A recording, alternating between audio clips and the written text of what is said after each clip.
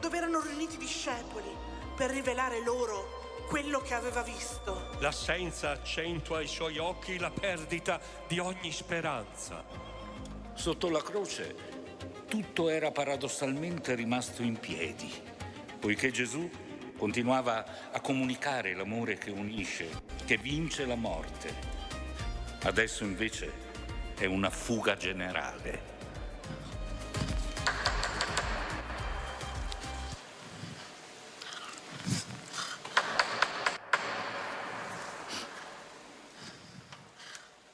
Simon Pietro, Giovanni, hanno portato via il Signore dal sepolcro e non sappiamo dove l'hanno posto. Maria, cosa dici?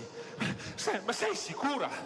Ho visto il sepolcro spalancato con i miei occhi, ma mi sembrava impossibile, ma la pietra era spostata, l'ingresso era aperto. Ah, tutto ciò è incredibile. Allora, venite.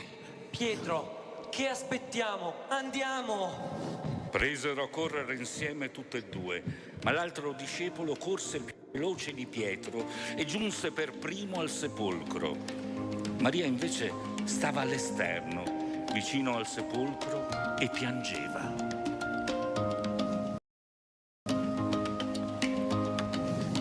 Vedo i teli posati là. Giunse intanto anche Simon Pietro, che lo seguiva. Giovanni, ma non sei entrato? No. Pietro, entrando nel sepolcro, vede i teli posati sulla pietra e il sudario che era stato sul capo di Gesù, non posato con i teli, ma avvolto in un luogo a parte. Allora entrò anche l'altro discepolo, che era giunto per primo al sepolcro, e vide e credette. Infatti non avevano ancora compreso la scrittura. Egli doveva risorgere dai morti. I discepoli uscirono per tornare a casa.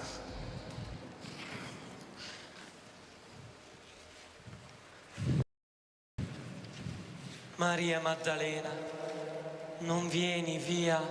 No. Maria, potrebbe essere pericoloso. Forse è meglio che tu venga via con noi. Rimango ancora un po' qui in silenzio a pregare. Maria. È inutile. Giovanni, andiamo. Vuoi che rimanga qui con te? No, vi raggiungo dopo. Ho bisogno di restare qui per un po', in silenzio. I due uomini si incamminano rassegnati. La loro fede è ancora una constatazione, un'idea. Hanno visto i segni, ma non hanno ancora incontrato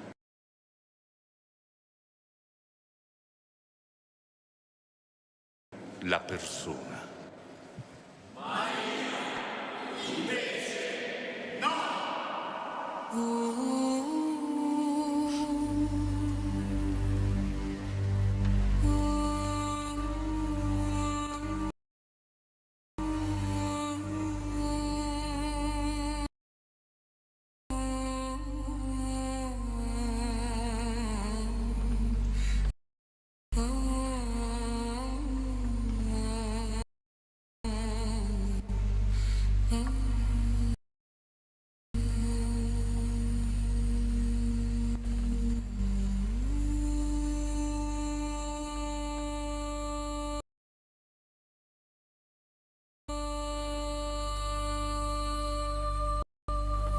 Maria rimane di nuovo.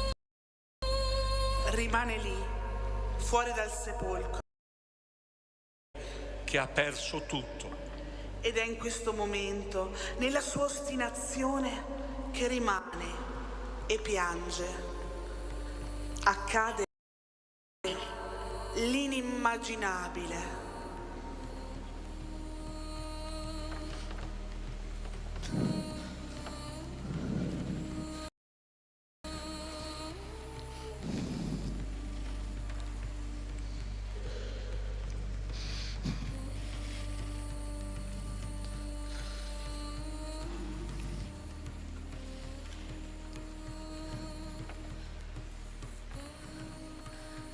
Donna,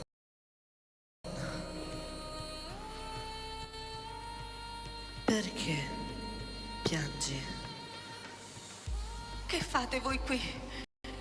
Dov'è il maestro? Hanno portato via il corpo del mio signore e non sappiamo dove l'hanno posto. Cosa stai cercando veramente? Perché stai piangendo? Signore, andrò io a riprenderlo questo corpo. Maria, Ma tu? È il suo nome, detto con la stessa voce, la stessa intonazione, lo stesso amore di sempre.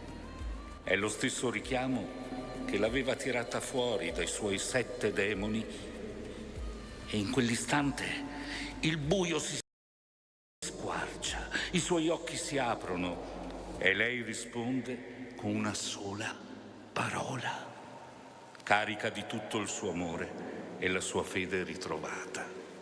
Rabboni! Dalla caverna del suo animo, la Maddalena deve far risorgere l'amore per la vita, deve uscire fuori dal sepolcro buio per distinguere la luce dalle ombre, il vero dal falso, il risorto dal defunto. La conversione è una continua ricerca che va orientata nella giusta direzione, altrimenti è vana. Occorre indirizzare bene i propri occhi, perché il dono della vista appartiene a tutti. non mi trattenere, perché non sono ancora salito al Padre. Ma va dai miei fratelli e di loro: salgo al Padre mio e Padre vostro, Dio mio. L'amato è una prova d'amore. Bisogna intendere così il gesto di Maddalena. Così ella lo lascia andare, anche se non comprende. Gesù l'allontana, chiedendole di non toccarlo. Il suo passaggio attraverso la morte è avvenuto. Ho visto il Signore.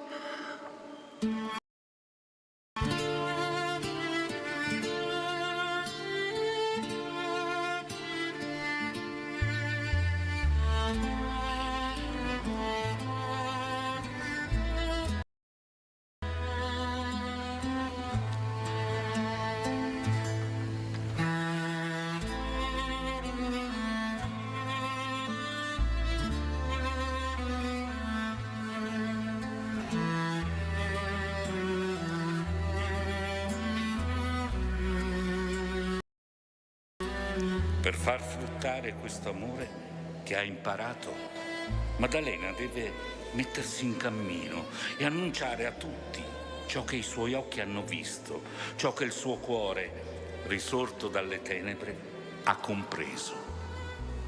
Il nome pronunciato dal Maestro gli viene per Maddalena annunciazione. Vocata a non trattenere il Maestro, ma ad annunciarlo agli Apostoli. A lei il compito di annunciare il divino, il padre della grande famiglia umana, senza distinzioni né compromessi. Chi vuole sentirlo vicino, chi desidera diventare suo figlio, non deve andare molto lontano, ma scendere nel profondo di se stesso. Questa sarà la sua croce, perché è un percorso che genera sofferenza, ma anche la resurrezione, una vita nuova. Da quel momento, Maria di Magdala, la prima testimone della risurrezione, diventa l'apostola degli apostoli. Lei, una donna, in una cultura in cui la testimonianza femminile non aveva alcun valore legale, riceve l'annuncio fondamentale sul quale si regge tutta la fede cristiana. Maria di Magdala è fuori dal sepolcro e piange. Tutti abbiamo pianto nella vita, ma queste lacrime non sono andate perdute, sono raccolte nella misteriosa anfora del suo cuore di donna. Quello di Maria di Magdala è un pianto di resurrezione. Dall'annuncio dell'angelo a Maria all'annuncio di Maddalena agli apostoli. Maria porta Elisabetta al divino, Maddalena porta il Maestro risorto agli apostoli. Nel Magnificat, Maria invia il mio Salvatore, Maddalena invia gli apostoli al mio Signore.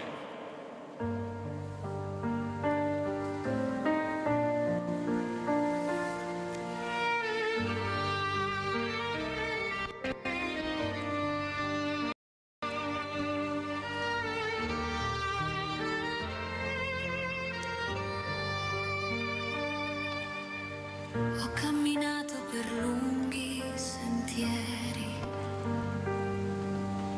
ho respirato le tue buone parole, ho sognato i tuoi sogni di pace e d'amore, dolcissimo Gesù. Ora piango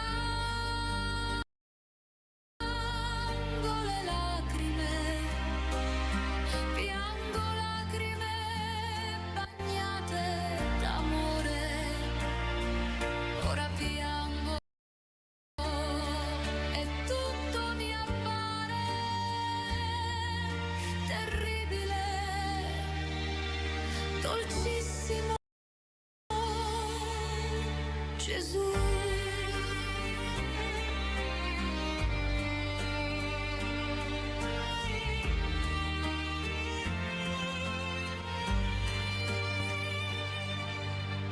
Ho accolto il frutto della conversione, ho cantato la gioia dell'eterna speranza, ho vissuto con gli apostoli e i discepoli, dolcissimo Gesù.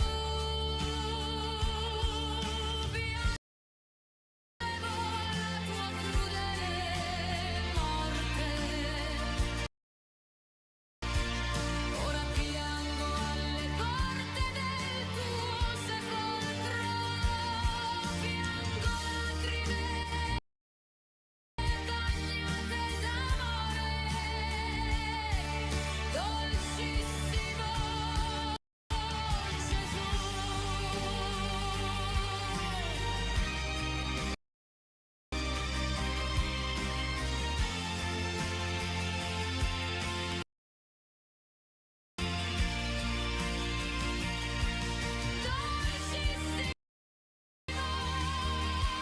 Gesù.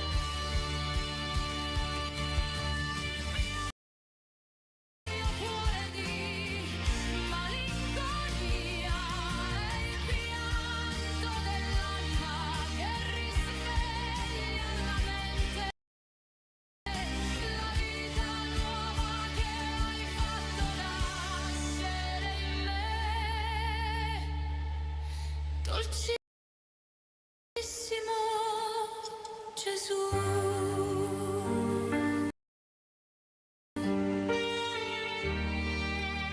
Dolcissimo Gesù.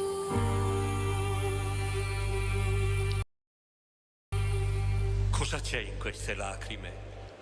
E perché Gesù appare proprio a lei?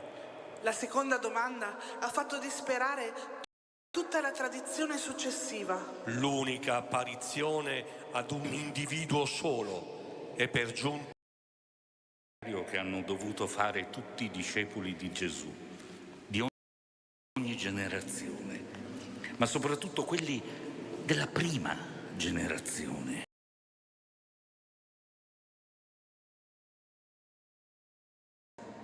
Lo hanno conosciuto concretamente.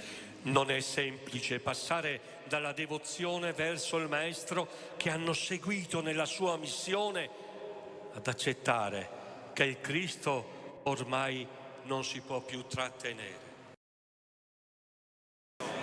Il maestro. La guida.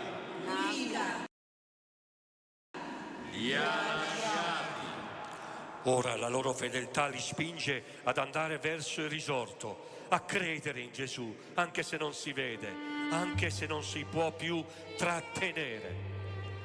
Nelle lacrime di Maria di Magdala c'è l'affidamento di un compito importantissimo. Immenso. Perché qui c'è veramente il passaggio dalla prima alla seconda generazione e a tutte le altre generazioni cristiane. Ormai è asceso. Ormai non è più umanamente visibile. Ormai dobbiamo credere in Lui come il risorto. Qui si gioca la fede. Fino al vedere un corpo morto inchiodato sulla croce ci si arriva. Può essere un fatto storico, può essere capitato, ma cominciare a dire è risorto ed è vivo in mezzo a noi in una diversa dimensione è tutta un'altra cosa.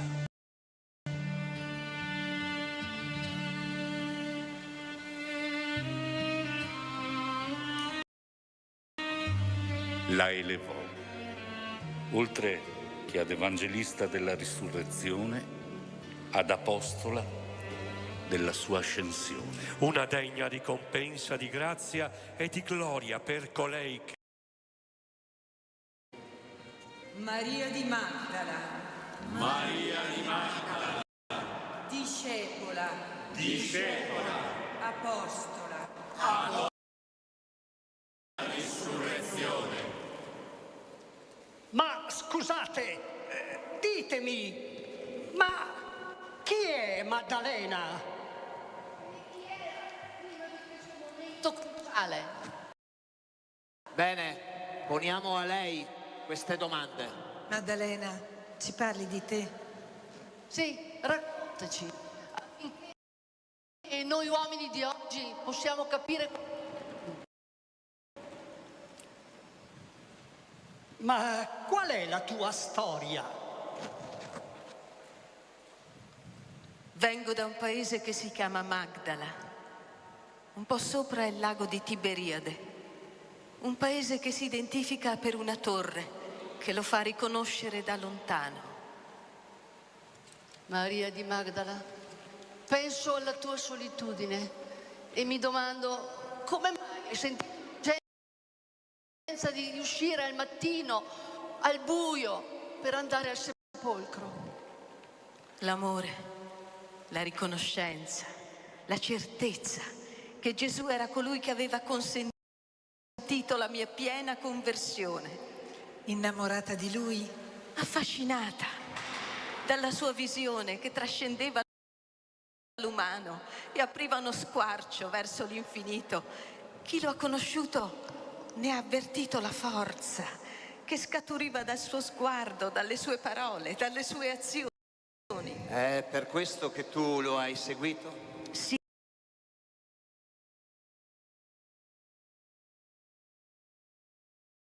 Sei stata discepola di Gesù fin da quando lui ha iniziato la sua attività in Galilea. Gesù attraversa la Galilea non solo seguito dai suoi discepoli, ma anche dalle donne. Ed era uguale? Anche noi donne abbiamo condiviso con Gesù l'itineranza missionaria. Con Gesù andavano i 12, ma anche l'intero gruppo dei discepoli che rappresentavano l'Israele, che Gesù... Le 3 donne, e al primo posto ci sei tu, Maria di Magdala. Luca ci racconta anche che tu sei stata guarita. Ma che cosa significa guarita? Da una infermità? Cosa significa da 7 demoni? 7 è il numero biblico della pienezza e ben rappresentava il mio stato. Venivo da una situazione di totale infermità ed è per questo che probabilmente vengo nominata per prima. Ma che tipo di infermità? Ci sono ferite che non si vedono, demoni interiori che ci tengono prigionieri, la depressione, l'ansia, le dipendenze, le conseguenze di un trauma, un disordine affettivo che ci fa sentire perennemente sbagliati.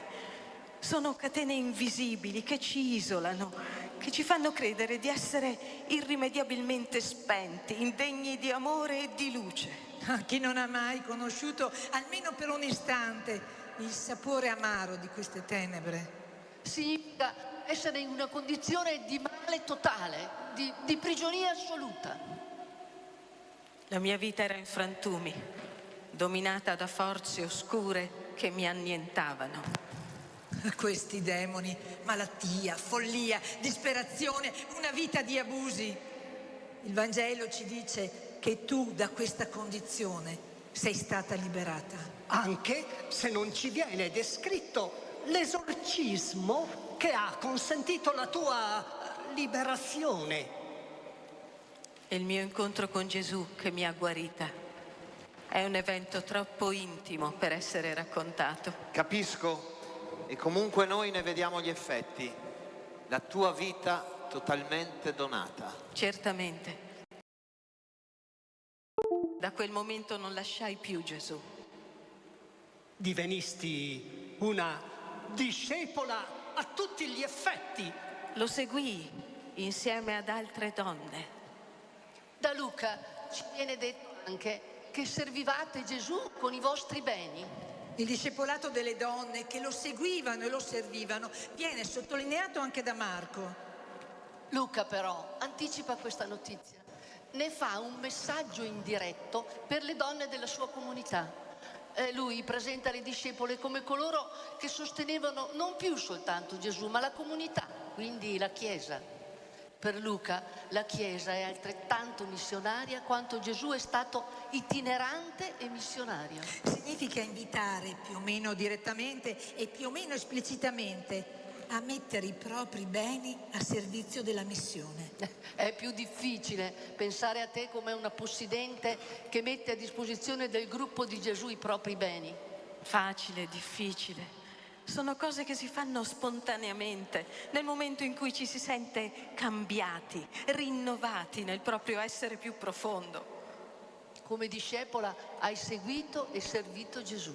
Eri a capo di un gruppo di discepole. Ero nel gruppo delle discepole. Sì, e cosa inaudita per l'epoca, lo servivate con i vostri beni. Quindi non eri solo una seguace spirituale, ma hai messo in gioco la tua vita e le tue risorse per sostenere la missione di colui che ti ha cambiato la vita. Maria, la gratitudine non è mai scontata. No, non credo davvero che sia mai scontata. Se aveste ricevuto la grazia che ho ricevuto io, l'avreste fatto anche voi. Se c'è una figura nel Vangelo che incarna la bellezza di una vita liberata dalle catene del male, quella sei tu. Io devo solo dire grazie.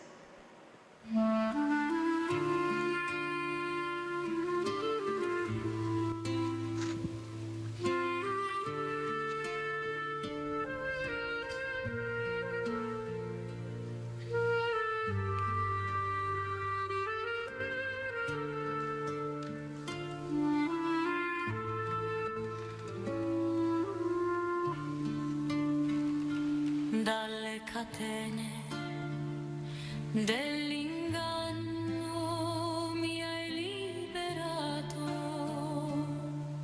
emersa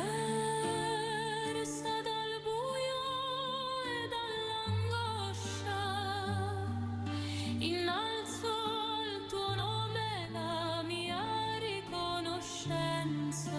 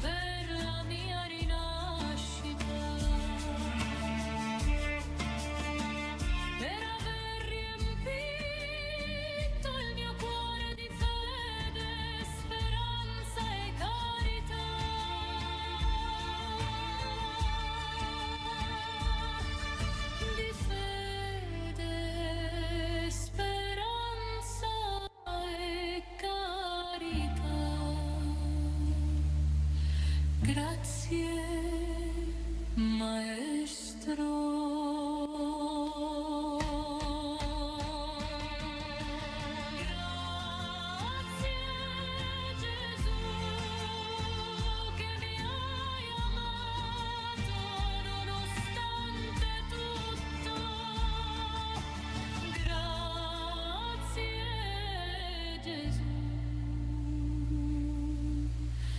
A te la mia gratitudine.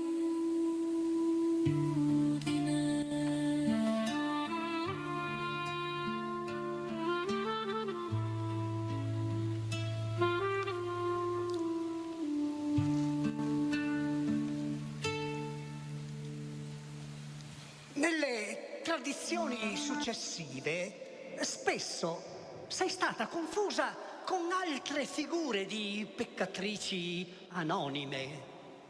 Un riferimento non corretto, che però ha reso possibile per tante donne scoprire motivazioni per risollevarsi. Tu ci vieni presentata nei Vangeli in un modo molto più profondo e radicale. Non sei definita da un peccato, ma da una liberazione. Certo, lui mi ha liberata. Ho conosciuto l'abisso e lui mi ha resa donna capace di una vita di intensa gratitudine. Sei diventata il paradigma della fedeltà. Sei rimasta anche quando tutti fuggivano. Hai cercato quando non c'era più nulla da sperare. Da lui ho ricevuto tanti doni.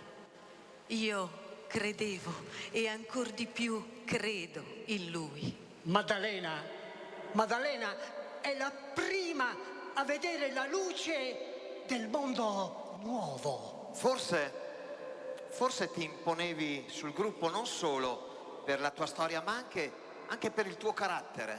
Perché dici così? Ma perché sei sempre nominata per prima tra le donne. Noi tutte lo seguivamo con tanto affetto e disponibilità. E chi sono queste? Quelle che hanno seguito Gesù a Gerusalemme. Facevate cioè quello che Gesù aveva chiesto di fare ai suoi discepoli, seguirlo nella sua passione, prendere la croce e andare dietro a lui. Sì, il mio seguirlo è stato dettato dalla gratitudine. In effetti non hai seguito Gesù per ottenerne un qualcosa, ma in forza di quello che avevi già ricevuto. Ho ricevuto tutto. Ho ricevuto la vera vita e il dono della fertilità spirituale. La tua fede non nasce da un calcolo, da un'idea, ma da un'esperienza di salvezza così potente da riorientare completamente la tua esistenza. È l'immagine di coloro che dopo aver toccato il fondo trovano una mano capace di liberarli dall'oscurità e non possono fare altro che stringersi a quella mano per il resto dei propri giorni. Sei stata testimone di tutti e tre i momenti in cui si snoda la passione salvifica di Cristo. Eri presente quando è morto, quando è stato sepolto, quando è risorto. Sì, questo sottolinea la tua fedeltà. I discepoli ad un certo punto scompaiono. Ma chi era presente alla cena? Alla cena erano presenti discepoli e discepole. Dal Getsemani, da questo momento, Gesù è solo.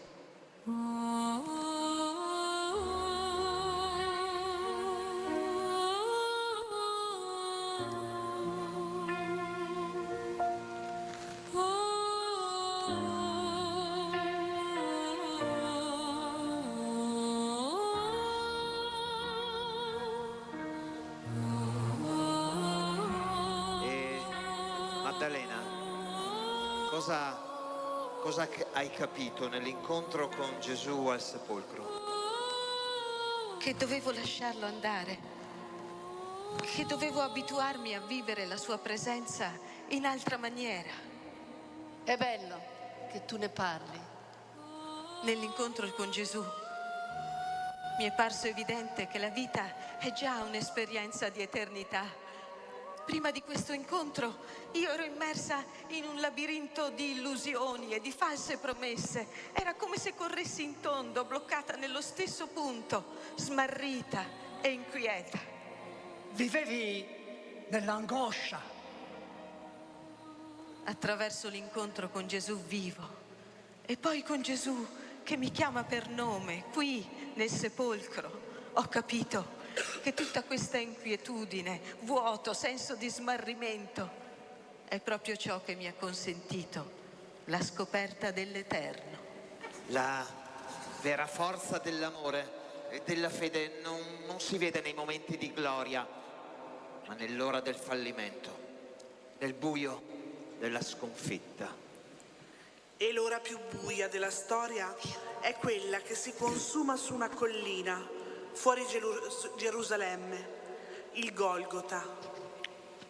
Mentre Gesù muore in croce, il Vangelo di Giovanni ci offre una scena desolante. Il gruppo dei discepoli maschi, quelli che avevano promesso di morire per lui, è quasi interamente scomparso. Pietro lo ha rinnegato. Gli altri sono fuggiti per paura. Ai piedi della croce c'è un piccolo drappello di coraggiosi. Sono quasi tutte donne. E tra loro, nominata per prima, c'è Maria di Magdala. Lei rimane.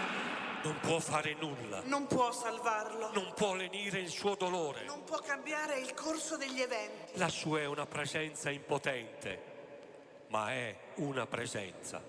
È la fedeltà autentica di chi ama al punto di non andarsene nemmeno quando tutto è finito, quando non c'è più nulla da guadagnare, quando rimanere significa solo condividere il dolore e rischiare la propria vita. Questo stare ai piedi della croce è uno degli atti di fede più potenti di tutto il Vangelo. È un amore che non si basa sull'emozione o sul successo del Messia, ma che resiste nell'assurdità dello scandalo, nella delusione più totale. Quanti di noi, di fronte alle croci della vita, un fallimento, una malattia, un lutto, scappano, si arrabbiano con Dio, lo abbandonano. Il Signore proteggerà i suoi, ma non dalla sofferenza, bensì nella sofferenza, non alla prova, ma nella prova. Maddalena ci insegna un altro modo di stare nella sofferenza, non capirla, non giustificarla, ma semplicemente abitarla con amore, rimanendo fedeli a quel legame che ci ha dato la vita, anche quando la vita sembra essere stata sconfitta dalla morte. Rimane, continua, è più forte la potenza dell'amore. La potenza dell'amore, la potenza dell'amore.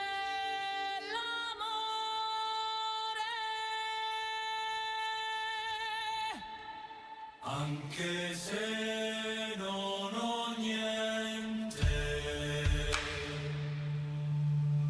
svuotato dalla tristezza, mani inchiodate dal dolore, rimane la potenza dell'amore.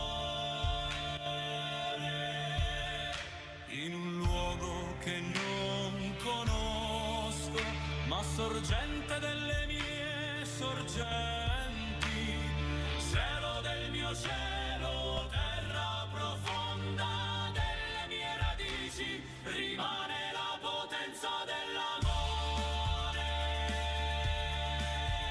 rimane la potenza dell'amore, dell'amore,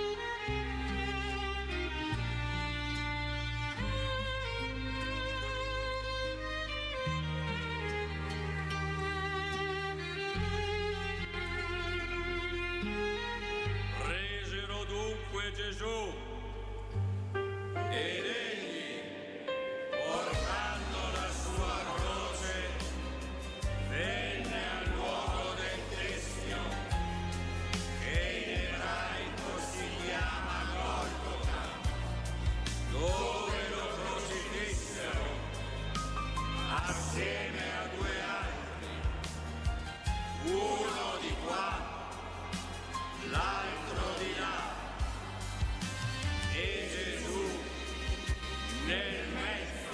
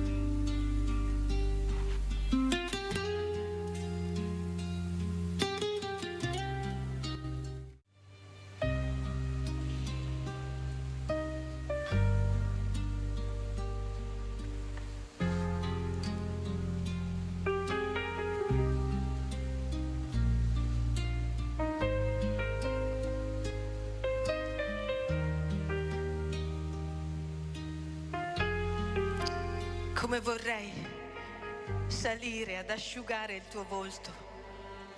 Come vorrei dare acqua alla tua arsura. Resto immobile, col cuore spezzato dal dolore. Capisco come ciò che si sta compiendo non ha nulla di giusto, di vero, di umano. Sollevo gli occhi verso te con rispetto e angoscia. Ti guardo, Gesù, e penso alla tenerezza dei tuoi 1000 sguardi ripieni d'amore verso la sofferenza dei molti che ti hanno chiesto aiuto. Sono qua, Gesù. Non posso fare nulla per te di quanto vorrei. Unisco la mia piccola, grande sofferenza alla tua immensa. Come immenso sei stato tu nel cambiare la mia vita, la vita di tanti. Sei sulla croce, trattato come un criminale, un delinquente. Si indigna il cielo e la terra per questa cieca malvagità. Si incrociano i miei occhi con i tuoi, troppo è lo strazio. Esplode il mio cuore e grida: ma è innocente, ma è innocente, innocente! Grida in silenzio il mio cuore, mentre scendono ancora lacrime dai miei occhi che non vedono più, ma sperano, confidano, sono certi che quanto hai detto si avvererà. Gesù, io ho fede in te, ho fede nel Padre tuo. Tu, Maestro, tu, Rabbuni, hai cambiato la mia vita e sono certa che tu non morirai, vivrai in eterno.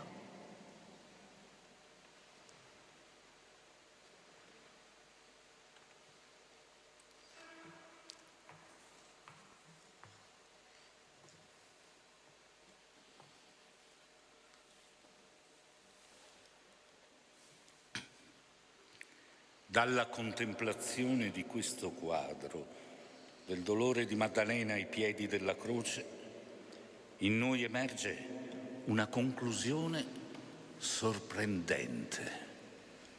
Siamo fatti per il paradiso! Maddalena si è lasciata avvolgere dalla luce. San Paolo dice che siamo crisalidi in attesa di diventare farfalle. Sant'Agostino dice che il nostro cuore è inquieto fino a che non riposa in Dio. Maddalena ha intravisto tutto questo e non si è più fermata, arrivando ad essere con la Madre Maria ai piedi della croce, ancora in contemplazione. La croce restituisce all'uomo la sua umanità, ricordandogli che il suo limite è un'opportunità che lo invita a confidare in Dio, stringendo una relazione di abbandono filiale.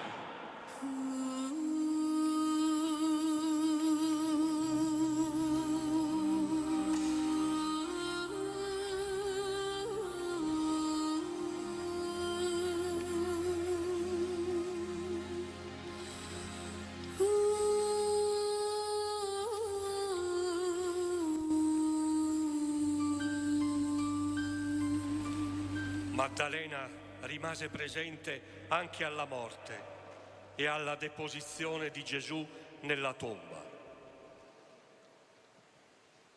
L'incontro con Maria di Magdala è stato per me davvero sorprendente. Immagino che come donne possiate essere orgogliose di una figura così. Penso che tutta l'umanità guardi a lei come a un modello. Nello stare quotidianamente accanto a Gesù, Maddalena scopre le ragioni e la bellezza di un destino in grado di trascendere la dimensione terrena, la bellezza per purificare l'amore. Quando esso è puro, libero, gratuito, allora è l'amore stesso che mette insieme i pezzi di un singolare mosaico, la quotidianità, con il fine e il senso definitivo di ogni cosa. Farei un ulteriore passo in avanti. Nel cuore di Maddalena vi è un desiderio: rinascere. È un desiderio insito nelle donne e negli uomini di fede, un desiderio bruciante che si accende nei momenti di dolore e negli angoli bui dell'esistenza. È un desiderio comune a tanti. Ma molti oggi vorrebbero una vita terrena e carne. Non accettano la precarietà e la fragilità insita nelle creature umane. Sì, e fanno di tutto per cancellare il pensiero della morte e dell'aldilà. Nel migliore dei casi lo riducono ad una storia filmica o a un gioco della PlayStation. Uno sfuggire continuo. Tutto inutile. Arriva poi il momento nel quale bisogna fare i conti con la fine della vita. Maria Maddalena accetta la natura finita, riconosce che non siamo esseri immortali, seppur segnati da un desiderio di eternità.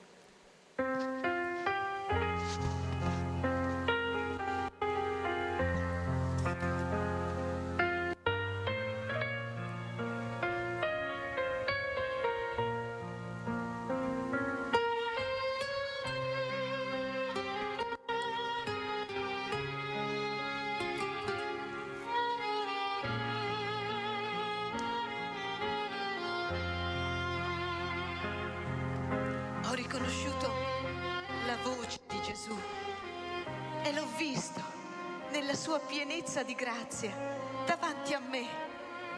Ho compreso che non si trattava del giardiniere, ma quella figura illuminata di bianco candore, dai tratti dolcissimi, era il mio Gesù, il mio maestro, che avevo visto morire sulla croce, del quale avevo pianto ogni sofferenza, ogni dolore. Gesù era vivo, capite? Vivo, aveva vinto la morte. Era sconvolgente, eppure dentro di me sentivo un senso, una serenità, mista ad un senso di giustizia appagata. Poi la mia anima si è riempita di gioia, di felicità. Il maestro è risorto, capite? Non riuscivo a stare ferma. Avrei voluto abbracciarlo, avrei voluto trattenerlo con me perché tutti vedessero la grandezza di quell'avvenimento. Ma lui si è sottratto al mio tentativo di prendere le sue mani e mi ha dato un incarico: riferire ai fratelli quello che avevo visto. Poi è scomparso. Credevi di aver sognato? No, era stato tutto reale. Con tutta me stessa avevo partecipato a quell'incontro con Gesù e il mio cuore batteva forte. Tu, Maria Maddalena, guarita da Gesù. Mi aveva conquistato con quel suo modo di amare tutti quelli che incontrava, l'apertura che aveva verso amici e nemici e i fatti straordinari che diventavano quotidiana ordinarietà. Il lebbroso, l'indemoniata, il cieco, lo storpio, io. Gesù era in grado di trasformare il male in bene. L'avevo capito. E poi che emozione quando parlava di suo padre. L'ho seguito senza indugio, ammagliata dalla sua personalità, dalle sue parole, dalle sue azioni. Lui ha cambiato la mia vita, mi ha convertita, ha tolto da me il male, ha convertito in me la sterilità del cuore in fecondità di vita divina, sgorgato dalle lacrime.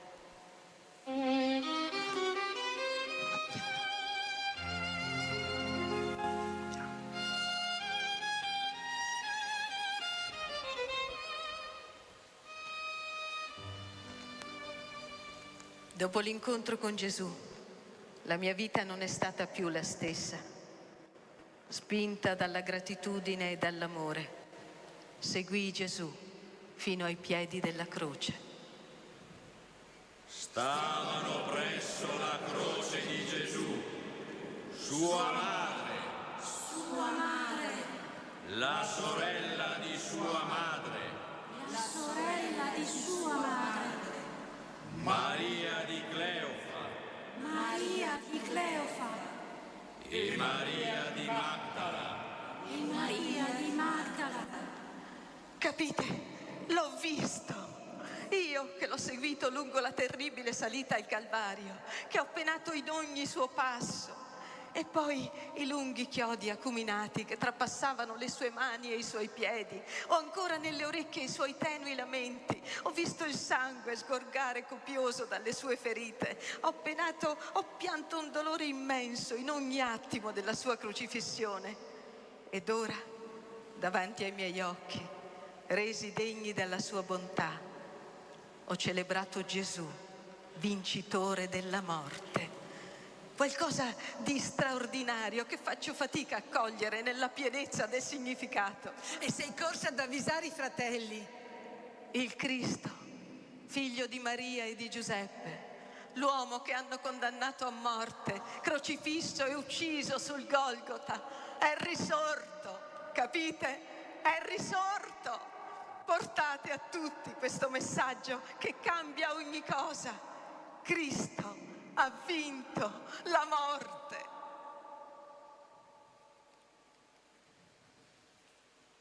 Questa è la volontà di colui che mi ha mandato, che io non perda nulla di quanto egli mi ha dato, ma lo risusciti nell'ultimo giorno. Questa infatti è la volontà del Padre mio. Chiunque vede il Figlio e crede in Lui abbia la vita eterna. Io lo risusciterò nell'ultimo giorno. Ogni uomo ha una strada di luce davanti a sé. Padre ha promesso aiuto anche alla pecorella smarrita. C'è una vita che continua dopo la morte. Con la sua morte, il Cristo ha redento l'umanità. Ecco la buona novella. Siamo fatti per il paradiso. Le sofferenze, le tribolazioni che continuano a segnare il nostro cammino altro non sono che l'ombra di una gloria che attende di rivelarsi pienamente in noi. Avvolti di luce, Maddalena si è lasciata avvolgere dalla luce. La Maddalena è una figura di una profezia incredibile per noi donne di oggi. Ci dice che non importa quanto orribili siano stati i nostri 7 demoni. La liberazione è possibile e una vita salvata dalla gratitudine può raggiungere vette di fedeltà e di amore inimmaginabili. Ci insegna il potere del rimanere di fronte alle sconfitte, alle croci, ai silenzi di Dio. La fede più autentica non è quella di chi pretende risposte, ma quella di chi ha il coraggio di restare lì, presente, fedele, nel buio. Ci mostra che Dio si rivela non ai sapienti e agli intelligenti, ma a chi lo cerca, con un cuore ostinatamente innamorato. Nonostante il buio, nonostante l'evidenza contraria, l'amore a volte vede più lontano della ragione. L'annuncio cristiano non è la ripetizione di una dottrina, ma è l'eco di un grido. Ho visto il Signore! È un'annunciazione che può fare in modo credibile solo chi, come Maddalena, è passato attraverso la morte e la rinascita. chi ha pianto nel buio e si è sentito chiamare per nome. È la testimonianza di chi è stato ferito e poi guarito. L'unica testimonianza capace di generare speranza nel cuore di un mondo che ancora oggi cerca disperatamente una luce oltre il buio della tomba. Cristo ha vinto la morte! Ha vinto la morte! Ha vinto la morte!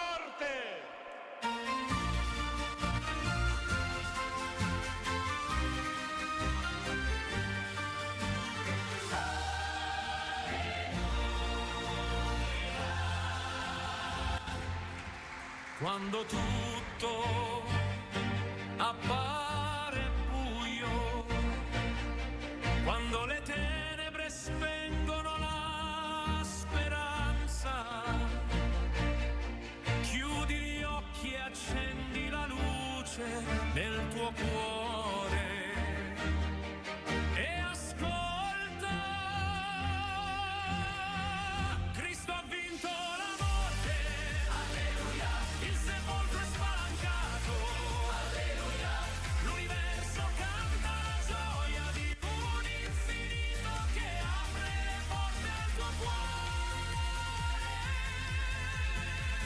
Cristo ha vinto, alleluia,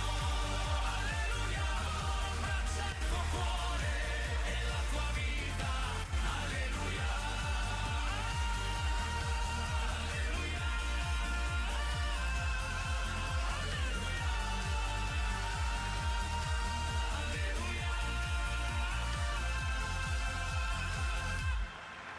testimone della risurrezione, Maria di Magdala parla a te, a me e ad ognuno, vivi la vita con lo sguardo aperto all'eternità.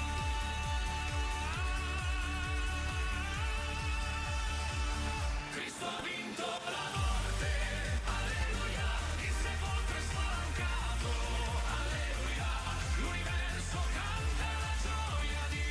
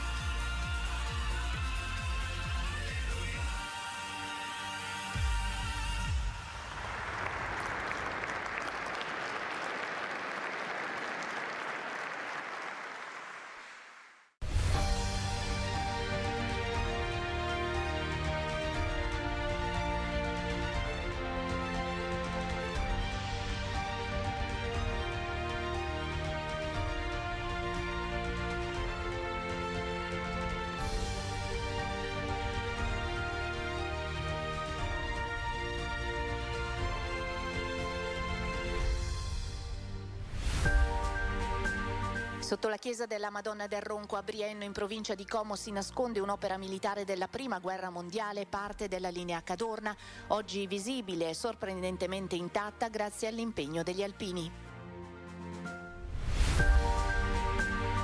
L'ANA Alto Adige ha onorato il beato Don Carlo Gnocchi nel 70° della scomparsa. Una conferenza pubblica ne ha ricordato la vita e le opere, le celebrazioni religiose, il suo essere l'alpino della carità. Firmato il protocollo per una struttura da 25 posti a Endine Gaiano, in provincia di Bergamo, dedicata a figure fragili, un'iniziativa condivisa tra sezione, istituzioni e territorio nel solco di una tradizione lunga 50 anni. Trasporti agevolati, sconti culturali, consigli per scoprire Genova tra Carrugi, mare e tradizioni, dalla guida cartacea alle app, la Dunata Nazionale è tutta da vivere.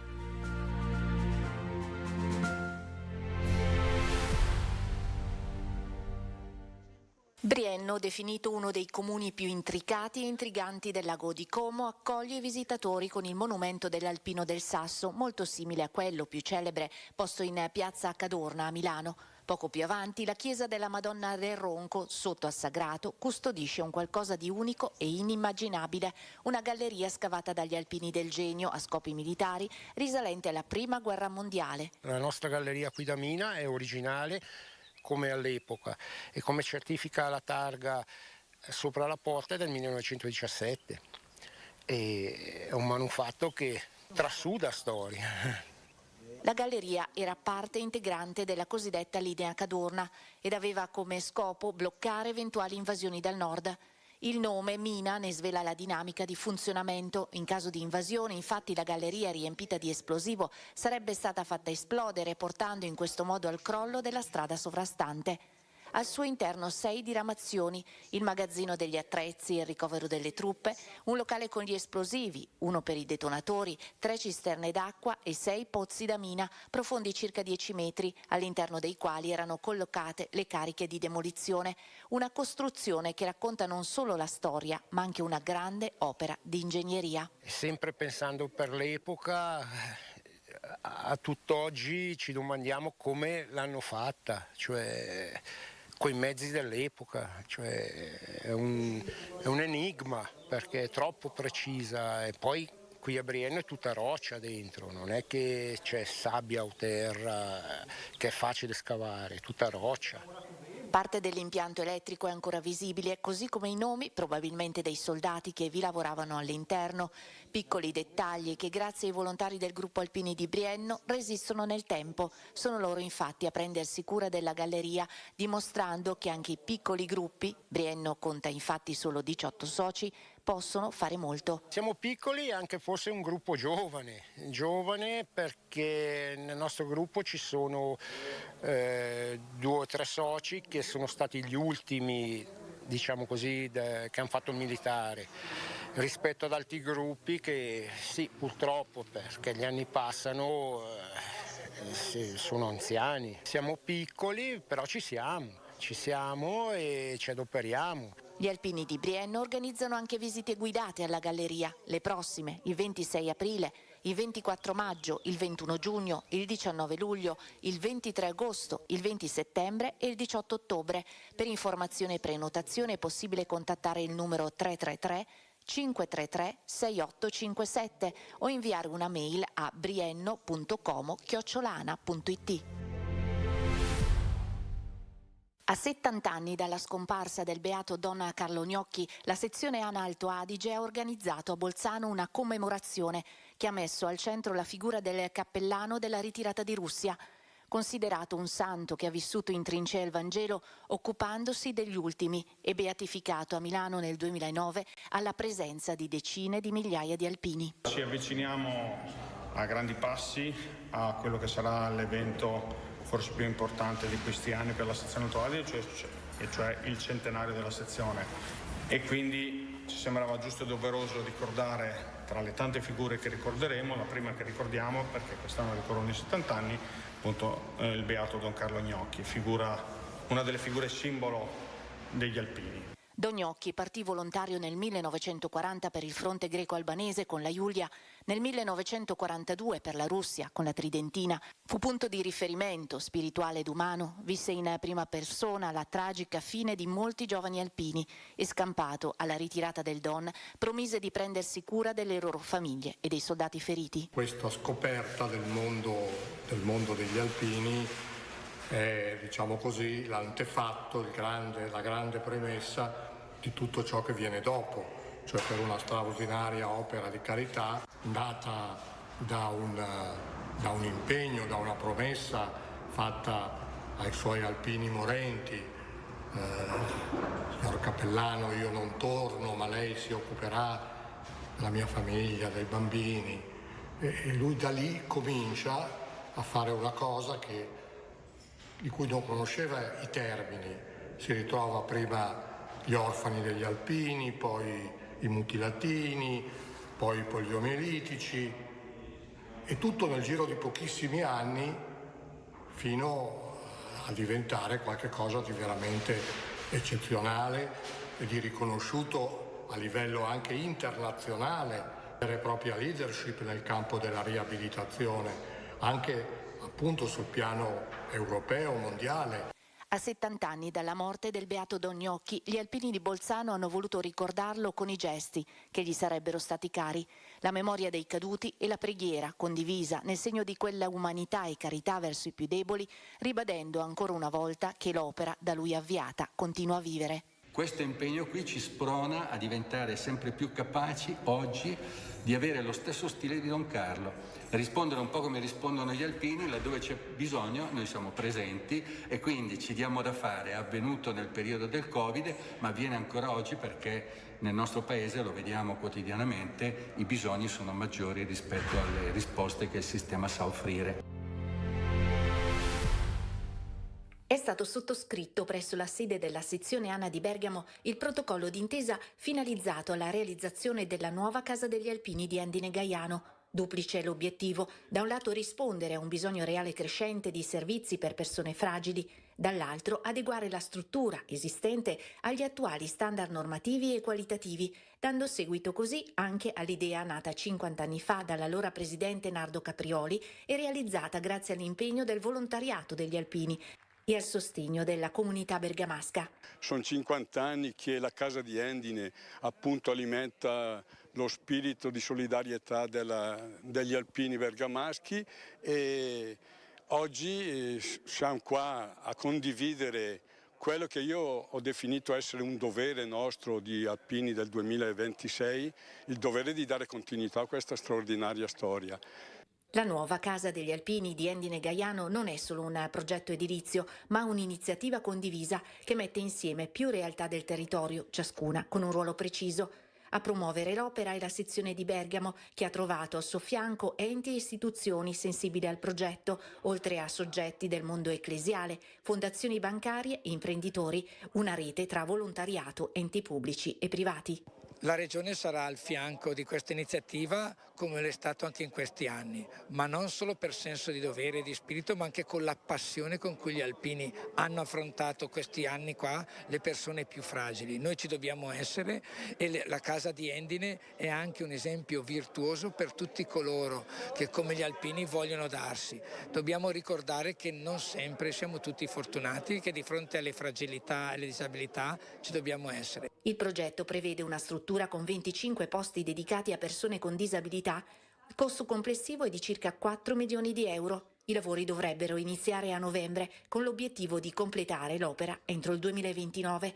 La solidarietà naturalmente è già scattata. Questo ancora una volta manifesta lo stile, direi, di vita dell'alpino bergamasco, che brontola quasi sempre, devo dire, però è sempre, il quasi sempre è brontolare, ma è sempre comunque presente e generoso.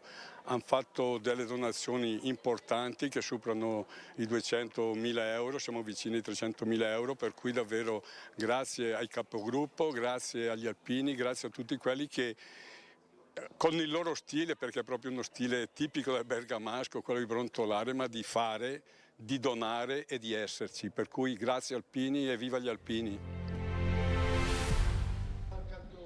Sono migliaia gli alpini che la prossima settimana, chi prima, chi solo nel weekend, si recheranno a Genova per la Dunata Nazionale. Molti di loro con le rispettive famiglie, pronti a vivere giornate di festa, tradizione e scoperta. Utile quindi conoscere alcune informazioni pratiche per muoversi e approfittare al meglio dell'evento.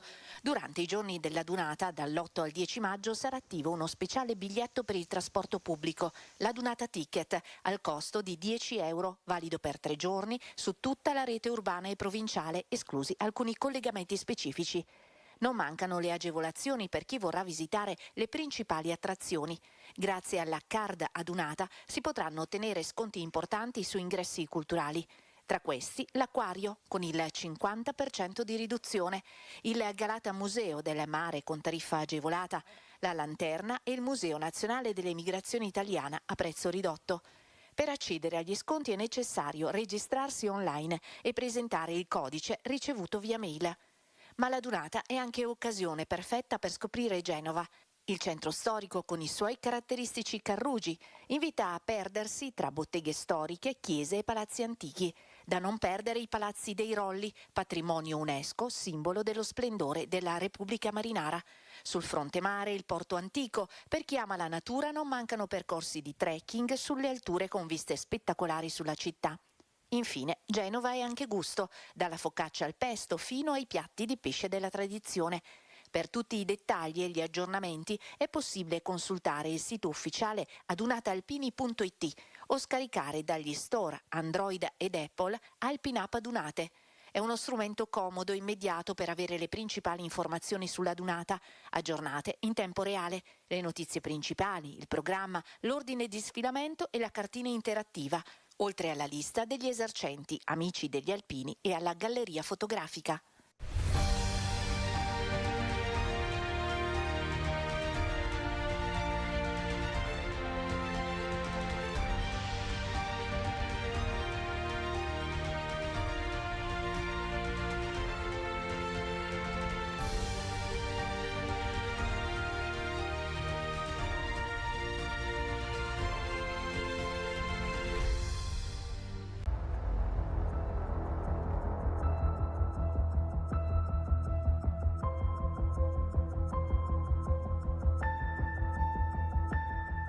Schermi e Schermi è tornato, il programma di approfondimento settimanale dedicato al meglio del cinema in sala ma anche alle novità su piattaforma è tornato con una nuova stagione. A produrre sempre Telepace Roma in collaborazione con la Commissione Film della Conferenza Episcopale Italiana e come sempre ci rivolgiamo a tutti voi spettatori appassionati di cinema, di serie TV, accompagnandovi nelle scelte appunto tra quelli che sono i titoli più interessanti che troviamo nelle sale cinematografiche ma anche nel mondo della televisione lineare o sulle principali piattaforme. Titoli votati all'intrattenimento, all'evasione e perché no anche a qualche proposta in chiave educational da recuperare in ambito educativo o pastorale.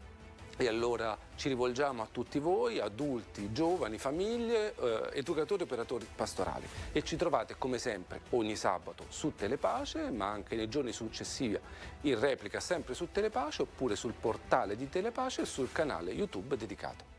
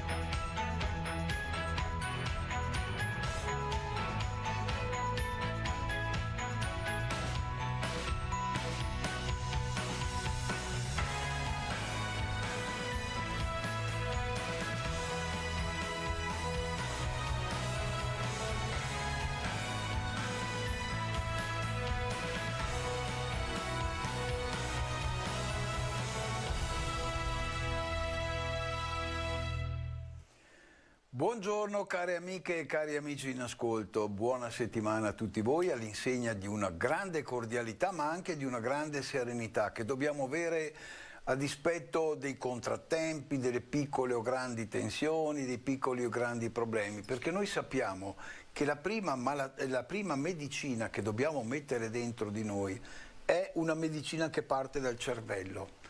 È una medicina che deve dire no, magari oggi c'è un problema, però il mondo non è questo, non è questo chicco di grandine che cambia la storia, perché dopo ci sarà il sole.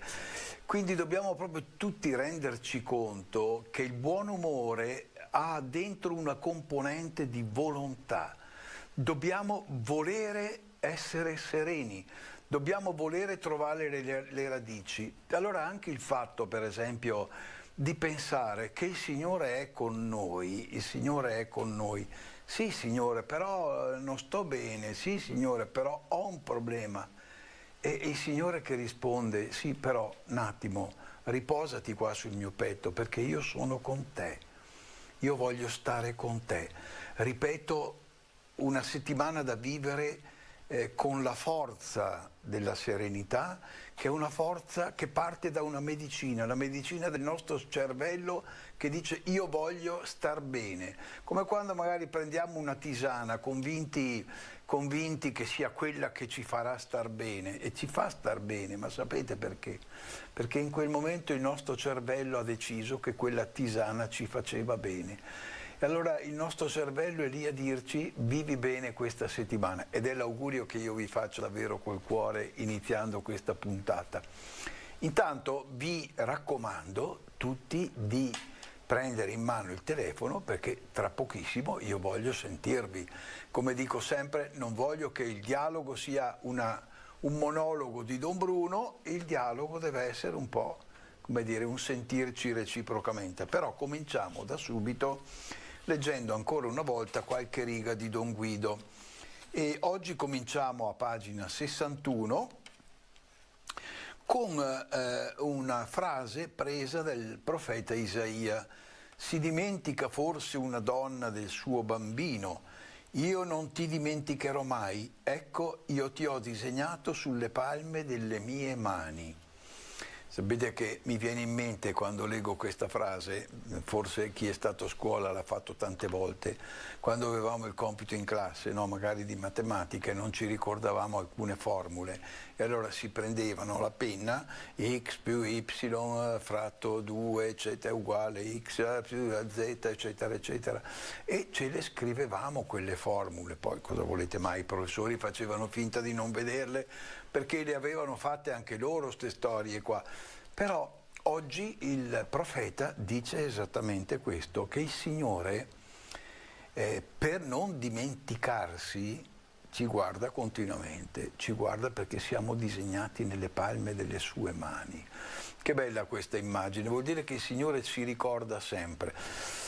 Dopo però qualche volta, insomma, questa figura che ha disegnato com'è questa? Ma comunque intanto la certezza ce l'abbiamo, che il Signore non ci dimentica. Vorrei incominciare, scrive Don Guido, dalle ultime parole riportate sul marmo di questa tavola. Sapete che Don Guido a Cerna ha fatto fare a tappezzare tutto il perimetro della casa di Cerna con queste lapidi in pietra, ma poi che brutto lapidi mi ricorda molto il cimitero. Sono queste targhe in pietra, no, che ricordano messaggi evangelici e biblici, tolte dal libro del profeta Isaia. Ecco io ti ho disegnato sulle palme delle mie mani. Qui c'è il segreto che ci rivela la paternità di Dio, il suo amore per noi e per tutte le creature, tra le quali c'è anche Telepace. Io mi fermo proprio qui, perché io credo che questo da solo basti a fare una grande riflessione. Noi siamo nelle mani di Dio, siamo disegnati nelle mani di Dio. E questo vuol dire che il Signore non ci dimentica. Ma sapete che qua però, da questo passo di Don Guido, mi venivano in mente tante suggestioni. Allora dicevo, il Signore mi ha disegnato e vede però anche i miei limiti, vede anche i miei peccati. Sapete che San Bernardo diceva, no, che noi siamo la casa di Dio, siamo il Tempio dello Spirito. Dal giorno del battesimo noi siamo diventati il luogo dove Dio vuole abitare. Poi il Vangelo proprio di questi giorni, io e il Padre verremo noi ad abitare con chi ascolta la parola, con chi è recettivo. E quindi noi siamo la casa di Dio. E verrebbe da pensare subito che siamo una casa bella. In realtà, dicevo poco fa, San Bernardo diceva che in questa casa bella, in questo tempio dove ci sono gli olii profumati, l'incenso, ci sono tante cose belle dentro di noi, ma diceva persistono dei vasi che contengono il veleno, dei vasi che non sono ancora purificati. E questo ci fa pensare, no? Che il nostro cammino è un cammino in cui Dio vuole prendere possesso di tutta la nostra casa, ma ogni tanto c'è qualche sgabuzzino nel quale c'è qualche vaso che non funziona, che ha ancora un po' di veleno. Ma mi dicono che c'è già una telefonata in arrivo, questo è molto bello. Ecco la nostra Anna da San Michele. Pronto Anna? Buongiorno. Buongiorno Monsignor Fasani, sarò breve. Volevo ringraziare Telepace per la trasmissione del 25 aprile del sacramento dell'ordine a 5 diaconi, e mi è piaciuto tantissimo quando si mettono tutti e 5 a pancia sotto e sono come un nulla, ma sono importantissimi per Dio, che ha 5 nuovi presbiteri. Certo. E dopo mi ha commosso il vescovo di Verona, Monsignor Domenico, quando li ha abbracciati uno ad uno, come se fossero figli suoi, e in effetti sono figli suoi perché li ha ordinati lui. Anna, allora, le dico due cose. Intanto vedo in primo piano, vede questo ragazzo qua in primo piano che si vede adesso? Sì, eccolo, sì. Questo era un ingegnere. E siccome anch'io gli ho ma guardi che Monsignor Fasani, è meglio che siano di una certa età, perché sono sacerdoti migliori di quelli che vanno a 11 anni in seminario. Comunque ecco, adesso poi no, io non vorrei che mancassimo, perché tra questi ce n'era anche uno che è entrato in seminario a 11 anni, quindi diciamo... non fa niente. Diciamo Io che la grazia di Dio... hanno già vissuto un po' di vita fuori, hanno qualcosa in più. Dopo non è detto che uno che entra a 11 anni non sia bravissimo, certo. Anzi ha avuto la vocazione prematura, diciamo così. Certo, comunque Anna, lei mi ha fatto ricordare quando poi quel gesto, no, che l'ho fatto sia quando sono diventato diacono anch'io e poi quando sono diventato prete.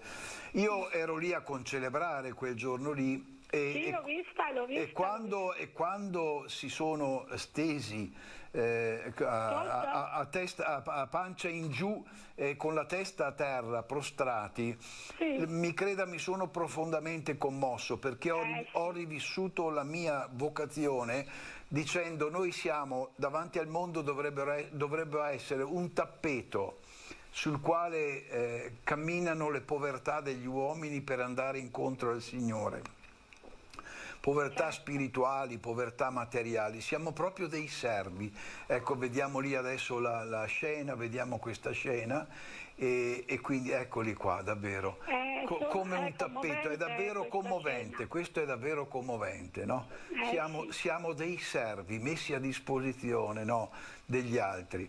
E poi Anna, lei ha ricordato l'abbraccio, ma io prima ancora dell'abbraccio c'è quel gesto in cui tutti mettono, invocando lo Spirito Santo, i preti mettono le mani sul capo di questi diaconi, sulla testa. Anche quello è molto emozionante. Per chi ha il dono della fede, quando io in quel momento, no, mettevo le mani sulla testa di questi ragazzi uno ad uno, dicevo dentro di me: Spirito di Dio, lavorali in profondità, che diventino proprio dei candelabri dello spirito in questo mondo.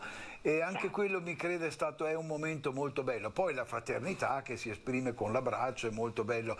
Però lei ha detto, Anna, una cosa molto bella e particolare. Il vescovo, quando abbraccia i suoi preti giovani, il vescovo lo fa sempre manifestando una tenerezza e una paternità che davvero colpiscono, Sì.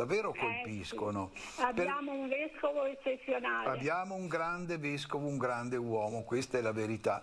E allora ne approfitto, visto che diciamo che abbiamo un grande vescovo, ma non lo dice solo Don Bruno, lo dicono anche le nostre telespettatrici. Salutiamo la signora Elisabetta, la mamma del nostro vescovo Domenico, che ci guarda sempre, ci segue. Bene. E noi... Una carezza per la mamma Elisabetta e una preghiera per il papà. Il papà è defunto e quindi lo ricordiamo. Ecco che si è visto anche il Don Bruno quando imponeva. Eccolo qua, che è appena lei, passato. Sì. Grazie Anna di questa telefonata che ci ha fatto un immenso piacere.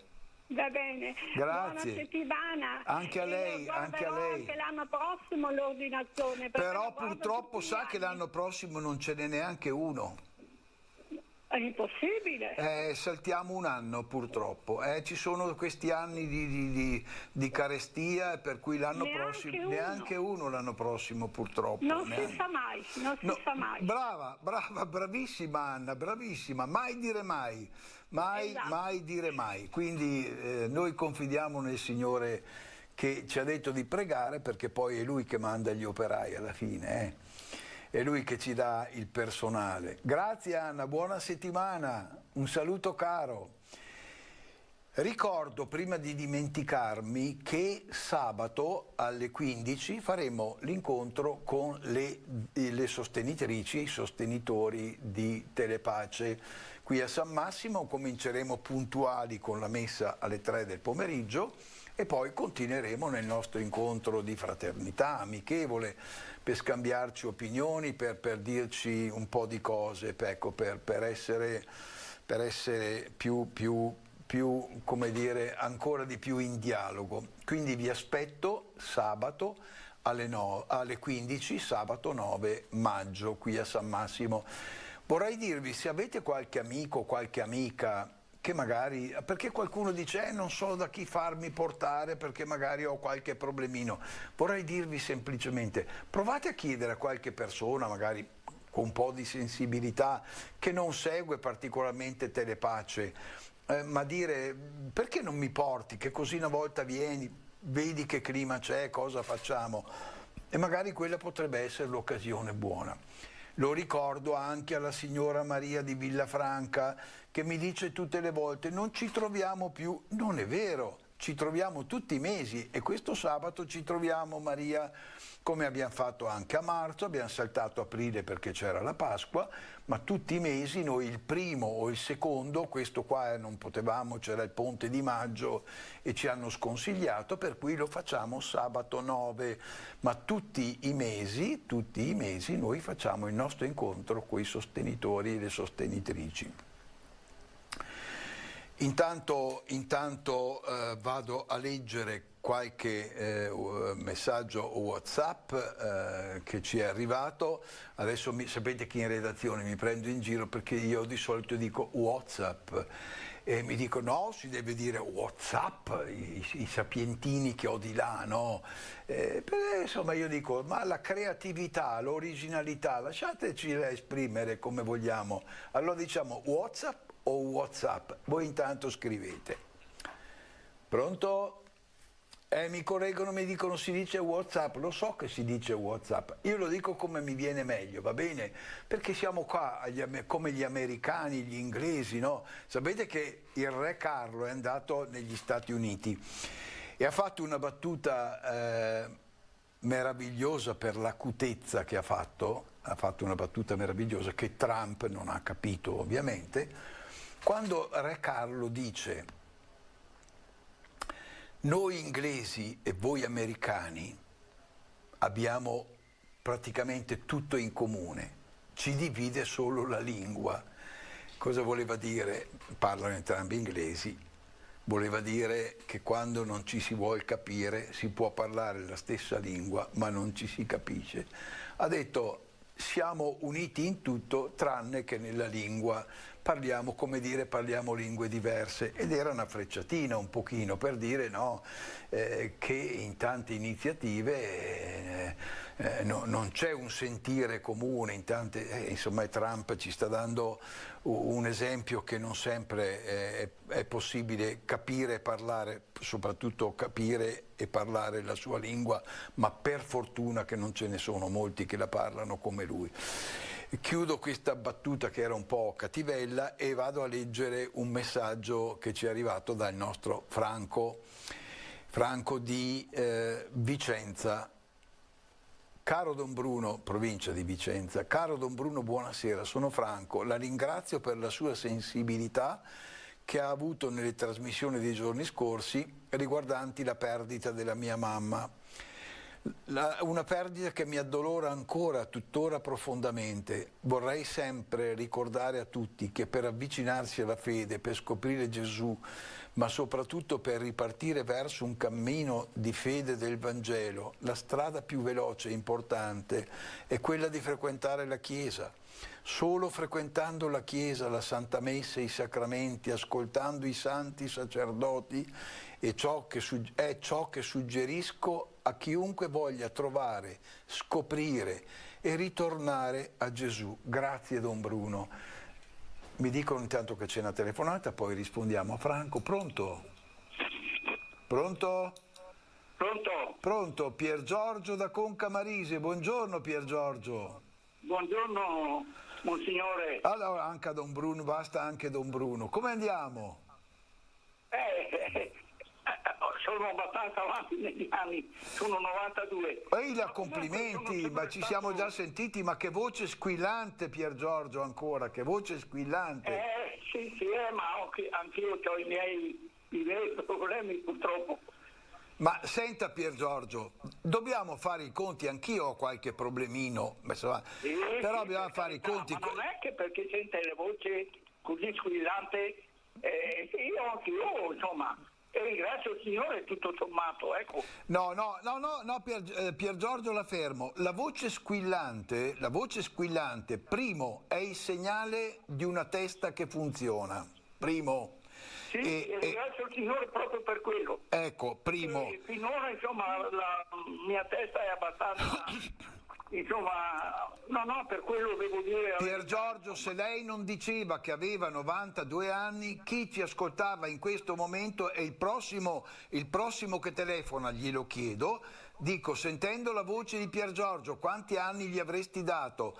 Perché sentendo la voce è impossibile dare quegli anni. Poi, caro Pier Giorgio, la voce squillante è anche il segno di una vitalità, che vuol dire che c'è un interesse ancora per le cose, per la vita.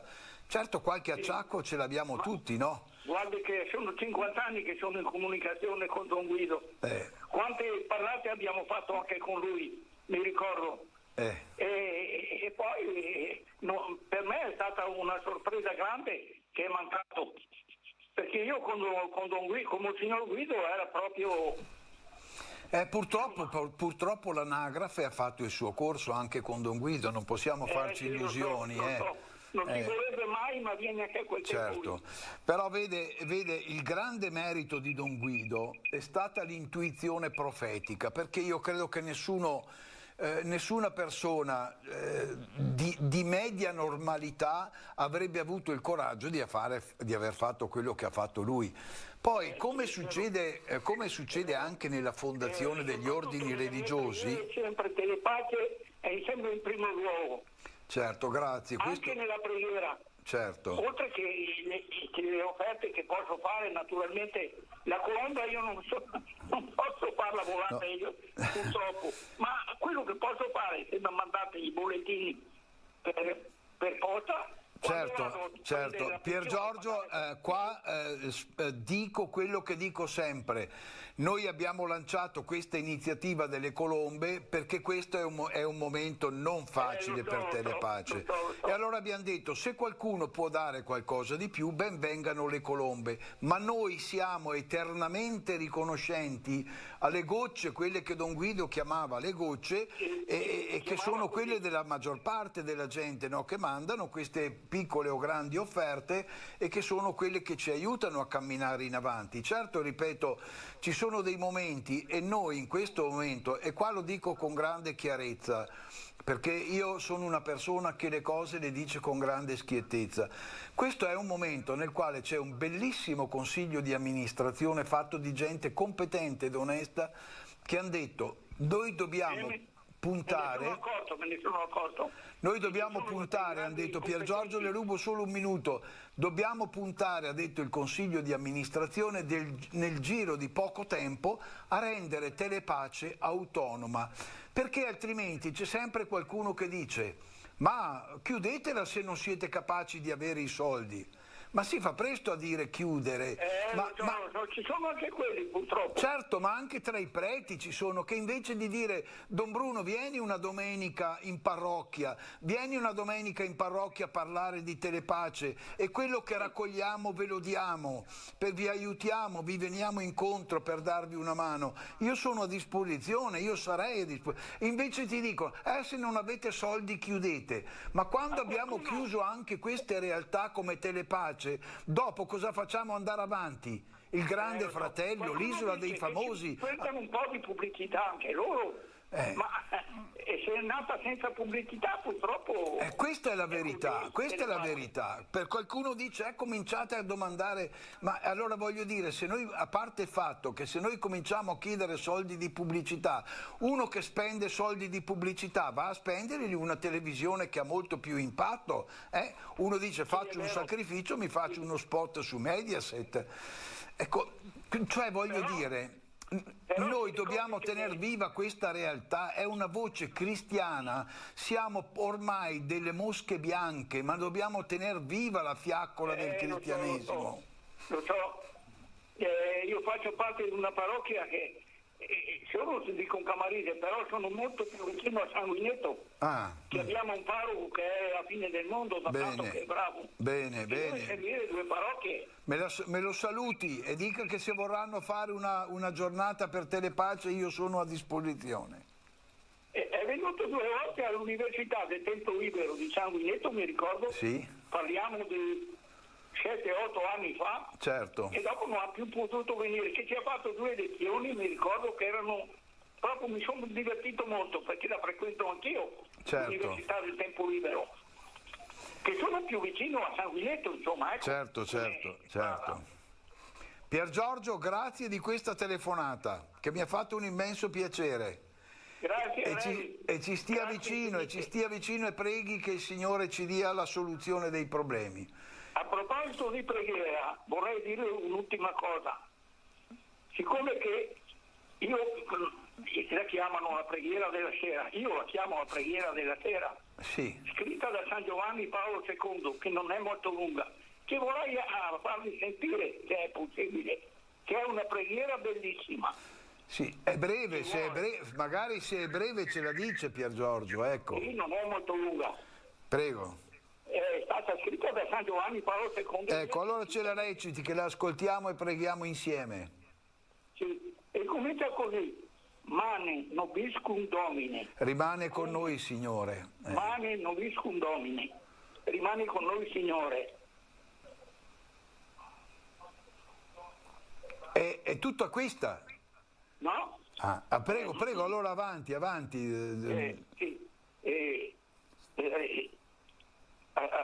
Perdona i nostri peccati. Adesso sono un po' impazzato. Ricordati di tutti i sacerdoti e delle persone consacrate. Nell'Eucaristia ti sei fatto farmaco di immortalità. Dacci gusto di una vita piena che ti faccia camminare su questa terra come pellegrini fiduciosi e gioiosi, guardando sempre al traguardo della vita che non ha fine. Rimani con noi, Signore, rimani con noi. Amen. Manen nobiscum Domine, grazie, grazie Pier Giorgio, grazie, ci sentiamo ancora. La dico, io lo dico a preghiera della sera questa. Ottima, bellissima, si può dire a qualsiasi ora del giorno comunque, rimani con noi, Signore. Sì, lo so, quando c'era mia moglie che l'ho persa poco più di un anno fa, la recitavamo sempre insieme questa preghiera. Che bello pregare insieme. Grazie Pier Giorgio, grazie, buona giornata e buona settimana. Arrivederci, arrivederci. Pier Giorgio mi ha dato lo spunto per una riflessione, ha detto pregavamo insieme io e mia moglie. Quando faccio qualche incontro con i morosi, io faccio sempre una provocazione.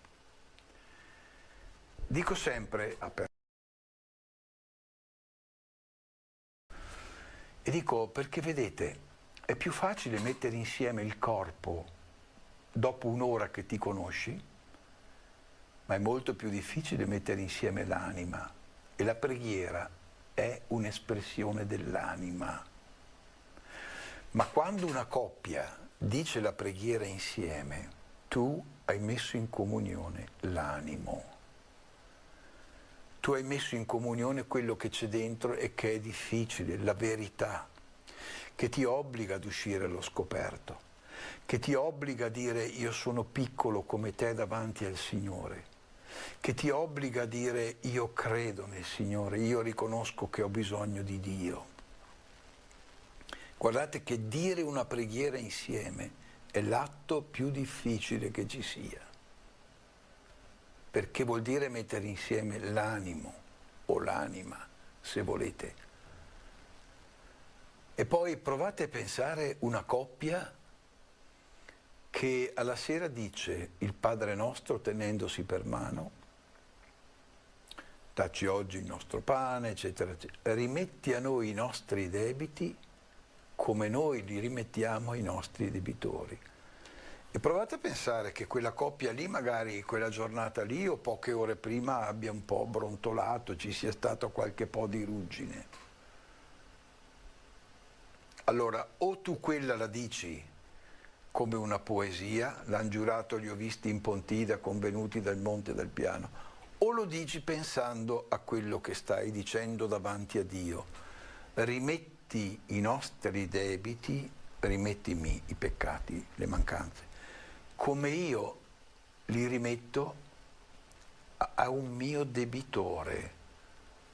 Non dice a uno che ha ragione, non dice a uno bravo, a un mio debitore, uno che comunque è in fallo.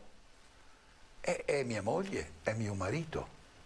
Come puoi dirlo davanti a Dio se in quel momento dici un falso in parola pubblica, in atto pubblico?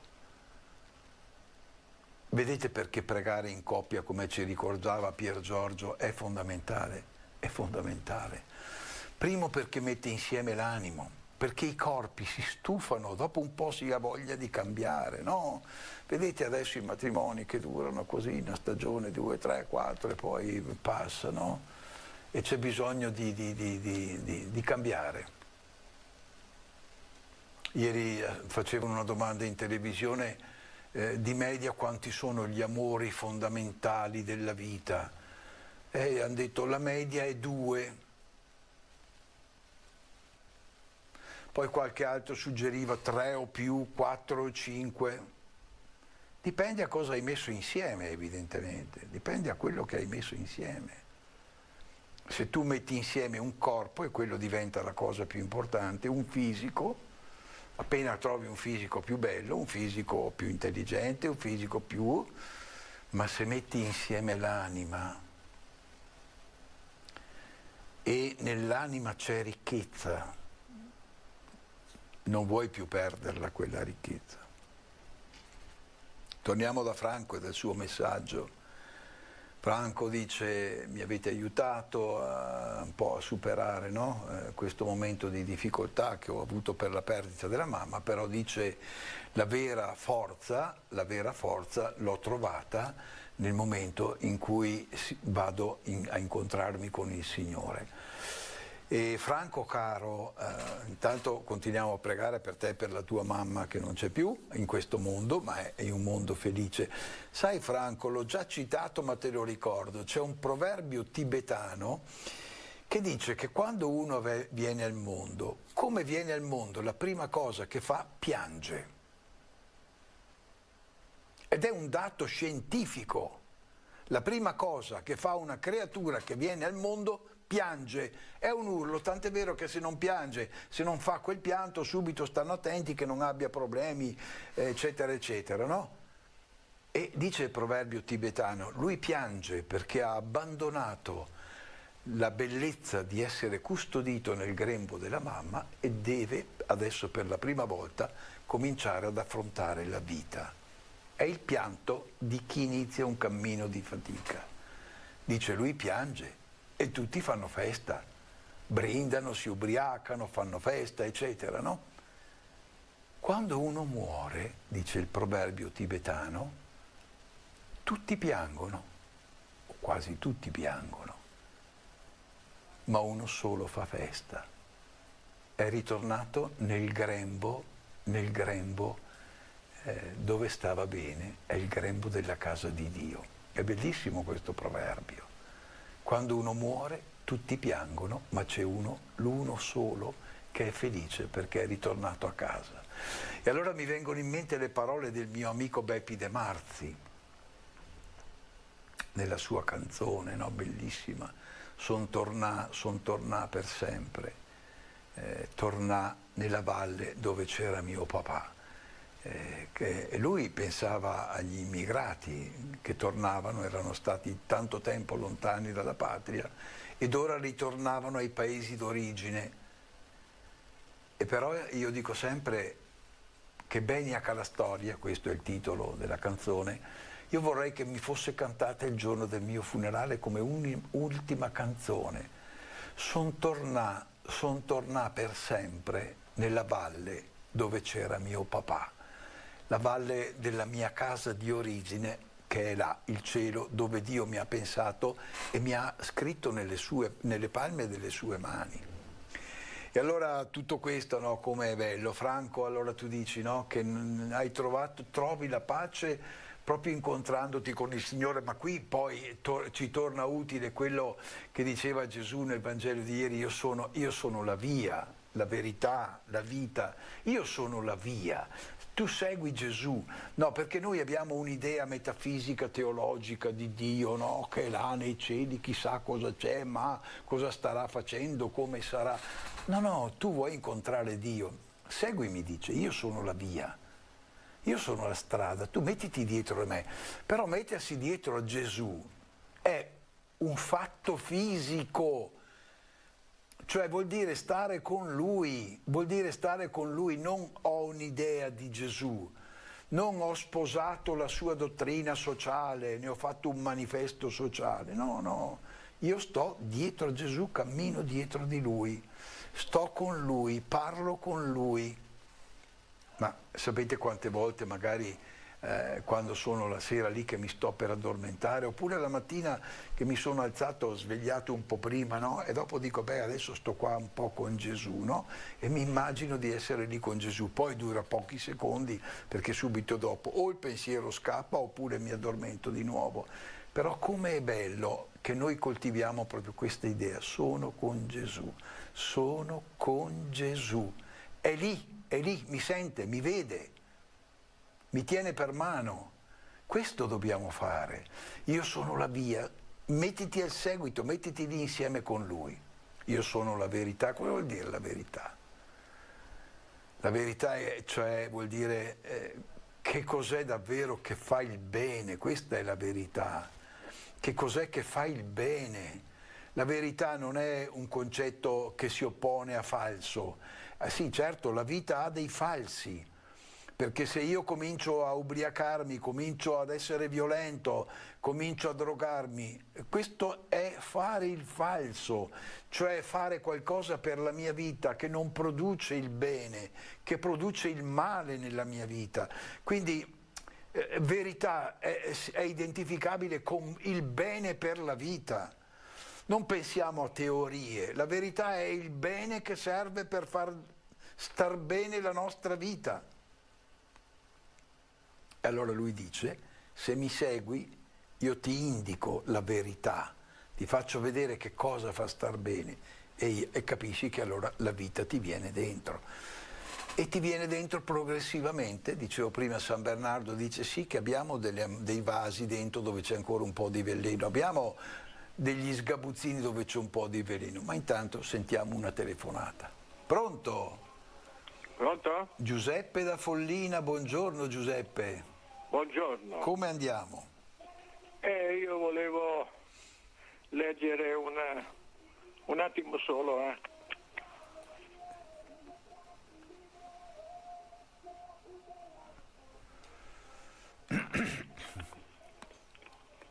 Ecco Giuseppe. Ho sbagliato, mi sente? Sì, sento perfettamente. Pronto? Giuseppe. Pronto?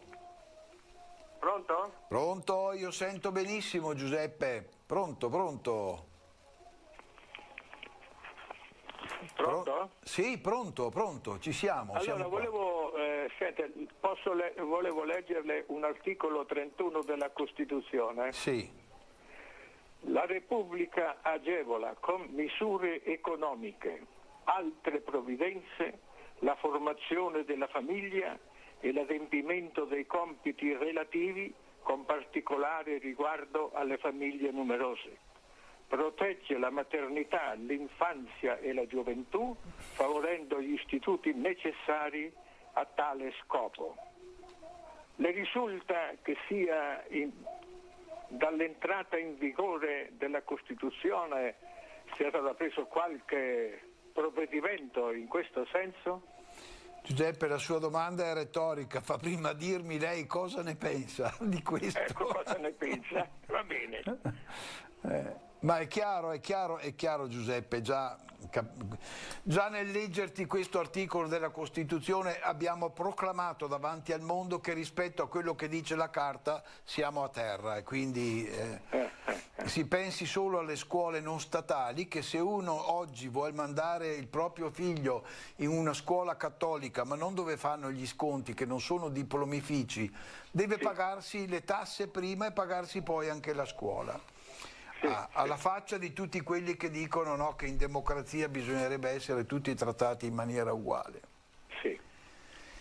E penso a questo, ma lei pensi per esempio, si è citato la tutela alla maternità.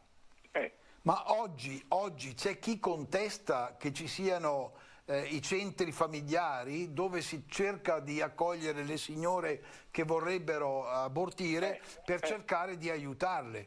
Oggi questi centri sono visti da moltissimi come una violenza alla libertà. Siamo arrivati a questo. Ma lei pensi per esempio, caro Giuseppe, che oggi quando si parla di famiglia si va a gara nel parlare di convivenze, nel parlare di famiglia mononucleare, cioè quella che è la famiglia come lo intendevano quelli della Costituzione. E qua lo dico con grande vigore perché quando ogni altro giorno si tira in ballo la Costituzione si scende nelle piazze col libretto della Costituzione, ma quando si toccano questi temi poi questi signori spariscono dalla piazza, non ci sono più, perché quando c'è di mezzo la famiglia, allora tutto salta per aria. Questa è la verità. Ma vede, secondo me, cioè questo articolo, perché si cita sempre la Costituzione, questo articolo non è stato mai citato. Poi, per me addirittura ci sarebbe una dichiarazione che io penso sia anticostituzionale. L'aborto procurato è proteggere la maternità o distruggerla? Pensi Giuseppe che la Costituzione francese ha messo dentro l'aborto come principio fondamentale della Costituzione, che io mi sono chiesto, ma in Europa nessuno, lasciamo stare che poi ognuno fa quello che vuole e nessuno vuole andare a spaccare la testa a nessuno, Ma in Europa c'è nessuno che ha detto che uno Stato non può introdurre il principio che è principio costituzionale uccidere un bambino, a prescindere, perché un conto è dire se una sta male, se c'è una malattia, se c'è un problema grave, insomma risponderà con la sua coscienza e farà secondo la sua coscienza, noi rispettiamo, ma introdurre il principio costituzionale che l'aborto è un diritto fondamentale della Costituzione vuol dire io Stato dico che tu a prescindere hai il diritto ad uccidere un bambino. Questa è la verità e questo da un punto di vista del diritto è una bestemmia, perché lo Stato deve tutelare la vita dei cittadini.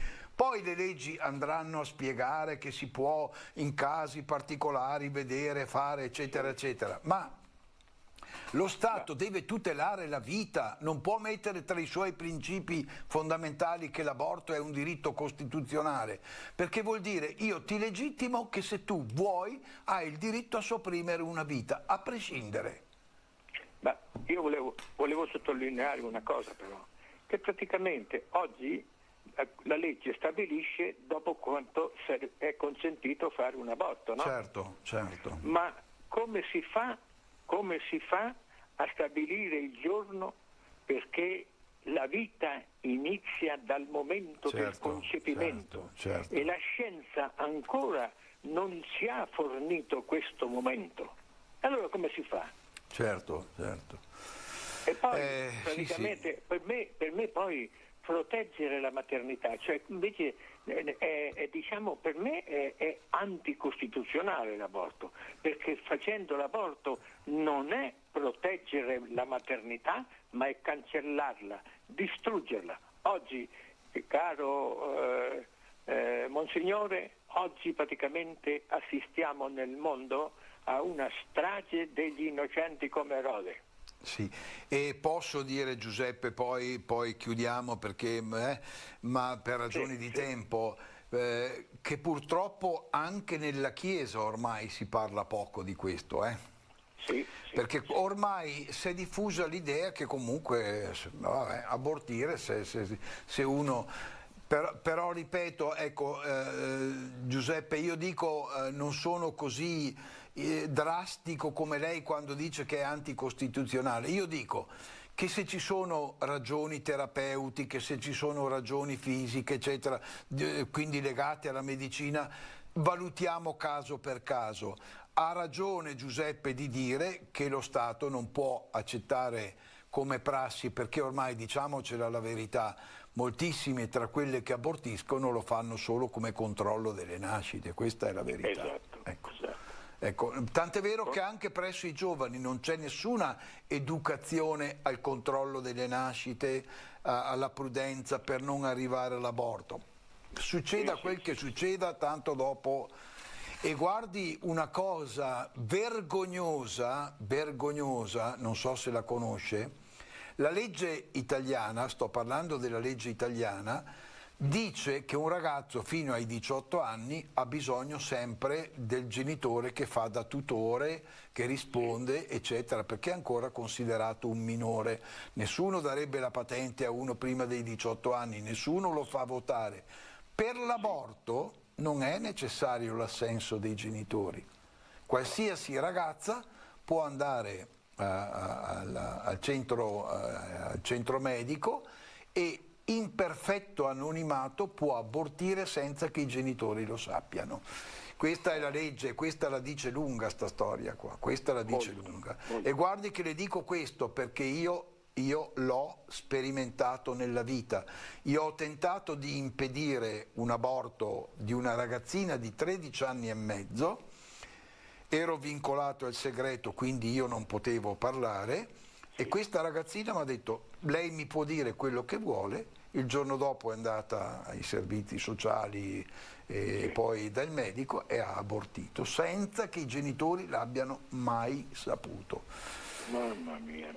Questo succede grazie alla legge. Abbiamo detto una cosa triste, però è giusto che qualche volta le cose le diciamo anche. Che le cose le diciamo. Però a me il silenzio dei vari governi che si sono succeduti su questo articolo della Costituzione, perché non parliamo soltanto dell'aborto, però sono le famiglie numerose sono sostenute in che modo? Certo. Sono aiutate, non capisco proprio, l'articolo 31 è famiglie numerose. Completamente disatteso, ha ragione Giuseppe. Non ha legiferato nessun governo, a partire anche quello di orientamento democristiano, hanno preso in mano la Costituzione e legiferato su questo articolo 31. Giuseppe, chiudiamo qua perché altrimenti poi ci rinfacciano che abbiamo monopolizzato, ma ci telefoni ancora, grazie di questo intervento e buona settimana, grazie ancora. Grazie. A lei caro. Intanto ci scrivono ancora su WhatsApp, grazie per l'intervista al giornalista Fornoni, che bravo. Grazie a Francesca Martini che lo ha intervistato. Il mio carissimo amico Giorgio Fornoni, l'ho sentito poi il telefono per ringraziarlo dell'intervista, ho detto Giorgio tu devi venire qualche volta di più a Telepace perché Giorgio è un pozzo di conoscenza, poi ha una mente lucida, veramente dove ti porta dentro ai problemi con grande capacità professionale, giornalistica, pur essendo lui un commercialista di formazione, qua Giorgio lo dico a tutti, no? Giorgio aveva uno studio commerciale avviatissimo con tantissimi dipendenti e poi lui si è messo a fare il report, cioè andare in giro per il mondo nelle situazioni più difficili. Giorgio ci faremo raccontare quando ha incontrato la morte, che è andato tra i narcos dove c'era lo spaccio della droga, dove è arrivato in situazioni, ma quando è arrivato nei gulag russi, no? Insomma vabbè, ci faremo raccontare tante cose da Giorgio. Intanto vediamo perché poi Nicoletta ci scrive, Nicoletta da Montegrotto, chiedendoci le preghiere. Qua, buongiorno Monsignor Fasani, questo è il nostro amico di Bergamo. Mentre a Torino un gruppo di antagonisti si è staccato dal corteo del 1° maggio scatenando il caos con scontri con la polizia, a Monza la Presidente del Consiglio Meloni ha fatto visita il 1° maggio al ristorante della Fondazione Pizza Out. Il locale è una realtà simbolo dell'inclusione sociale e lavorativa dei ragazzi autistici. Ah sì, l'abbiamo fatto vedere anche in televisione. Altro non ho fatto, ha detto, che venire a salutare il giorno della festa dei lavoratori, i lavoratori più straordinari. E grazie davvero di questa attenzione a questi ragazzi che sono lavoratori, perché quando parliamo dei ragazzi autistici che lavorano o anche qualche volta dei down che lavorano, li guardiamo sempre con quel pietismo dall'alto, no? Insomma, poverini, guarda che bravi che sono, però che lo facciano gli altri, che poi per caso non ci vengano a dire che potremmo farli lavorare nelle nostre aziende, eccetera, eccetera. Oggi, lunedì 4 maggio, alle ore 17, si svolge a Roma, nella Sala dei Papi del convento di Santa Maria sopra Minerva, un convegno dal titolo Eugenio Pacelli, Pio XII, tra città di Dio e città dell'uomo, organizzato per ricordare il 150° anniversario dalla sua nascita. Questo grande Papa, insomma un grande messaggio da Franco Bergnacchini da Bergamo, e questo grande Papa che si vorrebbe impedire di dichiarare santo, perché ogni volta che si tenta di farlo questo gigante della Chiesa, questo grande santo, si tira in ballo che non avrebbe coperto abbastanza il problema degli ebrei, che sarebbe stato in qualche maniera complice, insomma tante storie, ma vabbè, il Signore sa dare quello che noi non sappiamo dare. Intanto leggo anche il messaggio che ci viene dal nostro Gildo di Roma. Buongiorno, buona settimana a te Don Bruno, agli amici di Telepace. È iniziato il mese di maggio dedicato a Maria Santissima. Maria, stella dell'evangelizzazione, prega per noi, benedici e proteggi Telepace. Un abbraccio a tutti dal vostro Gildo. Grazie Gildo, ma noi ti abbracciamo. Ma poi io ho detto alla Madonna, Gildo, che sia lei ad abbracciarti. Un abbraccio tutto particolare perché tu te lo meriti davvero l'abbraccio della Madonna, no? Con il tuo grande cuore e la tua grande generosità. Ricordo ancora sabato 9 maggio alle 15 l'incontro con le nostre sostenitrici e i nostri sostenitori qui a San Massimo. Ecco, qui intanto vediamo la cappellina dove andremo a fare la messa sabato nel pomeriggio. Saluto i tanti amici che ricordiamo sempre. Vorrei adesso mandare un saluto particolare a Rita da Bardolino, Rita che si ricorda sempre di noi, che ci vuole tanto bene, e anche noi, Rita, ci ricordiamo di te, anche se non sempre è possibile incontrarci, poi ci sono le difficoltà dei mezzi di trasporto quando si ha una certa età, ma Rita è una fedelissima, e poi tutte le nostre sostenitrici, insomma, che lavorano nei paesi. E come non ricordare la Anna da Villafranca, più che novantenne, che ancora gira per i supermercati, per i negozi, e poi come non ricordare i nostri amici di Roma, del sud Italia che ci seguono, no? E abbiamo sempre un numero sempre più grande di persone.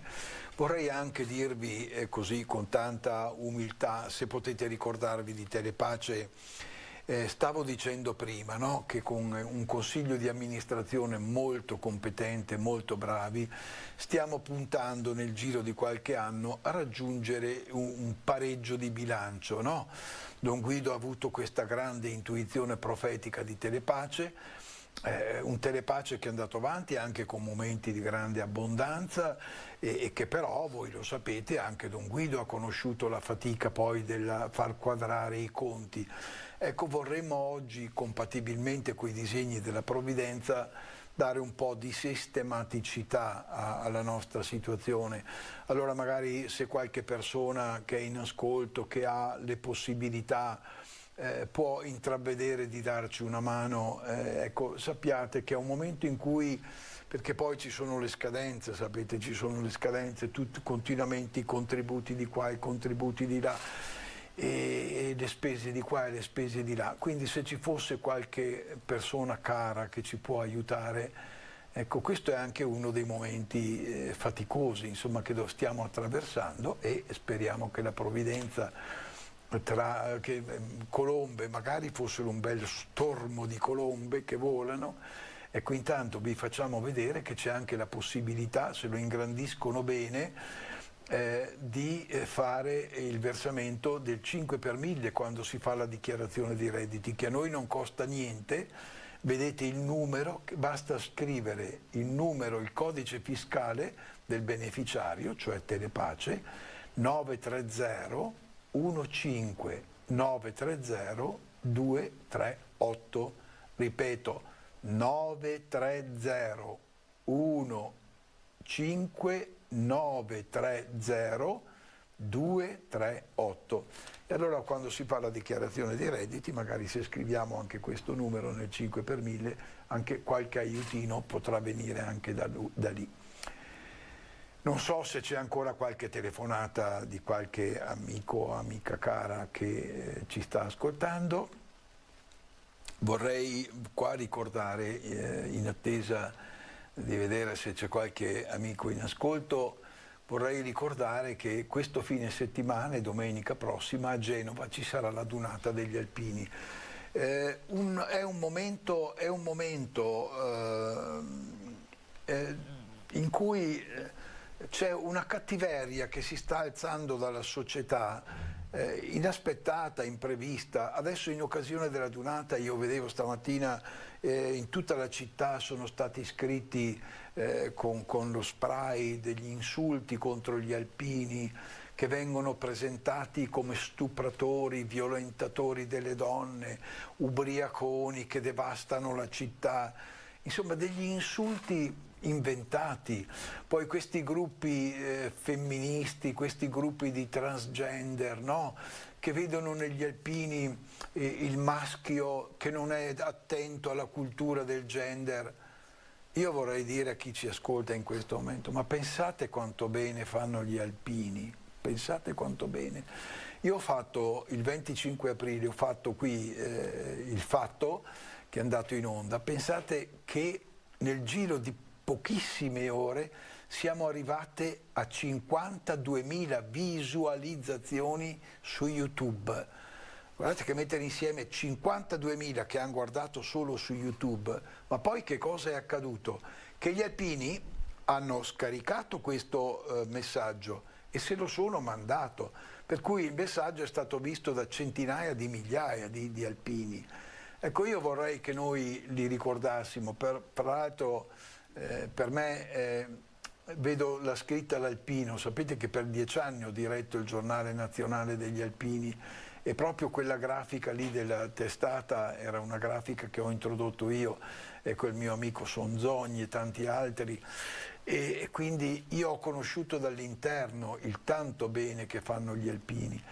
Non vorrei poi omettere di citare che gli alpini hanno dei beati, qualcuno in attesa della proclamazione della santità, pensate a Don Carlo Gnocchi, pensate a Teresio Olivelli, pensate a uno che si chiama Secondo Pollo.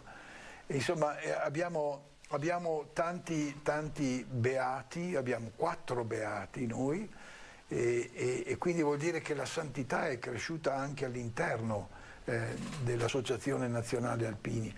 E accanto a questi che la Chiesa ha proclamato beati, pensate quanti alpini, dico io, ci sono santi, che hanno fatto una vita di umiltà solo per aiutare gli altri, senza ricevere una targa, senza ricevere un premio. E sono quelli al quale Gesù dirà: siete stati servi inutili, adesso venite che vi do il premio. Perché Gesù dice: quando avete fatto tutto il vostro dovere, non aspettatevi targhe, riconoscimenti, dite siamo servi inutili. E il Signore in quel momento dirà: vieni, entra nel riposo del tuo Signore, cioè entra nella pace dei santi. Quanti gli alpini che hanno fatto così? Adesso andiamo verso la conclusione, come sempre la regia ci ricorda la preghiera a Maria Stella dell'Evangelizzazione e Gildo ci ha ricordato prima che noi siamo nel mese mariano e quindi alla Madonna diciamo: guarda che questo mese noi ti preghiamo, ma è un mese particolare, quindi anche le grazie che ci mandi siano particolari. E Maria, ricordati di Telepace, che possa vivere. Siamo rimasti una delle poche voci cristiane. Il mondo dice che non siamo popolari, il mondo dice che non facciamo audience, ma è il bene che fa audience da solo, non sappiamo dove arriva. O Maria, al mattino della Pentecoste,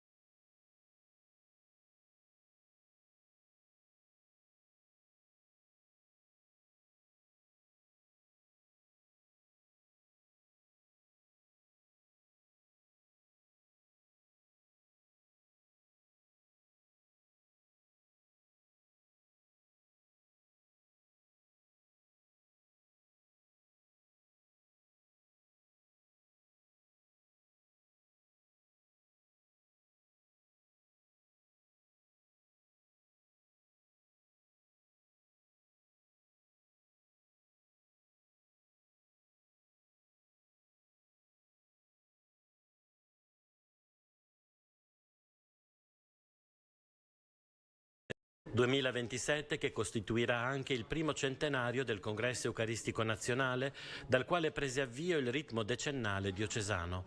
Il ritmo dei 10 anni consente anche di riflettere sul cammino storico percorso, sulle rapide trasformazioni sociali che incidono anche sul volto della comunità ecclesiale. Tra i congressi eucaristici maggiormente ricordati ci sono quelli del 77, celebrato in un contesto storico drammatico di contestazione e di contrapposizione ideologica, quello dell'87 che vide la presenza di Santa Teresa di Calcutta e quello del 97 nazionale che portò a Bologna San Giovanni Paolo II. Si è tenuto nel pomeriggio di domenica il rito di immissione nel capitolo della cattedrale dei nuovi canonici statutari e onorari nominati dal cardinale arcivescovo. Per antica istituzione il capitolo è un collegio di sacerdoti che in cattedrale è segno permanente del presbiterio riunito attorno al vescovo.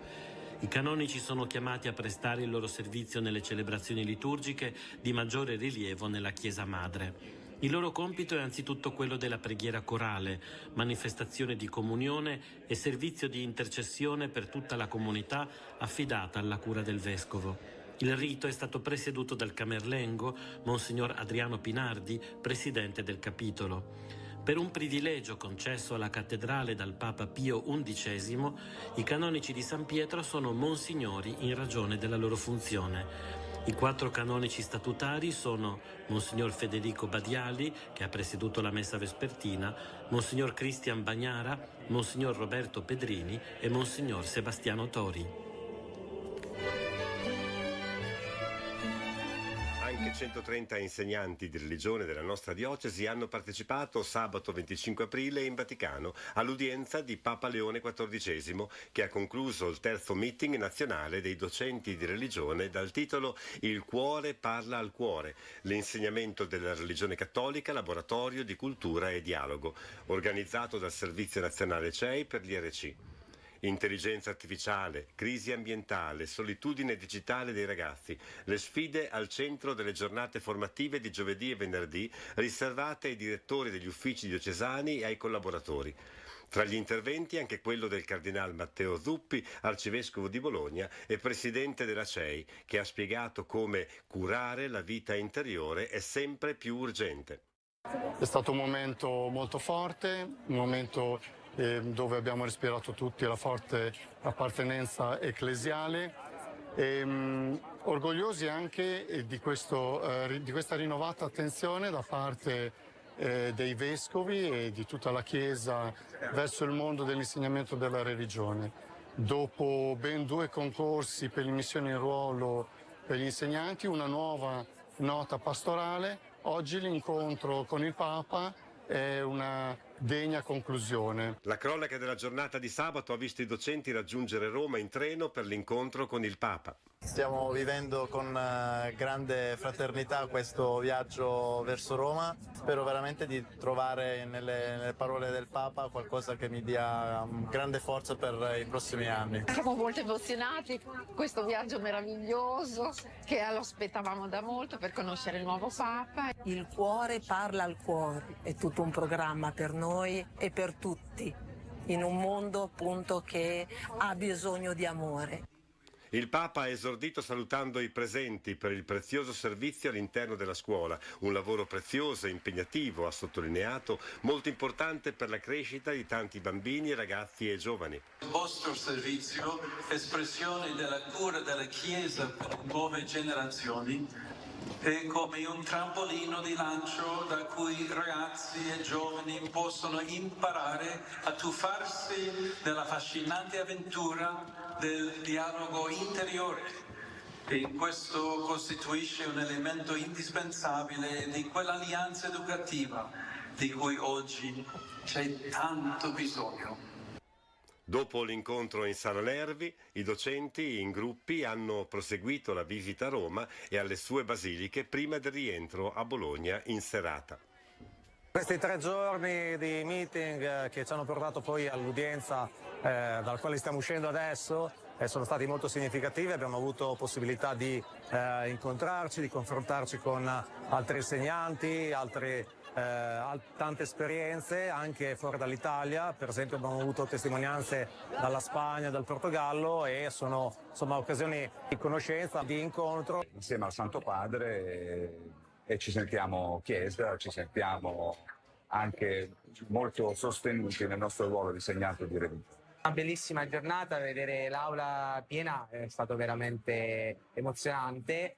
Una giornata emozionante, straordinario e in amicizia. Il mio primo anno di insegnamento, ricevere la benedizione apostolica per me e per i miei alunni è stata un regalo dal cielo.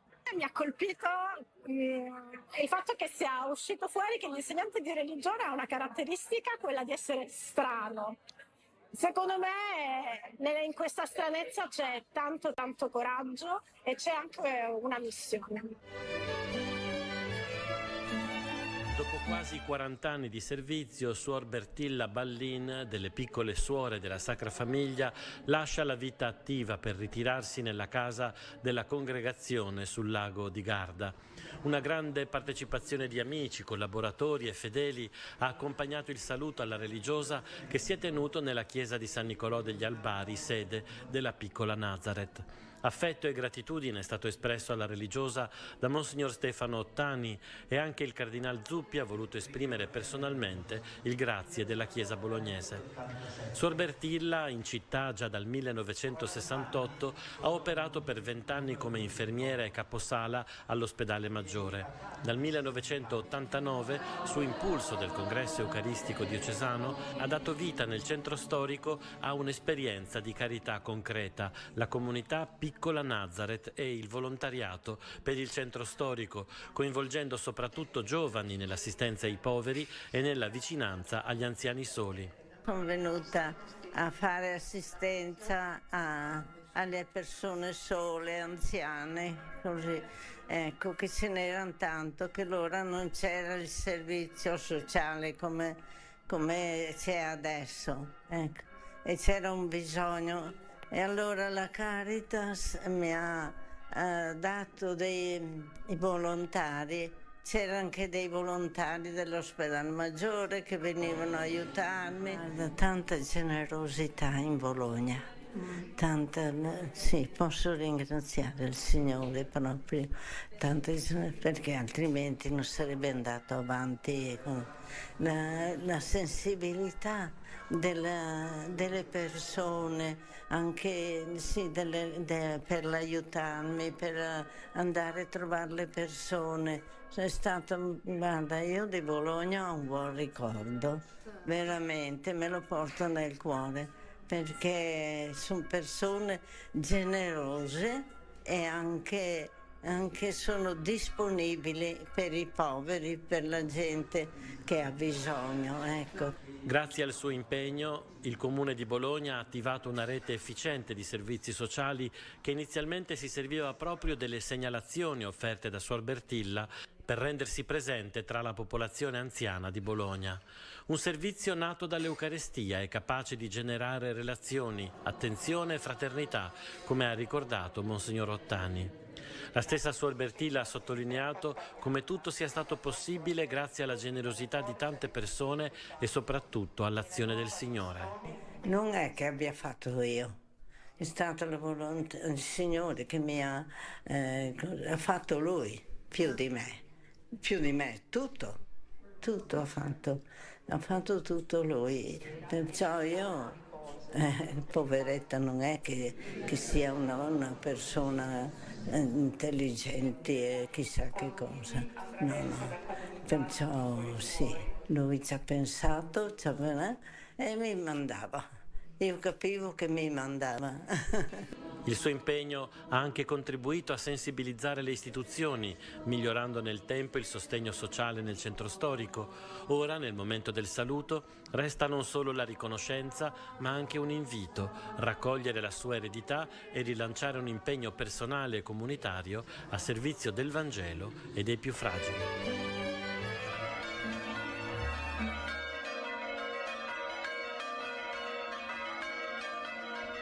Per chi suona le campane ha preso a prestito il titolo dal romanzo di Hemingway con licenza grammaticale, l'iniziativa promossa dalla parrocchia di San Donnino e patrocinata anche dal quartiere San Donato San Vitale, che domenica ha celebrato il restauro della cella campanaria, avvenuto a 70 anni dalla ricostruzione della chiesa e a 84 dalla rifusione delle campane. Il primo campanile venne edificato nel 1399, ma chiesa e campanile vennero ricostruite negli anni 50 dopo le distruzioni del bombardamento del 44. Il parroco della ricostruzione, Don Antonio Monti, fu incaricato anche dell'opera per le nuove chiese e poi passò alla parrocchia della cattedrale. La chiesa, a ridosso di tangenziale autostrada, è affiancata anche dal villaggio dei giovani sposi, fatto costruire dal cardinale Lercaro per ricordare l'anno mariano del 1954 e nel quale trovarono casa una settantina di famiglie. Don Marco Grossi ha benedetto le campane e la rinnovata cella campanaria, e i campanari hanno accolto decine di visitatori che a gruppi si sono portati in cima alla torre per visitarla e per vedere i campanari all'opera. In chiesa il coro Stelutis ha tenuto un concerto con repertorio di canti della tradizione orale emiliana.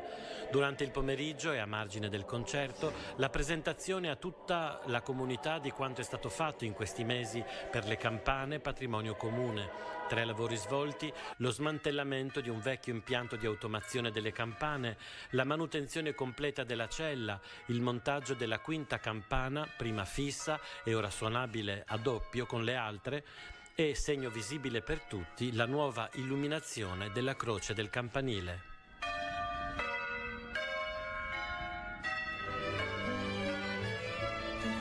Celebrano i 50 anni del gemellaggio tra la Chiesa di Bologna e la comunità di Val di Resia a seguito dei terremoti che devastarono il Friuli nel 1976. Un filo di solidarietà e di legami che non si è mai interrotto, una storia che ancora oggi mostra la straordinaria mobilitazione ecclesiale di quegli anni. Uno dei più attivi protagonisti fu sicuramente Don Tarcisio Nardelli, allora assistente diocesano dei giovani di Azione Cattolica, e poi centinaia di giovani, volontari, benefattori che si alternarono in quei mesi di emergenza.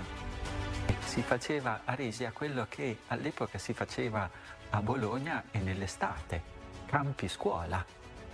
Ma questo legò in modo sorprendente i giovani con i bambini e quella popolazione.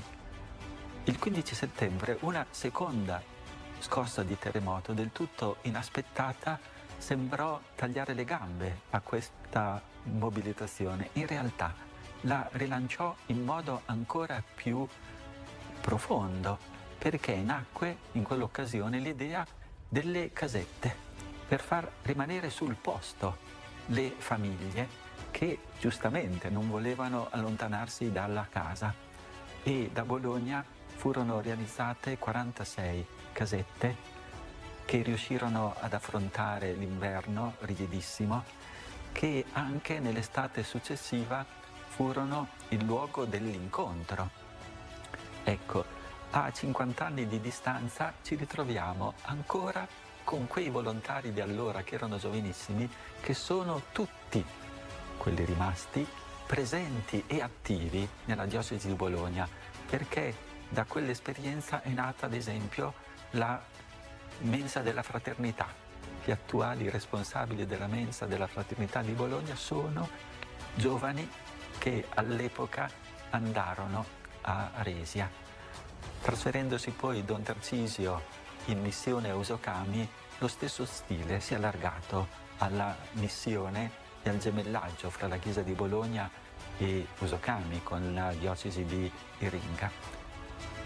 Il programma delle celebrazioni inizierà martedì 5 maggio con una messa nella parrocchia di Sant'Antonio di Savena e una serata di ricordi e testimonianze.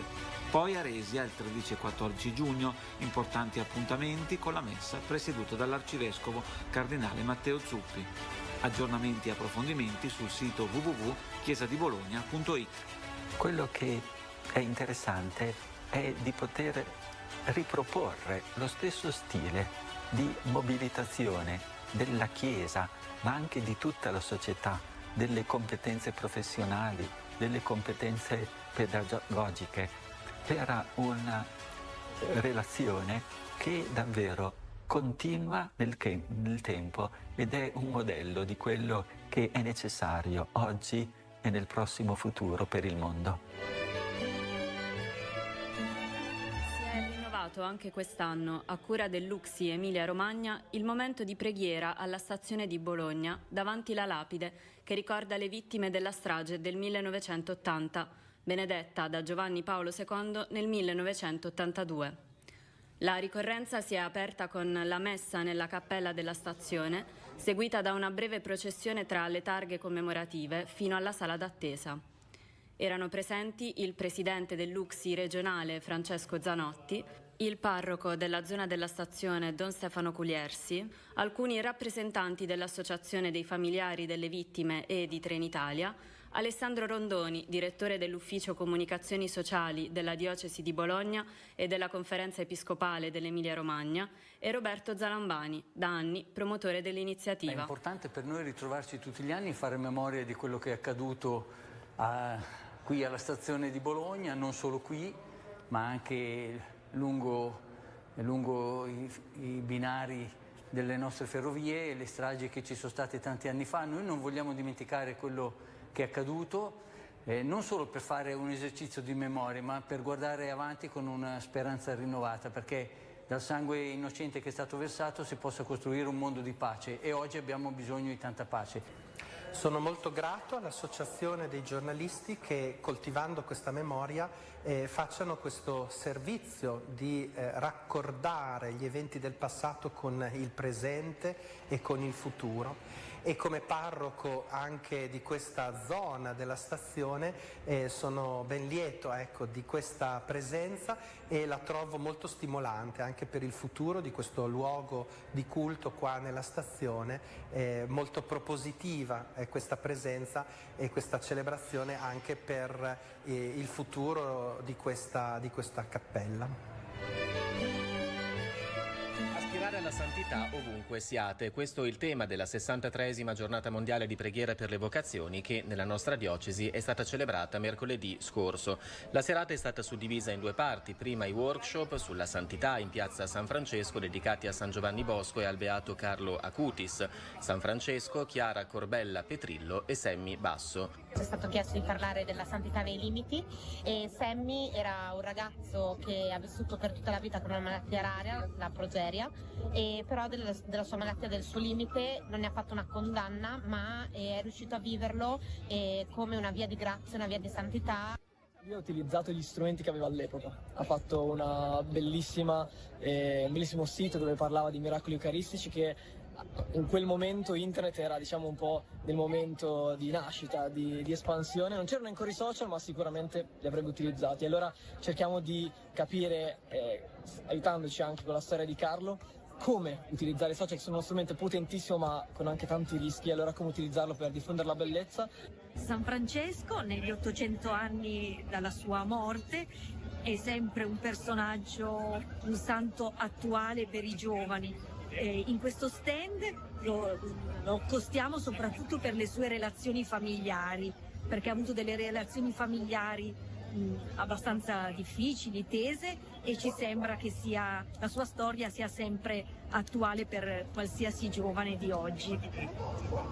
Sappiamo che Chiara aveva come principale relazione la relazione col Signore, e dentro questa relazione con Dio, che si coltiva all'interno, lei poi ha trovato la forza per portare a compimento anche tutte le relazioni che erano intorno a lei, quindi quella con suo marito e quella con i suoi figli.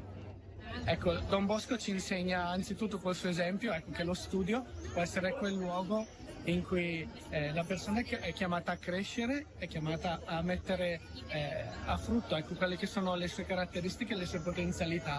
E lui lo fa attraverso la ragione, quindi l'utilizzo di quella che noi possiamo definire un po' l'intelligenza, ma anche come capacità di saper manipolare quello che lo studio ci dà per trasformarlo in qualcosa di nostro.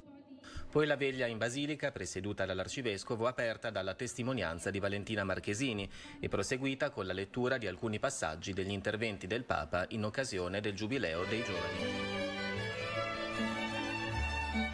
Nella biblioteca di San Francesco a Bologna nei giorni scorsi si è tenuto lo spettacolo teatrale Minore tra rima e colore del regista e attore Jacopo Trebbi.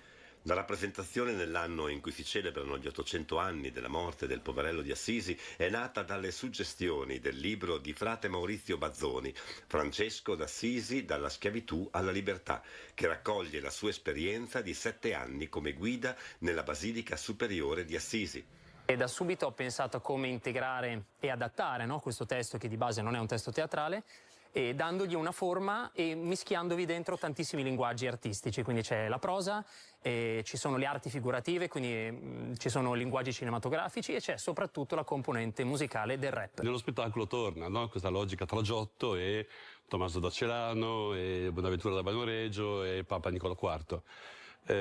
Insomma, artisti e committenti insieme per raccontare di un personaggio. Interpretazione, perché fra quello che noi sappiamo di Francesco è tutto quello che ci viene tramandato, e lo interpretiamo anche noi. Lo spettacolo interpreta e la gente che ascolta interpreta, e questa è la bellezza, che in questa interpretazione poi uno possa ritrovare se stesso. Ho voluto pensare questo lavoro perché potessi incontrare più pubblici possibili. Lo spettacolo credo parli a tutti, ha una durata contenuta di 70 minuti e vogliamo appunto non solo stare nei teatri o nei magnifici luoghi come questa biblioteca, ma poter andare anche all'aperto, nei festival, nelle parrocchie, nei saloni, dovunque ci sia il desiderio di conoscere San Francesco attraverso una scrittura appunto che non è necessariamente mia, ma sono tante fonti che qui convergono e cercano di coinvolgere ed emozionare il pubblico. Nello spettacolo sono stati eseguiti i brani originali dell'artista digiuno, un rapper freestyle. Minore, non c'è valore, facili esaltazioni, non voglio podi, nelle competizioni sono i sussurri, non nelle esclamazioni. Questa figura del santo poverello di Assisi, come ci parla? E quindi lo spettacolo cerca di parlare appunto a tutti i pubblici, facendo capire che Francesco ha deciso di stare dentro la Chiesa e ci accompagna appunto nel viaggio spirituale e umano dalla schiavitù, per riprendere il testo di frate Maurizio, alla libertà.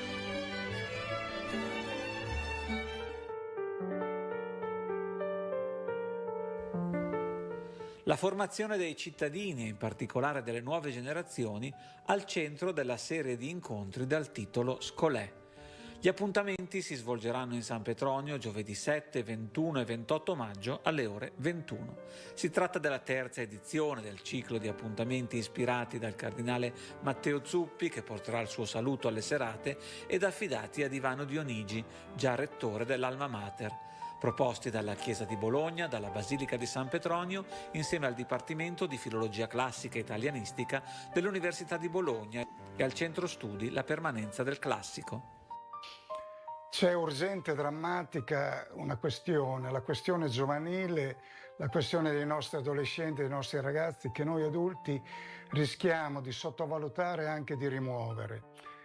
I nostri ragazzi hanno un grande disagio perché sono privi di speranza e di futuro e rischiano di ridursi a eremiti di massa e di fare una secessione da noi adulti. Eppure sono loro, io credo, che fanno la bellezza, la speranza e l'unità di questo paese. Loro chiedono a noi adulti due cose. Chiedono anzitutto ascolto. Ascoltarli non è solo un nostro dovere, ma io credo che sia anche nostro interesse, perché loro hanno una cosa che noi rischiamo di non avere adeguato o di aver perduto, di aver smarrito. Hanno le antenne. Basti pensare alla sensibilità per l'ambiente, alla loro sete di giustizia, al loro orrore che hanno di fronte alla guerra, alla quale noi rischiamo di abituarci.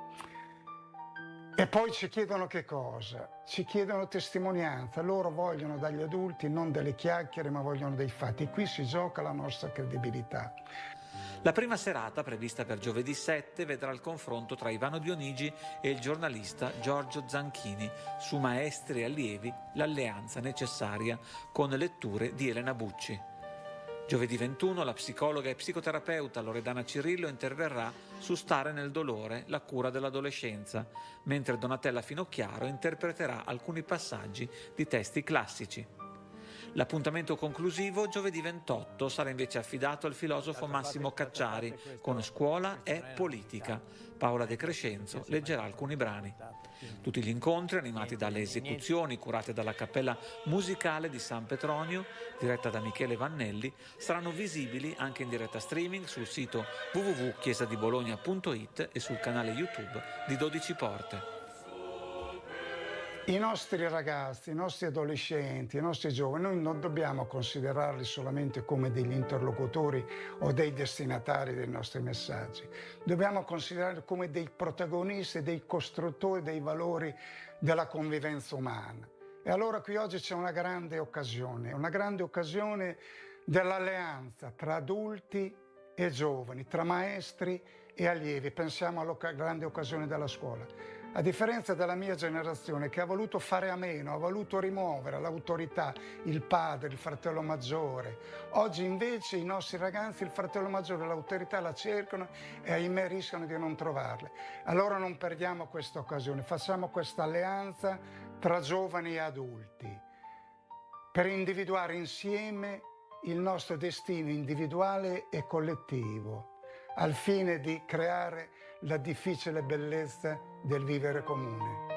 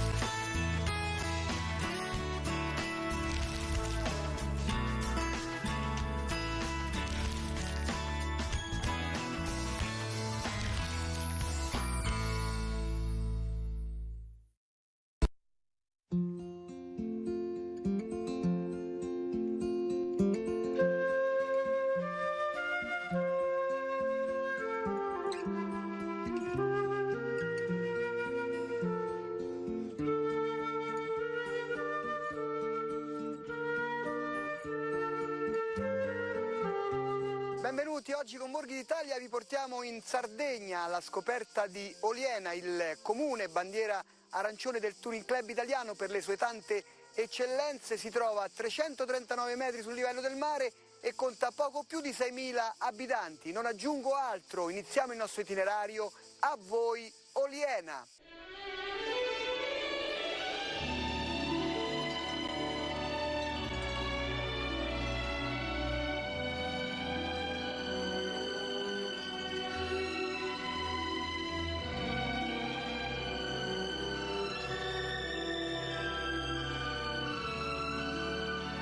Iniziamo il nostro itinerario con il sindaco Sebastiano Congiu. Allora, ci presenti il comune di Oliena.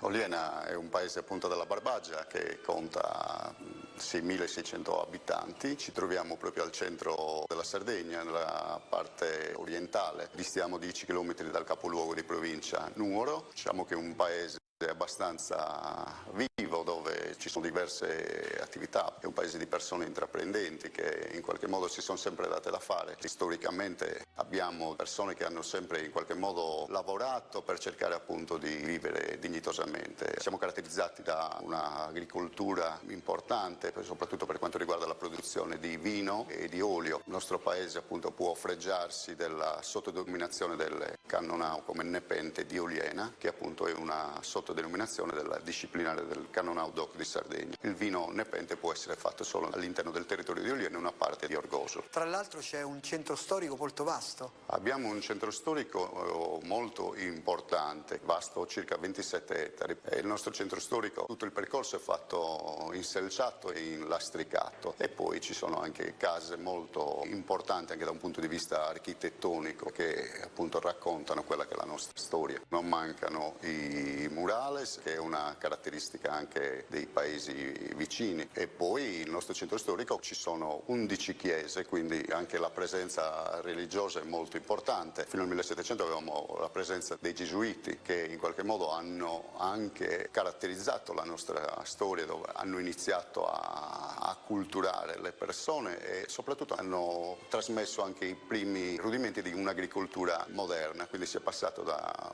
un'agricoltura molto tradizionale a una un pochino più specializzata. E abbiamo anche l'ex collegio. Infatti è ancora presente una struttura molto imponente e anche suggestiva, che è il collegio dei Gesuiti, dove appunto loro formavano le persone, soprattutto si insegnava la retorica, e quindi molte persone importanti hanno iniziato il loro percorso di studi proprio nel nostro collegio. C'è stata anche la cerimonia di beatificazione di un gesuita olianese che era stato martirizzato in Argentina, e quindi Padre Solinas, il nostro beato, tant'è che ci siamo inseriti anche all'interno dei cosiddetti percorsi del turismo religioso, grazie anche alla figura di questo padre gesuita. Il nostro paese poi ha un territorio dal punto di vista ambientale molto importante. Abbiamo una montagna del complesso del Supramonte, Monte Corrasi, che ha un'altezza di 1463 metri, che è la cima più importante del complesso del Supramonte. E abbiamo anche una zona archeologica molto importante. Nella valle di Lanaito poi abbiamo una zona archeologica molto importante, c'è il villaggio di Sasè de Soscarros e poi anche la grotta Corbedu, che prende il nome dal leggendario bandito Corbedu, che poi trovò rifugio in questa grotta.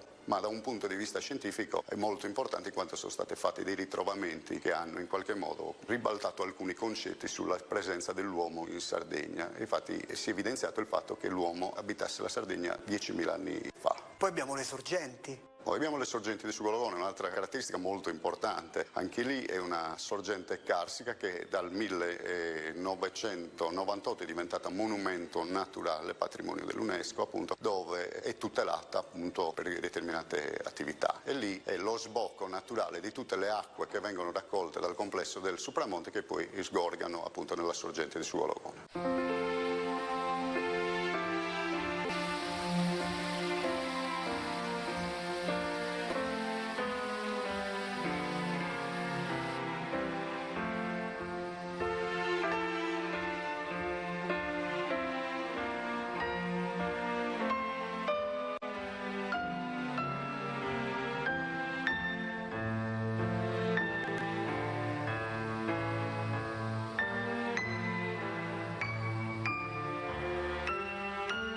Lei parlava della presenza dei gesuiti e poi il centro storico si snoda proprio intorno alla parrocchiale dedicata non a caso a Sant'Ignazio di Loyola, che è il nostro patrono, che la ricorrenza è il 31 luglio, c'è appunto la festa di Sant'Ignazio di Loyola, che è il nostro patrono. Per la verità la festa che è maggiormente sentita dagli olianesi è quella di San Lussorio, il 21 di agosto, perché c'erano anche fenomeni di transumanza dove le persone magari d'estate si spostavano nelle alte montagne per trovare pascoli più fiorenti. Però il mese di agosto, diciamo, tutti rientravano in paese, anche chi stava fuori, e quindi quella era la festa che viene festeggiata maggiormente. Il 31 di agosto c'è una parte religiosa e poi un'immancabile presenza folcloristica dei nostri gruppi di ballo e tenores. In paese abbiamo anche le opere di Liliana Canu. Sì, Liliana Canu è un'artista molto importante e l'abbiamo come cittadina onoraria. Pur non essendo nativa di Oliena, lei per un determinato periodo della sua vita si è trasferita a Oliena e ha donato a questo paese tantissime opere. Tant'è che stiamo cercando di portare avanti il museo diffuso delle opere di Liliana Canu, proprio dedicata alla sua figura. Una domanda, Sindaco, che faccio un po' a tutti e farò un po' a tutte le persone che incontrerò.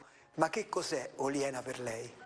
Oliena, per me è tutto, è veramente una domanda che mi e crea veramente emozione, perché poi mi è stato assegnato l'onore di guidarla in questi anni e quindi credo che per me Oliena è tutto, veramente non la cambierei con nessun altro paese al mondo, e quindi tutto ciò che facciamo lo facciamo veramente con grande cuore, cercando veramente di lasciare un bellissimo ricordo soprattutto ai nostri figli, ai nostri nipoti. E allora chiudiamo il nostro incontro con un invito a venire qui a visitare Oliena. L'invito che rivolgo, noi abbiamo, sempre tornando al discorso religioso, noi a Pasqua si svolge la settimana santa che termina appunto con l'incontro così chiamato che si tiene in piazza Santa Maria, appunto l'incontro tra il Cristo risorto e la Madonna, dove naturalmente c'è un tripudio di colori e frastroni dovuti anche alla presenza di fucilieri in segno di gioia, appunto salutano questo incontro tra la Madonna e il Cristo risorto. E dobbiamo dire al turista che arriva che poi c'è un ufficio informazioni molto organizzato.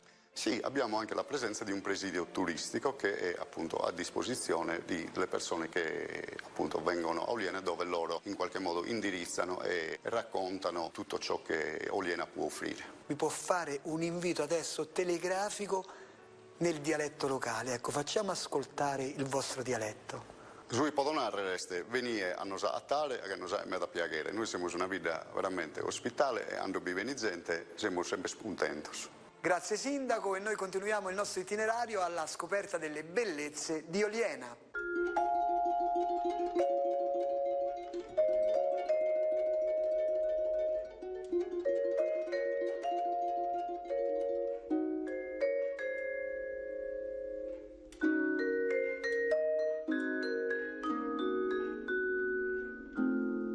E adesso incontriamo la signora Carmina Tupponi, sono qui con noi anche Annalisa e la signora Antonietta. Dobbiamo parlare di questa arte di Oliena, il ricamo. Presentiamo questi vostri lavori. Questi ricami esistono da tanto, da sempre, anche dall'800. Poi nel Novecento hanno cambiato un po' con il ricamo, perché prima non esisteva l'oro per lo scialle, le gonne non erano ricamate, erano di stoffa antica, solo l'orbace era sempre uguale, sempre tessuto a mano. Prima veniva filata la lana dell'agnello, che poi si chiamava sena, il filo filato così. Poi la tessitrice metteva dei gomitoli sempre della stessa lana e tesseva l'orbace. Veniva tinto con i colori dell'usanza nostra di Oliena. C'era un bordeaux, c'era un marron, per le vedove è nero. Però questi esistevano. Poi, dopo che era tinto, lo mettevano a mollo con l'acqua calda, con la tintura che c'era, e lo battevano nella vasca con un pezzo di legno che si chiamava summaggio. Poi veniva lavorata la gonna. Noi con il ricamo facevamo il ricamo della balza. Erano 6 motivi per 3 metri, 3 metri e 20. Ognuno si sceglieva il disegno che voleva e si ricamava o si pitturava. Per economia lo potevano anche pitturare e c'è ancora.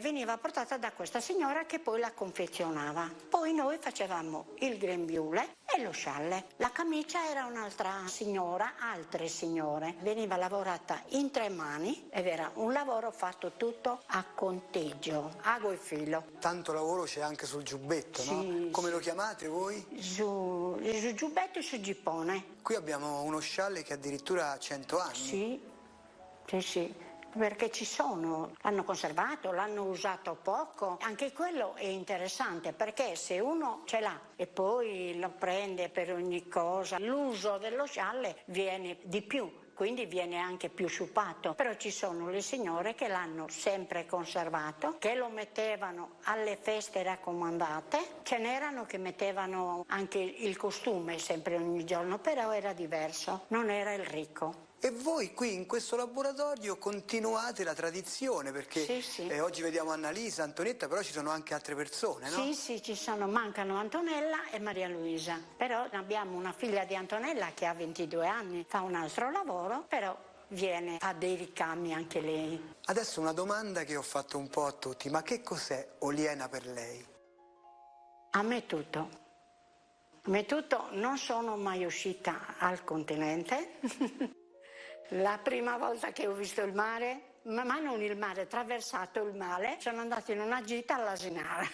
per me è tutto, perché sono cresciuta in una famiglia di pastori. Ho cercato di, perché adesso rideranno, però il mio primo lavoro era la cameriera di Segolagone. Però mi piaceva sempre ricamare, farmi il mio costume, e quindi ho imparato e poi l'ho tramandato anche a loro, perché anche lei da piccolina si infilava sempre, Antonietta, si infilava sempre vedendomi sotto il telaio, ed era la passione ce l'aveva da piccola, e anche mia figlia. Vogliamo fare un invito allora ai nostri telespettatori, e non solo, a venire qui a visitare Oliena, sì, e anche a venire a visitare il vostro... Certo, la nostra porta è sempre aperta.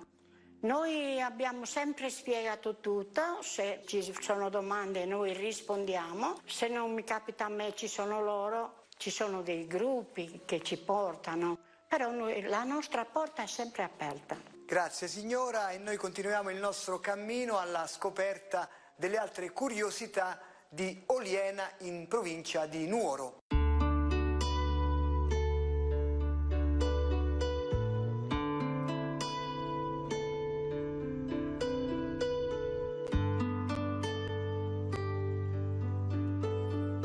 E siamo in Sardegna e quindi abbiamo la tradizione dei piatti che trionfa. Li presentiamo con Vincenzo Palimodde, la corte del poeta. Ci troviamo qui all'interno. Ecco, io inizierei proprio nel presentare dove ci troviamo, perché questo è un luogo particolare. Ci troviamo a Orte del suo poeta, che è un luogo di accoglienza. Praticamente noi riproponiamo la vecchia accoglienza di una famiglia barbaricina, e quindi quando gli ospiti vengono da noi si trovano come a casa loro. Vorrei dire ancora una cosa, perché lei ha dedicato questo luogo a chi? A mio suocero, che era un poeta dialettale, ha scritto anche 2 libri di poesia, ed ecco perché il nome Sa Orte il suo poeta, il cortile del poeta. E poi abbiamo tutte le poesie riprodotte qui, c'è anche Grazia Deledda. Certamente, perché Grazia Deledda, la scrittrice di Nuoro, unica donna italiana ad aver vinto il premio Nobel per la letteratura, e dai suoi libri io sono riuscito a estrapolare tantissimi piatti che erano i piatti dei nostri centenari e farne un menù che sta girando l'Europa. Tra l'altro voi avete proprio il menù dei centenari. E poi un'altra particolarità di questo luogo è che mentre si degustano i piatti recitiamo le poesie di mio suocero e la gente rimane incantata. Addirittura agli stranieri noi diamo la traduzione in inglese, ma loro niente da fare, vogliono ascoltarla, la recitazione che sia in lingua sarda.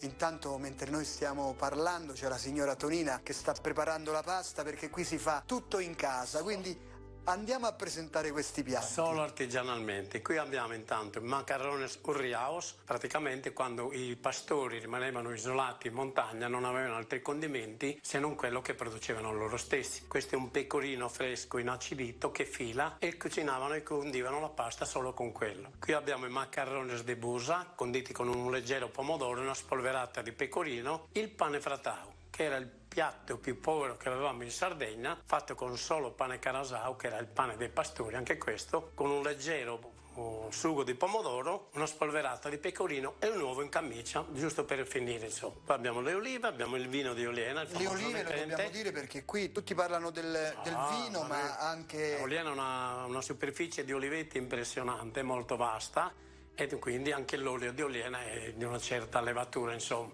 Siamo stati i primi in Italia con un fruttato medio all'ercole olivario, e in più le olive di Oliena, la nera di Oliena, è protagonista anche a tavola perché è veramente un'oliva fantastica. Poi il vino, il Nepente. È il Nepente, di cui Gabriele D'Annunzio ha tanto cantato, insomma, anche se lui era stemmio, ma ci hanno pensato i suoi due amici, i giornalisti, che sono presi una di quelle sbornie colossali che ci sono ricordati per tutta la vita. Poi qui abbiamo anche un altro tipo, posso definirlo pane, no? Questa è una spianata calda, diciamo, che noi portiamo sempre a tavola. Si faceva 6 giorni il pane carasau. Il sabato solitamente era dedicato invece a fare le spianate, ognuna col suo timbro, perché dovevi differenziarla da chi magari la faceva male, quindi vedendo il tuo simbolo, io voglio quella di Vincenzo, voglio quella di Mario, perché sono le più buone. Noi abbiamo presentato alcuni piatti, però chi viene qui poi c'è proprio un itinerario, perché abbiamo le erbette come antipasti, gli insaccati, poi abbiamo il maialino, la capra, quindi un pasto completo e anche un dolce particolare, poi vari dolci, no? Sì, vari dolci, soprattutto poi su tutti la pompia, che è un cedro che cresce solo in Sardegna e solo in pochi paesi del Norese, ed è un frutto veramente eccezionale che speriamo in Sardegna di riuscire a valorizzare come merita, insomma. Una domanda che ho fatto un po' a tutti, ma che cos'è Oliena per lei? Oliena per me rappresenta tutto. Da quando sono andato via da piccolino piangevo, non mi vergogno a dirlo, per la lontananza, mi mancava tanto, però ho sempre pensato che avrei dovuto fare qualcosa per il mio paese e mi sono sempre impegnato soprattutto sulle tradizioni, sia in cucina che anche a livello, diciamo, quotidiano, eccetera. E per me la cosa più importante che ci sia, quando mi parlano di Oliena mi vengono le lacrime agli occhi, perché è il mio paese. E allora facciamo un invito in conclusione. Invitiamo tutti a venire ad Oliena, a trovarci, perché troveranno un'accoglienza che non trovano da nessuna parte al mondo, secondo me, e poi la gastronomia di Oliena è un'eccellenza per tutti, insomma. Se vengono a Orte su Poeta glielo dimostreremo. Adesso lo sto facendo un po' con tutti, l'invito nel dialetto locale. Veniamo a tare, agai, so spratto si mangiare, se no, ne campare entannos. Cioè, si campa 100 anni. Si campa 100 anni. Grazie al signor Vincenzo e noi continuiamo la nostra passeggiata alla scoperta delle meraviglie di Oliena.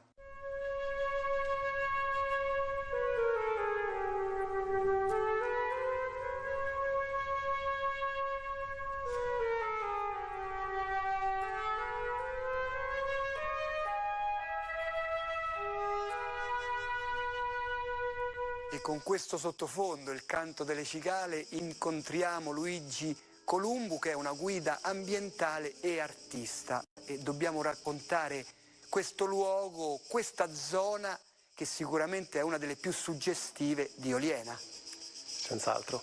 Ci troviamo qua nella valle di Lanaizzo, ai piedi del Supramonte, e in questo specifico momento siamo all'ingresso dell'imboccatura di Grotta Saoe, uno dei sistemi carsici del Supramonte, una grotta di interesse naturale che offre uno spettacolo molto pittoresco e a tratti anche spaventoso per la enorme quantità di acqua che durante le piogge torrenziali fa uscire dall'interno della cavità, soprannominata appunto Saoe, che la leggenda vuole che questo nome sia legato alla voce, il grido, l'urlo della montagna. Questo è dovuto dal fatto che l'acqua che scende in caduta spinge in modo molto violento l'aria, quindi si sente questo forte rantolio, è associato quindi in modo leggendario alla voce. Saoe l'abbiamo anche raffigurato poi, no? Esatto, poi per una serie di circostanze e curiosità la grotta offre al suo interno questo viso spettrale che quasi rappresenta questa storia che ti sto raccontando. Poi abbiamo un'altra grotta importante qui sul territorio.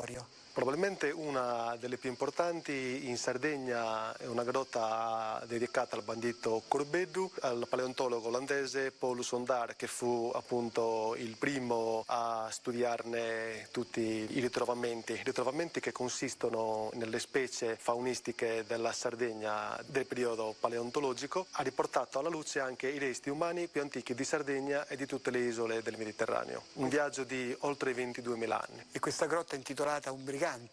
Sì, è intitolata al bandito Corbeddu, un bandito definito sociale che il New York Times nel 1900 dedicò un articolo ribattezzandolo il Robin Hood di Sardegna, visto tutte le sue azioni appunto spettacolari criminali. Ecco. E tra le vostre escursioni sicuramente c'è anche l'itinerario poi che porta nell'area archeologica. Certo, non da meno infatti di interesse è il villaggio archeologico di Carros, un villaggio di 3000 anni che appartiene al bronzo finale e che ha restituito l'area sacra con all'interno una spettacolare fonte dove zampillava l'acqua. Pensate appunto 3000 anni fa nel cuore del Supramonte questo spettacolo più unico che raro. E voi siete una cooperativa, no? Noi siamo una cooperativa locale di Oliena che ci siamo appunto ripromessi di portare i visitatori a scoprire il nostro territorio sia qua nella valle cercando di collegarlo anche con il paese.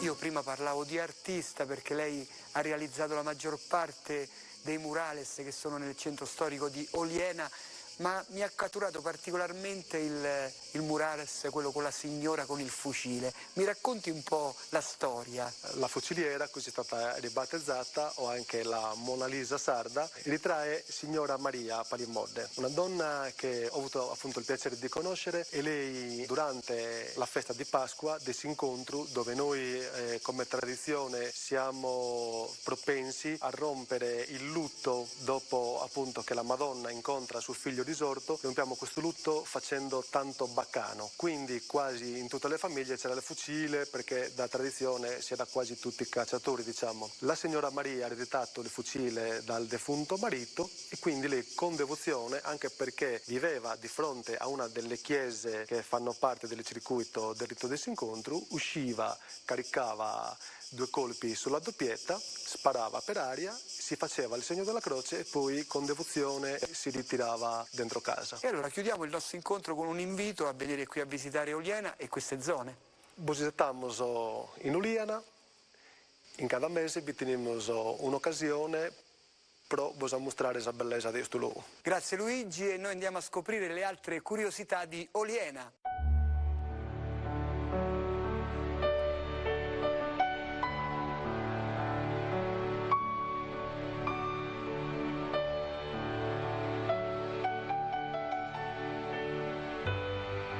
Chiudiamo la nostra passeggiata a Oliena con Paolo Congiu, che è il responsabile commerciale della cantina Oliena, il vino che è un'importante realtà qui a Oliena. Beh, il Nepente è un lustro di Oliena, è conosciuto ormai, non dico in tutto il mondo, ma comunque tutti i sardi conoscono il Nepente di Oliena, che è uno dei cannonau più famosi. Questa è una piccola realtà, è una piccola cooperativa che è comunque storica della Sardegna. È nata nel 1950, conta un centinaio di soci e oggi produce diverse tipologie di cannonau e di Nepente. E qui siamo all'interno della bottaia. Sì, qua è dove viene proprio invecchiato il vino. Abbiamo diverse tipologie di botti, dalle classiche barriche alle botti in rovere un po' più grandi, e dove viene proprio invecchiato la tipologia classico, riserva, eccetera. Ma qual è la caratteristica del Nepente? Il Nepente, come diceva D'Annunzio, era un nettare degli dei, quindi è un vino che rallegra chi lo beve, è un vino molto strutturato, corposo, come il territorio, come il clima, quindi nasce in un territorio dove c'è un clima molto caldo, basse rese, quindi bello strutturato, anche alcolico, però unisce anche, diciamo, tutte le caratteristiche del nostro cannonau. Quanti sono i soci? Abbiamo circa un centinaio di soci che in tutto possiedono quasi 200 ettari di vigneto, anche se poi le rese sono molto basse, però allo stesso tempo questi pochi grappoli hanno una maggiore qualità che poi si riflette sul vino. Ho visto un murales nel centro storico e so che voi in una mostra in Inghilterra avete avuto un visitatore di Oliena molto conosciuto. Beh, Gianfranco Zola per noi è veramente un ambasciatore della Sardegna, di Oliena, e quindi parliamo di più di 20 anni fa. Quando siamo andati là è stato molto gentile, molto cordiale, è venuto a salutarci,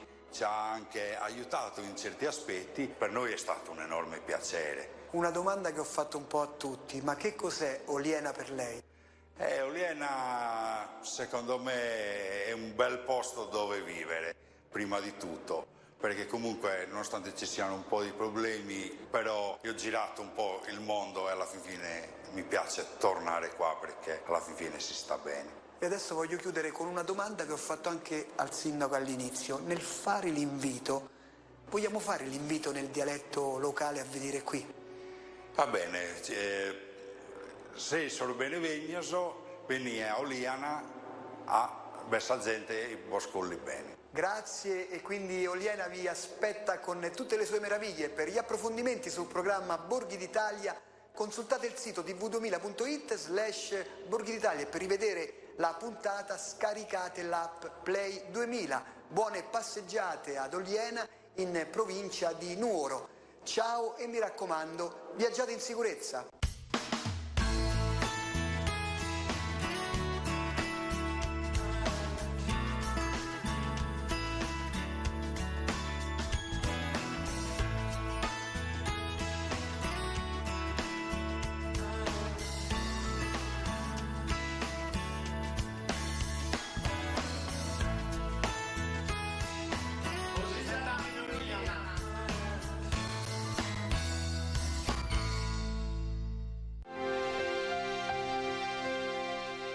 Nel mese dedicato alla Madonna, Telepace propone le 7 case di Maria, pensiero mariano a cura di padre Hermes Ronchi.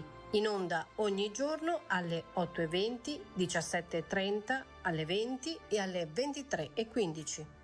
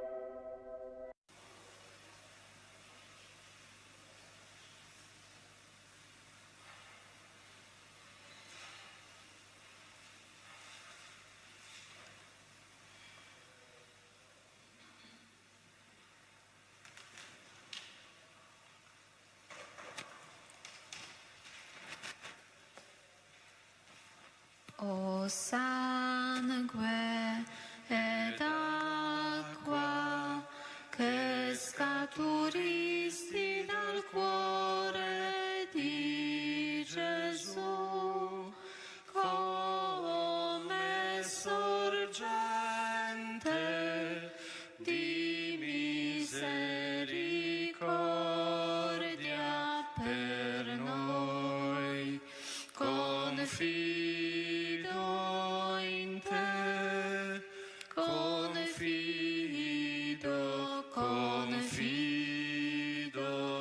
in te. O sangue ed acqua che scaturisti dal cuore di Gesù, come sorgente di misericordia per noi, confido in te, confido in te. O sangue ed acqua che scaturisti dal cuore di Gesù, come sorgente di misericordia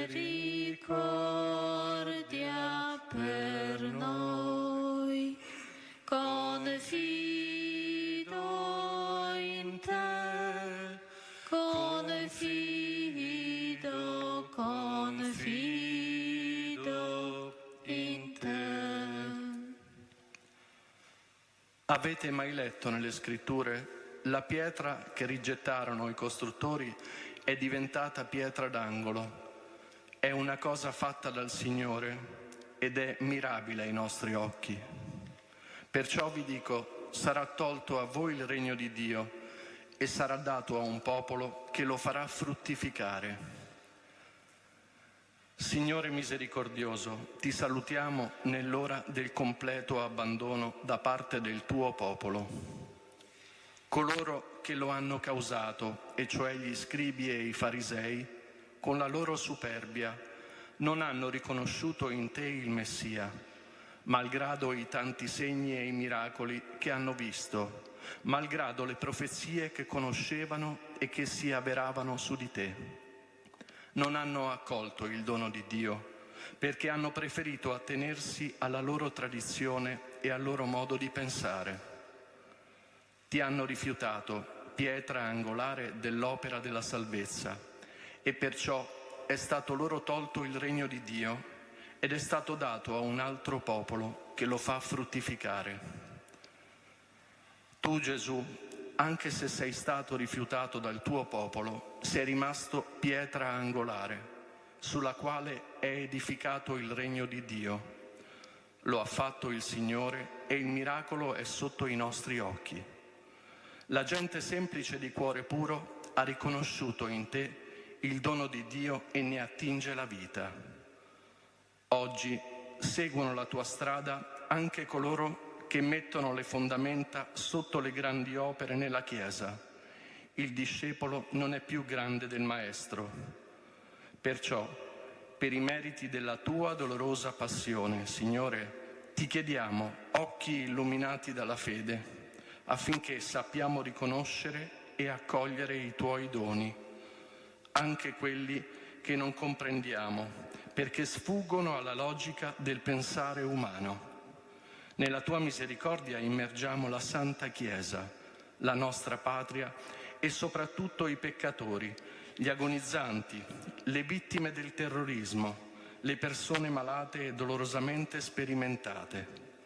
Fa che diano frutti degni del regno di Dio.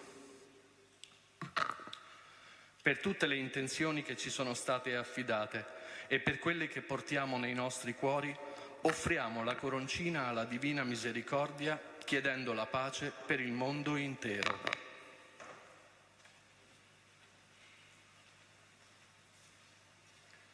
Padre nostro che sei nei cieli, sia santificato il tuo nome, venga il tuo regno, sia fatta la tua volontà, come in cielo così in terra.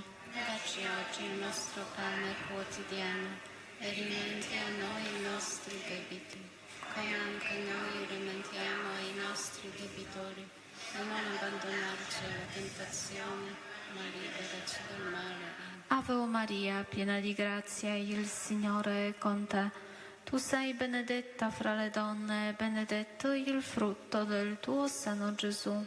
Santa Maria, Madre di Dio, prega per noi peccatori, adesso è l'ora della nostra morte. Amen. Credo in Dio, Padre Onnipotente, Creatore del cielo e della terra, e in Gesù Cristo, suo unico Figlio, nostro Signore, il quale fu concepito di Spirito Santo, nacque da Maria Vergine, patì sotto Ponzio Pilato, fu crocifisso, morì e fu sepolto, discese agli inferi, il terzo giorno risuscitò da morte, salì al cielo, siede alla destra di Dio Padre Onnipotente, di là verrà a giudicare i vivi e i morti. Credo nello Spirito Santo, la Santa Chiesa Cattolica, la comunione dei santi, la remissione dei peccati, la risurrezione della carne, la vita eterna. Amen. Eterno Padre, ti offro il corpo e il sangue, l'anima e la divinità del tuo dilettissimo Figlio e Signore nostro Gesù Cristo, L'espiazione dei nostri peccati e di quelli del mondo intero. per la sua dolorosa passione, Abbi misericordia di noi e del mondo intero. per la sua dolorosa passione, Abbi misericordia di noi e del mondo per la sua dolorosa passione, abbi misericordia di noi e del mondo intero. per la sua dolorosa passione, Abbi misericordia di noi e del mondo intero. per la sua dolorosa passione, Abbi misericordia di noi e del mondo intero. per la sua dolorosa passione, Abbi misericordia di noi e del mondo intero. per la sua dolorosa passione, Abbi misericordia di noi e del mondo intero. per la sua dolorosa passione, Abbi misericordia di noi e del mondo intero. per la sua dolorosa passione, Abbi misericordia di noi e del mondo intero. per la sua dolorosa passione, Abbi misericordia di noi e del mondo intero. Eterno Padre, ti offro il corpo e il sangue, l'anima e la divinità del tuo dilettissimo Figlio e Signore nostro Gesù Cristo, In espiazione dei nostri peccati e di quelli del mondo intero. per la sua dolorosa passione, Abbi misericordia di noi e del mondo intero. per la sua dolorosa passione, Abbi misericordia di noi e del mondo intero. per la sua dolorosa passione, Abbi misericordia di noi e del mondo intero. per la sua dolorosa passione, Abbi misericordia di noi e del mondo intero. per la sua dolorosa passione, Abbi misericordia di noi e del mondo intero. per la sua dolorosa passione, Abbi misericordia di noi e del mondo intero. per la sua dolorosa passione, Abbi misericordia di noi e del mondo intero. per la sua dolorosa passione, Abbi misericordia di noi e del mondo intero. per la sua dolorosa passione, Abbi misericordia di noi e del mondo intero. per la sua dolorosa passione, Abbi misericordia di noi e del mondo intero. Eterno Padre, ti offro il corpo, il sangue, l'anima e la divinità del tuo dilettissimo Figlio e Signore nostro Gesù Cristo, in espiazione dei nostri peccati e di quelli del mondo intero. per la sua dolorosa passione, Abbi misericordia di noi e del mondo intero. per la sua dolorosa passione, Abbi misericordia di noi e del mondo intero. per la sua dolorosa passione, Abbi misericordia di noi e del mondo intero. per la sua dolorosa passione, Abbi misericordia di noi e del mondo intero. per la sua dolorosa passione, Abbi misericordia di noi e del mondo intero. per la sua dolorosa passione, Abbi misericordia di noi e del mondo intero. per la sua dolorosa passione, Abbi misericordia di noi e del mondo intero. per la sua dolorosa passione, Abbi misericordia di noi e del mondo intero. per la sua dolorosa passione, Abbi misericordia di noi e del mondo intero. per la sua dolorosa passione, Abbi misericordia di noi e del mondo intero. Eterno Padre, ti offro il corpo e il sangue, l'anima e la divinità del tuo dilettissimo Figlio e Signore nostro Gesù Cristo, in espiazione dei nostri peccati e di quelli del mondo intero. per la sua dolorosa passione, Abbi misericordia di noi e del mondo intero. per la sua dolorosa passione, Abbi misericordia di noi e del mondo intero. per la sua dolorosa passione, Abbi misericordia di noi e del mondo intero. per la sua dolorosa passione, Abbi misericordia di noi e del mondo intero. per la sua dolorosa passione, Abbi misericordia di noi e del mondo intero. per la sua dolorosa passione, Abbi misericordia di noi e del mondo intero. per la sua dolorosa passione, Abbi misericordia di noi e del mondo intero. per la sua dolorosa passione, Abbi misericordia di noi e del mondo intero. per la sua dolorosa passione, abbi misericordia di noi e del mondo intero. per la sua dolorosa passione, Abbi misericordia di noi e del mondo intero. Eterno Padre, ti offro il corpo e il sangue, l'anima e la divinità del tuo dilettissimo Figlio e Signore nostro Gesù Cristo, In espiazione dei nostri peccati e di quelli del mondo intero. per la sua dolorosa passione, Abbi misericordia di noi e del mondo intero. per la sua dolorosa passione, Abbi misericordia di noi e del mondo intero. per la sua dolorosa passione, Abbi misericordia di noi e del mondo intero. per la sua dolorosa passione, Abbi misericordia di noi e del mondo intero. per la sua dolorosa passione, Abbi misericordia di noi e del mondo intero. per la sua dolorosa passione, Abbi misericordia di noi e del mondo intero. per la sua dolorosa passione, Abbi misericordia di noi e del mondo intero. per la sua dolorosa passione, Abbi misericordia di noi e del mondo intero. per la sua dolorosa passione, Abbi misericordia di noi e del mondo intero. per la sua dolorosa passione, Abbi misericordia di noi e del mondo intero. Santo Dio, Santo forte, Santo immortale, abbi pietà di noi e del mondo intero.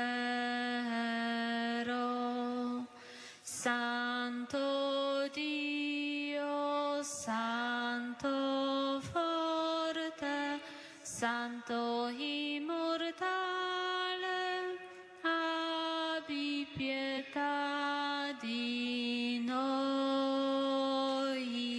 e del mondo intero.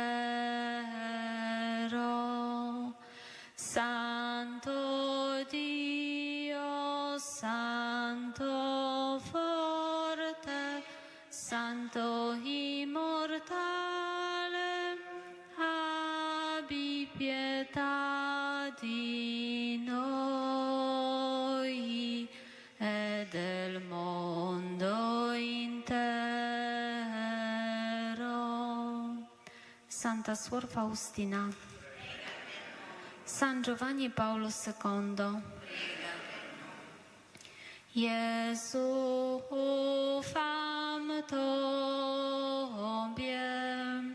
Gesù fam tobie, io confido in te, Gesù, nella tua misericordia.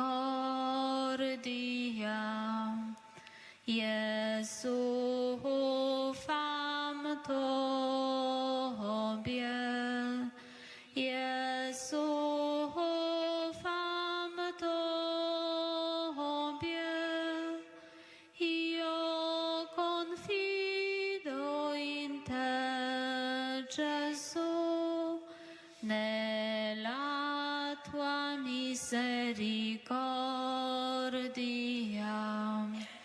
Gesù fam tobie, Gesù fam tobie, io confido in te, Gesù, nella tua misericordia.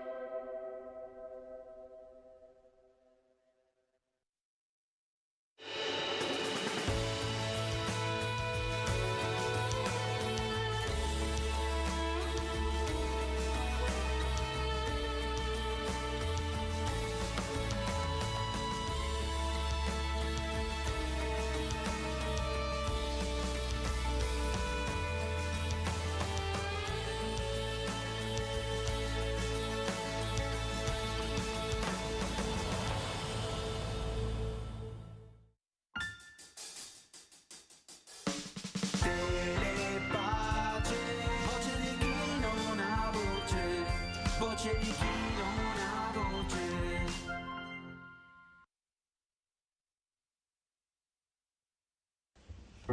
Oh Maria, Madre nostra, siamo nuovamente qui davanti a te. Tu conosci i dolori e le fatiche che in quest'ora appesantiscono il nostro cuore. Noi alziamo lo sguardo a te, ci immergiamo nei tuoi occhi e ci affidiamo al tuo cuore. Anche a te, oh Madre, la vita ha riservato difficili prove e umani timori, ma sei stata coraggiosa e audace. Hai affidato tutto a Dio, hai risposto a Lui con amore, hai offerto te stessa senza risparmiarti. Come intrepida donna della carità, in fretta ti sei recata ad aiutare Elisabetta. Con prontezza hai colto il bisogno degli sposi durante le nozze di Cana. Con fortezza d'animo sul Calvario hai rischiato di speranza pasquale la notte del dolore. Infine, con tenerezza di madre, hai dato coraggio ai discepoli impauriti nel cenacolo e con loro hai accolto il dono dello Spirito. E ora ti supplichiamo, accogli il nostro grido.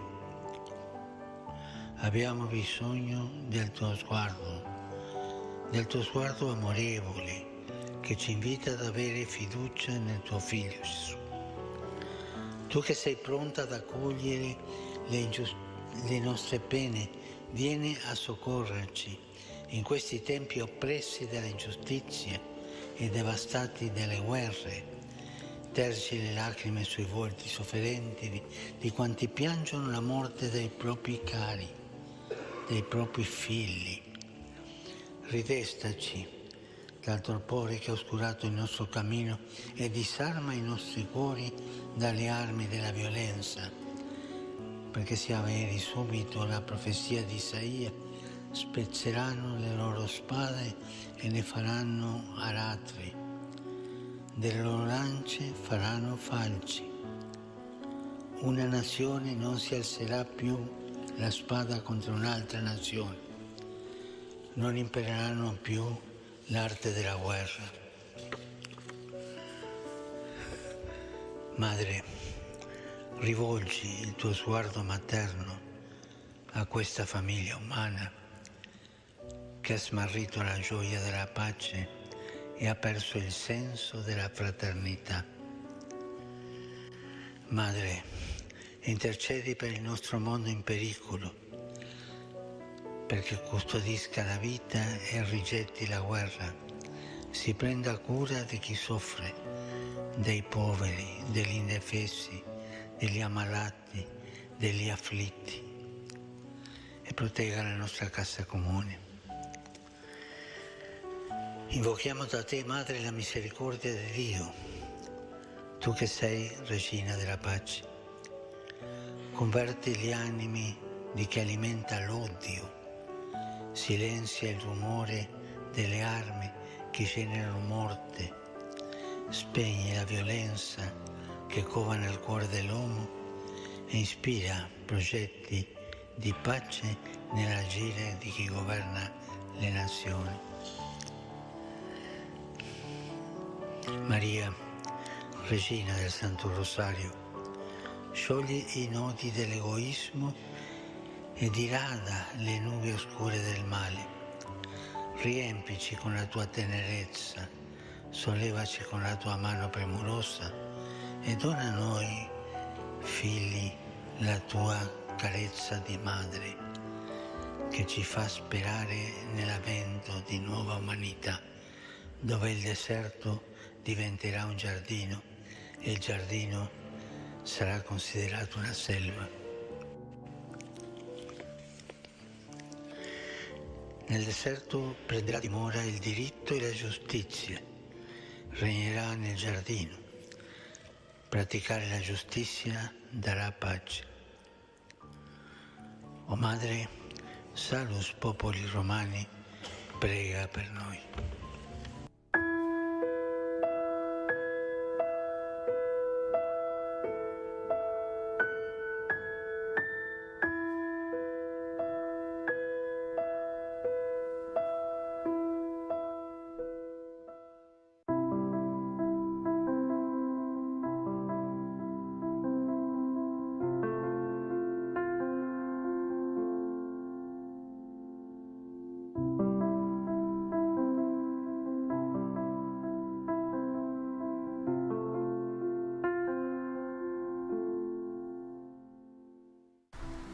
Il mese di maggio è già iniziato da qualche giorno, allora abbiamo pensato di realizzare alcuni dei commenti al Vangelo quotidiano proprio da un luogo speciale qui a Roma. È il luogo il santuario della Madonna della Rivelazione, il luogo da cui Maria ha parlato a Bruno Cornacchiola ormai tanti anni fa. Il suo messaggio continua a essere presenza materna in questa città. Ecco, e nel Vangelo di oggi quasi ad accompagnare questo senso materno che ti aiuta e ti accompagna a scoprire la verità, ecco, anche Gesù si inserisce in questo stile e ci aiuta a fare i conti con una domanda che periodicamente dovremmo fare alla nostra vita. Tu ami il Signore? Ci verrebbe da rispondere, ma certo, certo che sì. E la seconda domanda è: come fai a dimostrare di amare il Signore? Come fai a dimostrare, a far sì che sia visibile il motivo per cui preghi, vai a messa, fai delle cose così belle, importanti? È Gesù che ci offre il criterio nel Vangelo odierno. Chi mi ama osserverà la mia parola. Chi accoglie la parola e osserva i comandamenti, questi è colui che mi ama. Allora la domanda che dovremmo farci è proprio relativa ai comandamenti, cioè ai punti di riferimento della nostra vita.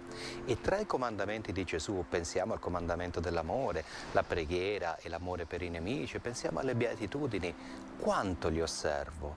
Quanto veramente queste parole della Scrittura sono entrate a far parte della mia vita e le osservo nella mia quotidianità? La risposta è fondamentale per capire a che punto stiamo, e se ci accorgessimo che siamo ancora tanto mancanti, non buttiamoci giù. Il Vangelo sempre odierno ci ricorda la presenza dello Spirito Santo, che ci prende per mano, che ci accompagna alla verità tutta intera, che nel corso della nostra vita fa in modo che possiamo fare quei passi che ci avvicinano sempre di più a quel modello che Gesù è venuto a portarci, il suo esempio, così che l'osservanza della parola, la sua parola, ci renda sempre più simili a ciò che Gesù è.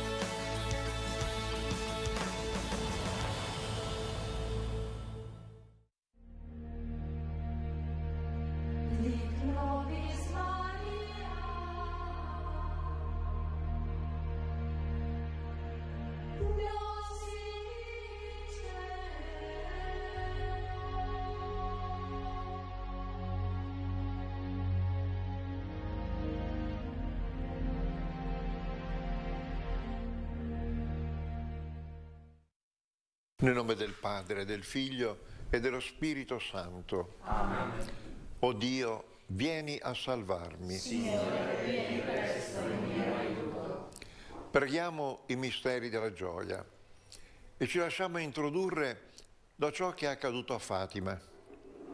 Il 13 maggio 1917, domenica avanti l'Ascensione, tre semplici e poverissimi pastorelli di Aggiustrel, piccola borgata nei dintorni di Fatima, escono per condurre al pascolo i greggi delle proprie famiglie.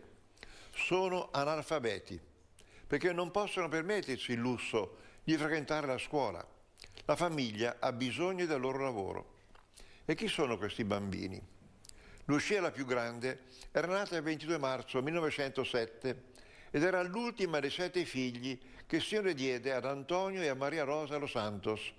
Al tempo delle apparizioni, Lucia aveva 10 anni. Francesco e Giacinta, cugini di Lucia, erano figli di Manuel, Pedro, Marto ed Olimpia da Jesus. Al tempo delle apparizioni, Francesco aveva 9 anni, Giacinta era più piccola, appena 7 anni. Il 13 maggio 1917 era domenica e i bambini avevano partecipato molto presto alla Santa Messa, perché le loro famiglie, nonostante il lavoro duro dei campi, non avrebbero mai lasciato la Santa Messa domenicale.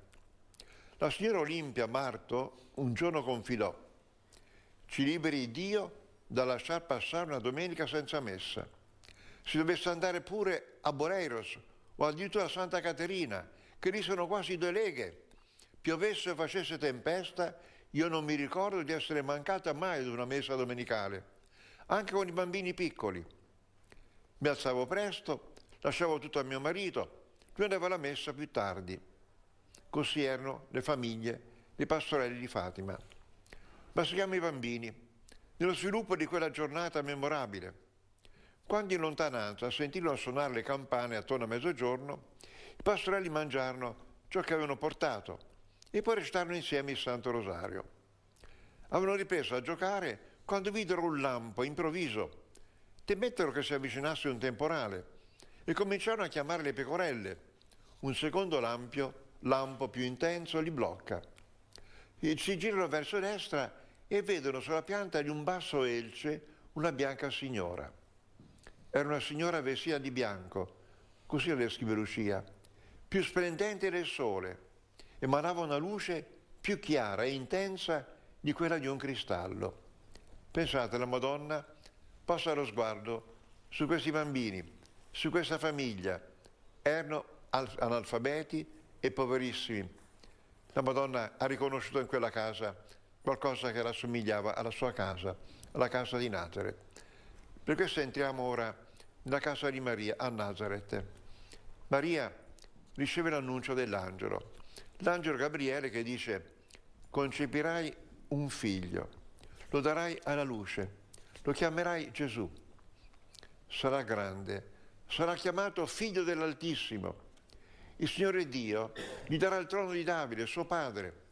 Regnerà per sempre sulla casa di Giacobbe e il suo regno non avrà fine. Maria con tanta umiltà risponde: eccomi, io sono la serva del Signore. Avvenga di me quello che tu hai detto. Io sono disponibile, sono pronta. O Maria, dal cuore giovane, insegnaci il tuo sì. Vorremmo correre nella via dell'amore, ma l'egoismo talvolta appesantisce il nostro passo. Vorremmo cantare la melodia della gioia, ma conosciamo soltanto pochissime note. Guidaci, o Maria, sulla via di Dio, segnata dalle orme dei tuoi passi, la via del coraggio e dell'umiltà, la via del dono senza riserve, la via della fedeltà che non appassisce, la via della purezza, colma di amore. O Maria dal cuore giovane, aiutaci a riconoscere l'ora della nostra annunciazione per dire il nostro sì insieme a te. Staci vicino, per ripetere oggi e ogni giorno: eccomi, Signore, avvenga di me secondo la tua volontà. Padre nostro che sei nei cieli, sia santificato il tuo nome, venga il tuo regno, sia fatta la tua volontà, come in cielo, così in terra. Dacci oggi il nostro pane quotidiano, e rimetti a noi i nostri debiti, come anche noi li rimettiamo ai nostri debitori,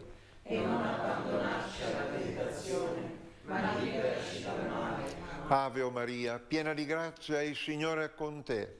Tu sei benedetta fra le donne e benedetto è il frutto del tuo seno, Gesù. Santa Maria, Madre di Dio, prega per noi peccatori, adesso e nell'ora della nostra morte. Amen. Ave o Maria, piena di grazia, il Signore è con te. Tu sei benedetta fra le donne e benedetto è il frutto del tuo seno, Gesù. Santa Maria, Madre di Dio, prega per noi peccatori, adesso e nell'ora della nostra morte. Amen. Ave o Maria, piena di grazia, il Signore è con te. Tu sei benedetta fra le donne e benedetto è il frutto del tuo seno, Gesù. Santa Maria, Madre di Dio, prega per noi peccatori, adesso e nell'ora della nostra morte. Amen. Ave o Maria, piena di grazia, il Signore è con te. Tu sei benedetta fra le donne e benedetto è il frutto del tuo seno, Gesù. Santa Maria, Madre di Dio, prega per noi peccatori, adesso e nell'ora della nostra morte. Amen. Ave o Maria, piena di grazia, il Signore è con te. Tu sei benedetta fra le donne e benedetto è il frutto del tuo seno, Gesù. Santa Maria, Madre di Dio, prega per noi peccatori, adesso e nell'ora della nostra morte. Amen. Ave o Maria, piena di grazia, il Signore è con te. Tu sei benedetta fra le donne e benedetto è il frutto del tuo seno, Gesù. Santa Maria, Madre di Dio, prega per noi peccatori, adesso e nell'ora della nostra morte. Amen. Ave o Maria, piena di grazia, il Signore è con te.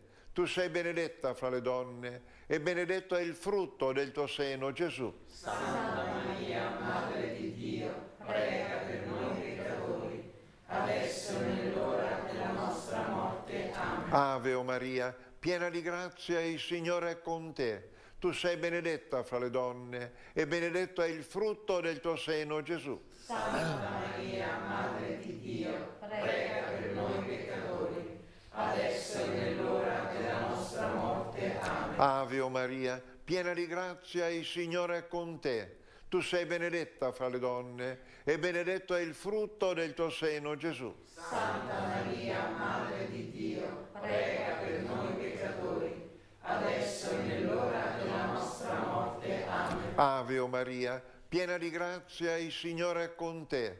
Tu sei benedetta fra le donne e benedetto è il frutto del tuo seno, Gesù. Santa Maria, Madre di Dio, prega per noi peccatori, adesso e nell'ora della nostra morte. Amen. Gloria al Padre, al Figlio e allo Spirito Santo. Come era nel principio, ora e sempre, nei secoli dei secoli. Amen. O Gesù, perdona le nostre colpe, preservaci dal fuoco dell'inferno, porta in cielo tutte le anime, specialmente le più bisognose della tua misericordia. Mio Dio, io credo, adoro, spero e ti amo. Domando perdono per quelli che non credono, non adorano, non sperano e non ti amano. Per intercessione di Maria Immacolata e di tutti i santi, concedi, Signore, santi genitori, santi vescovi, sacerdoti e diaconi, ferventi religiosi, religiose e missionari alla tua Chiesa. Il secondo mistero della gioia ci fa seguire Maria, che fa un lungo viaggio e va da Elisabetta per servire, per condividere la gioia, per cantare il Magnificat, nel quale Maria con sicurezza afferma: Dio rovescia i potenti dai troni e innalza gli umili. Eppure in quel momento i prepotenti erano al potere, qui a Roma e anche a Gerusalemme. Eppure Maria con sicurezza esclama: Dio rovescia i potenti dai troni e innalza gli umili. Pensate, queste parole fecero paura al potentissimo Napoleone. E Maria ha avuto sempre ragione.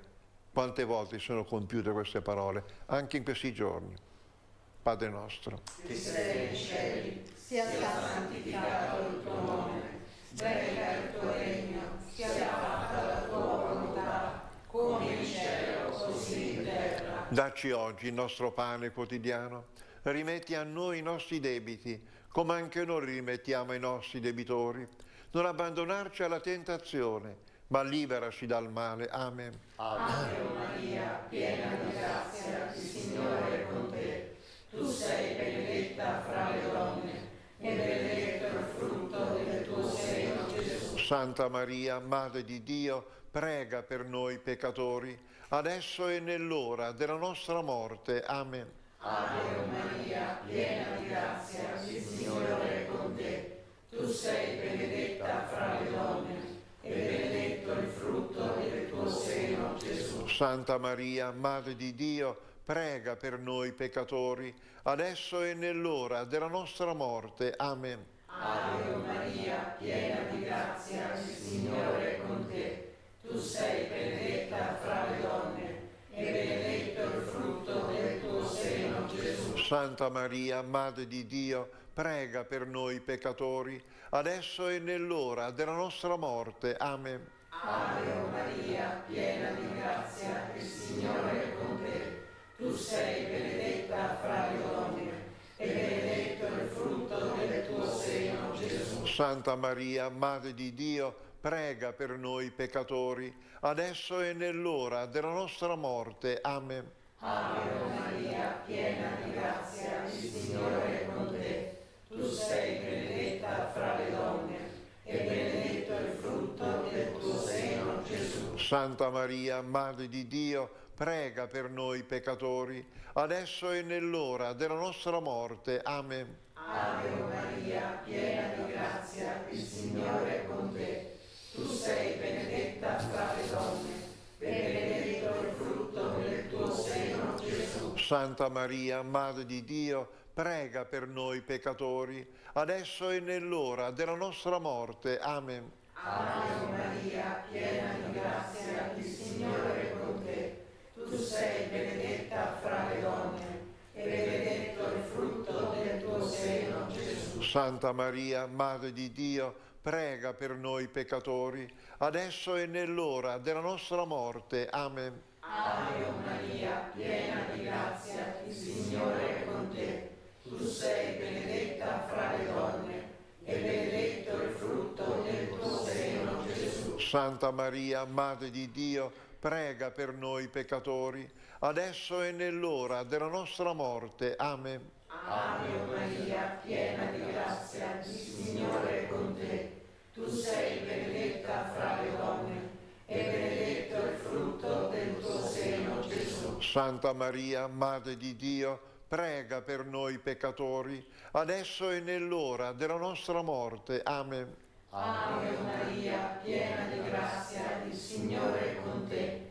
Tu sei benedetta fra le donne, e benedetto il frutto del tuo seno, Gesù. Santa Maria, Madre di Dio, prega per noi peccatori, adesso e nell'ora della nostra morte. Amen.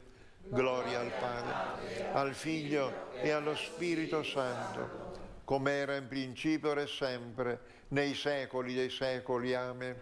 O Gesù, perdona le nostre colpe, preservaci dal fuoco dell'inferno, porta in cielo tutte le anime, specialmente le più bisognose della tua misericordia.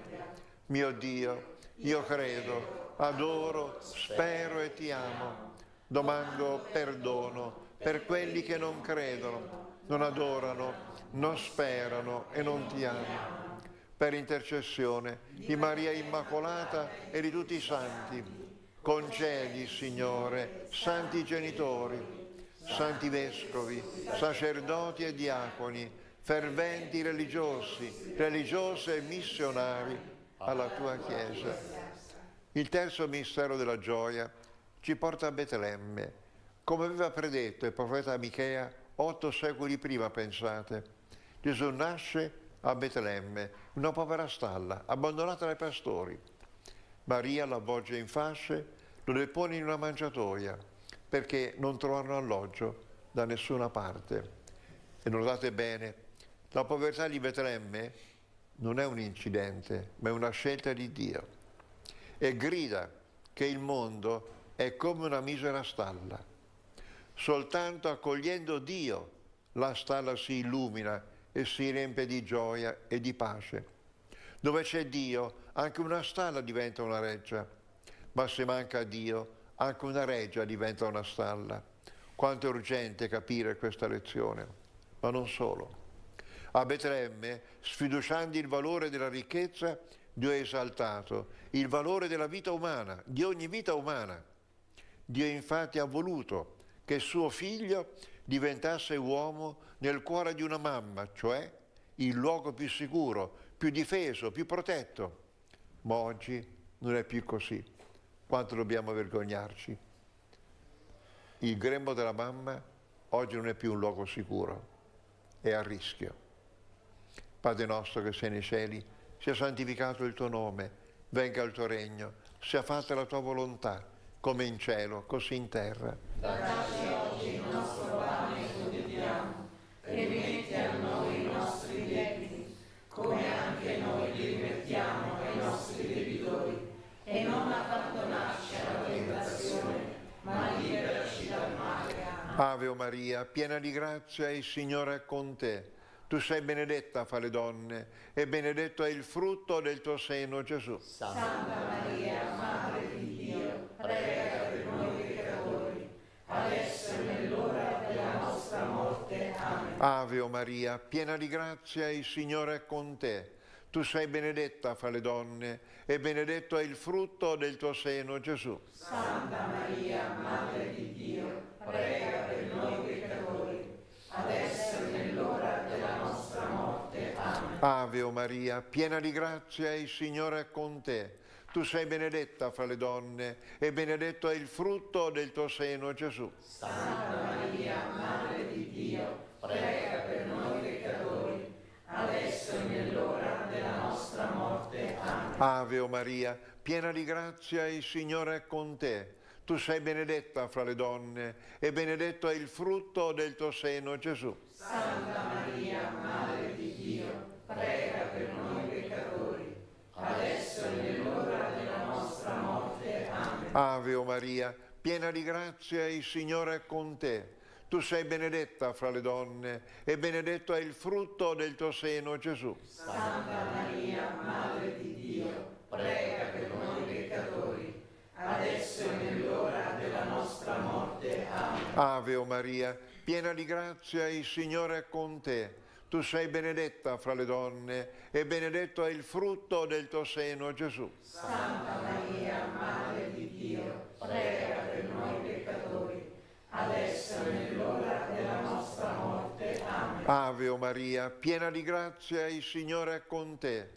Tu sei benedetta fra le donne, e benedetto è il frutto del tuo seno, Gesù. Santa Maria, Madre di Dio, prega per noi peccatori, adesso e nell'ora della nostra morte. Amen. Ave Maria, piena di grazia, il Signore è con te. Tu sei benedetta fra le donne, e benedetto è il frutto del tuo seno, Gesù. Santa Maria, Madre di Dio, prega per noi peccatori, adesso e nell'ora della nostra morte. Amen. Ave Maria, piena di grazia, il Signore è con te. Tu sei benedetta fra le donne, e benedetto è il frutto del tuo seno, Gesù. Santa Maria, Madre di Dio, prega per noi peccatori, adesso e nell'ora della nostra morte. Amen. Ave Maria, piena di grazia, il Signore è con te. Tu sei benedetta fra le donne, e benedetto è il frutto del tuo seno, Gesù. Santa Maria, Madre di Dio, prega per noi peccatori,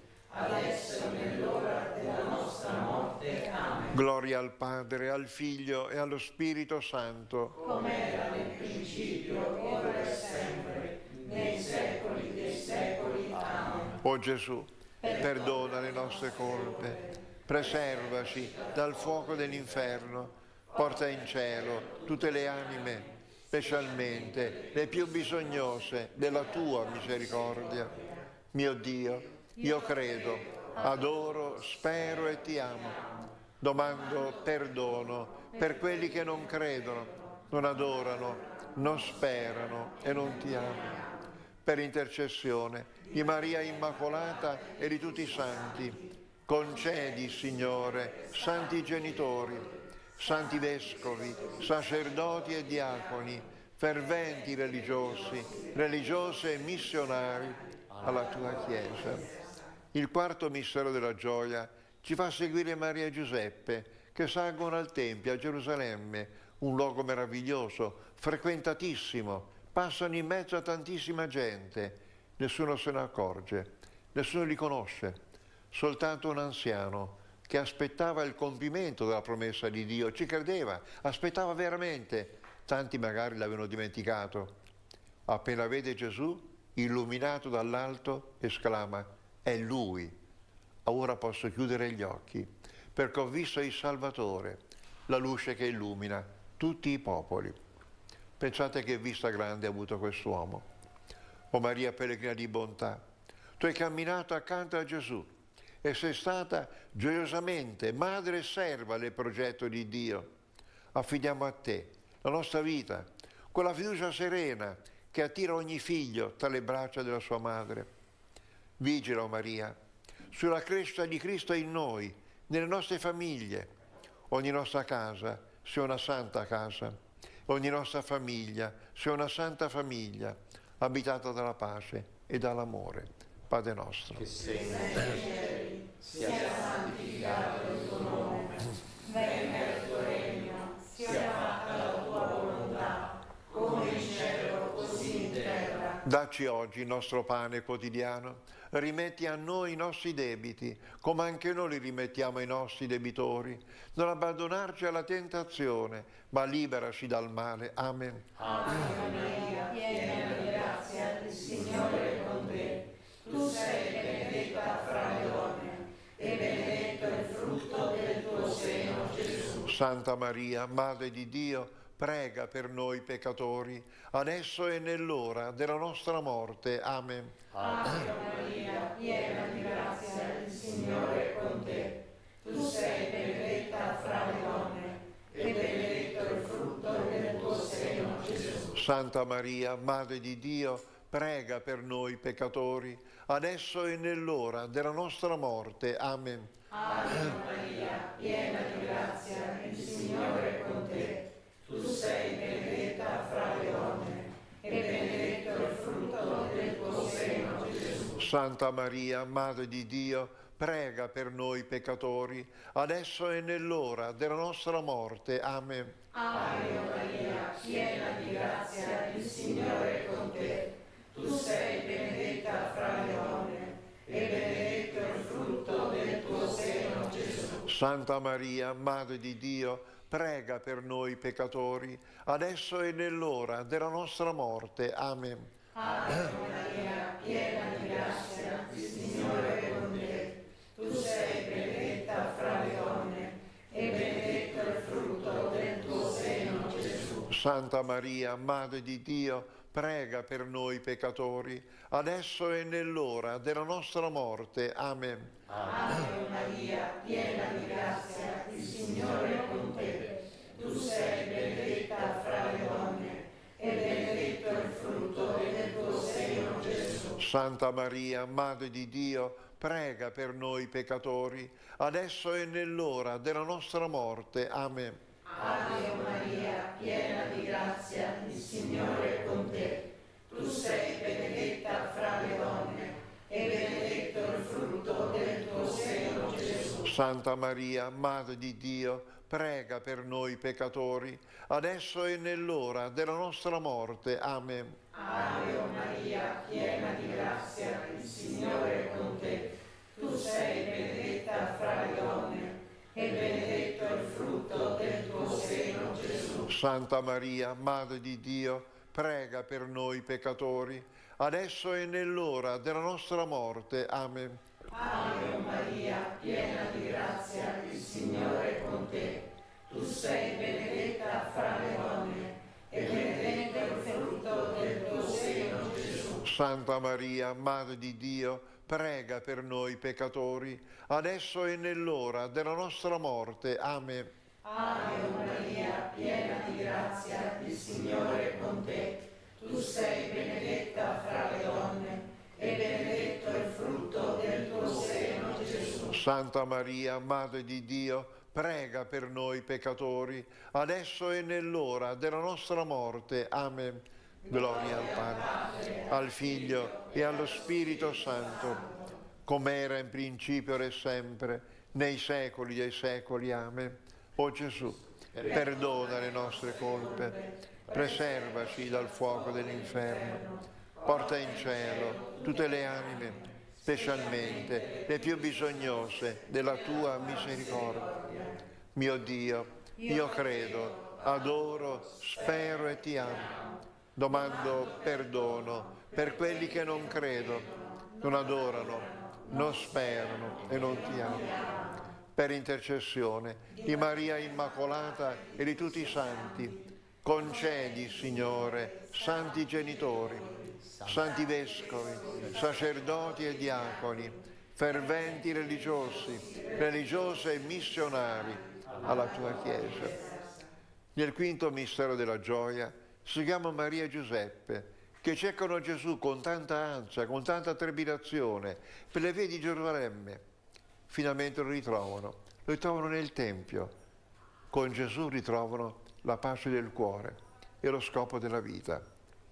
Maria e Giuseppe, pregate per noi e invocate per noi il dono della perseveranza della fede, affinché anche noi ogni giorno cerchiamo il Signore.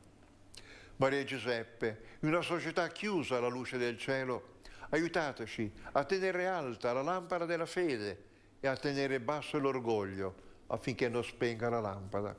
Padre nostro che sei nei cieli, sia santificato il tuo nome, venga il tuo regno, sia fatta la tua volontà, come in cielo, così in terra. Dacci oggi il nostro pane quotidiano e rimetti a noi i nostri debiti, come anche noi li rimettiamo ai nostri debitori, e non abbandonarci alla tentazione, ma liberaci dal male. Ave Maria, piena di grazia, il Signore è con te. Tu sei benedetta fra le donne, e benedetto è il frutto del tuo seno, Gesù. Santa Maria, Madre di Dio, prega per noi peccatori, adesso e nell'ora della nostra morte. Amen. Ave Maria, piena di grazia, il Signore è con te. Tu sei benedetta fra le donne, e benedetto è il frutto del tuo seno, Gesù. Santa Maria, Madre di Dio, prega per noi peccatori, adesso e nell'ora della nostra morte. Amen. Ave Maria,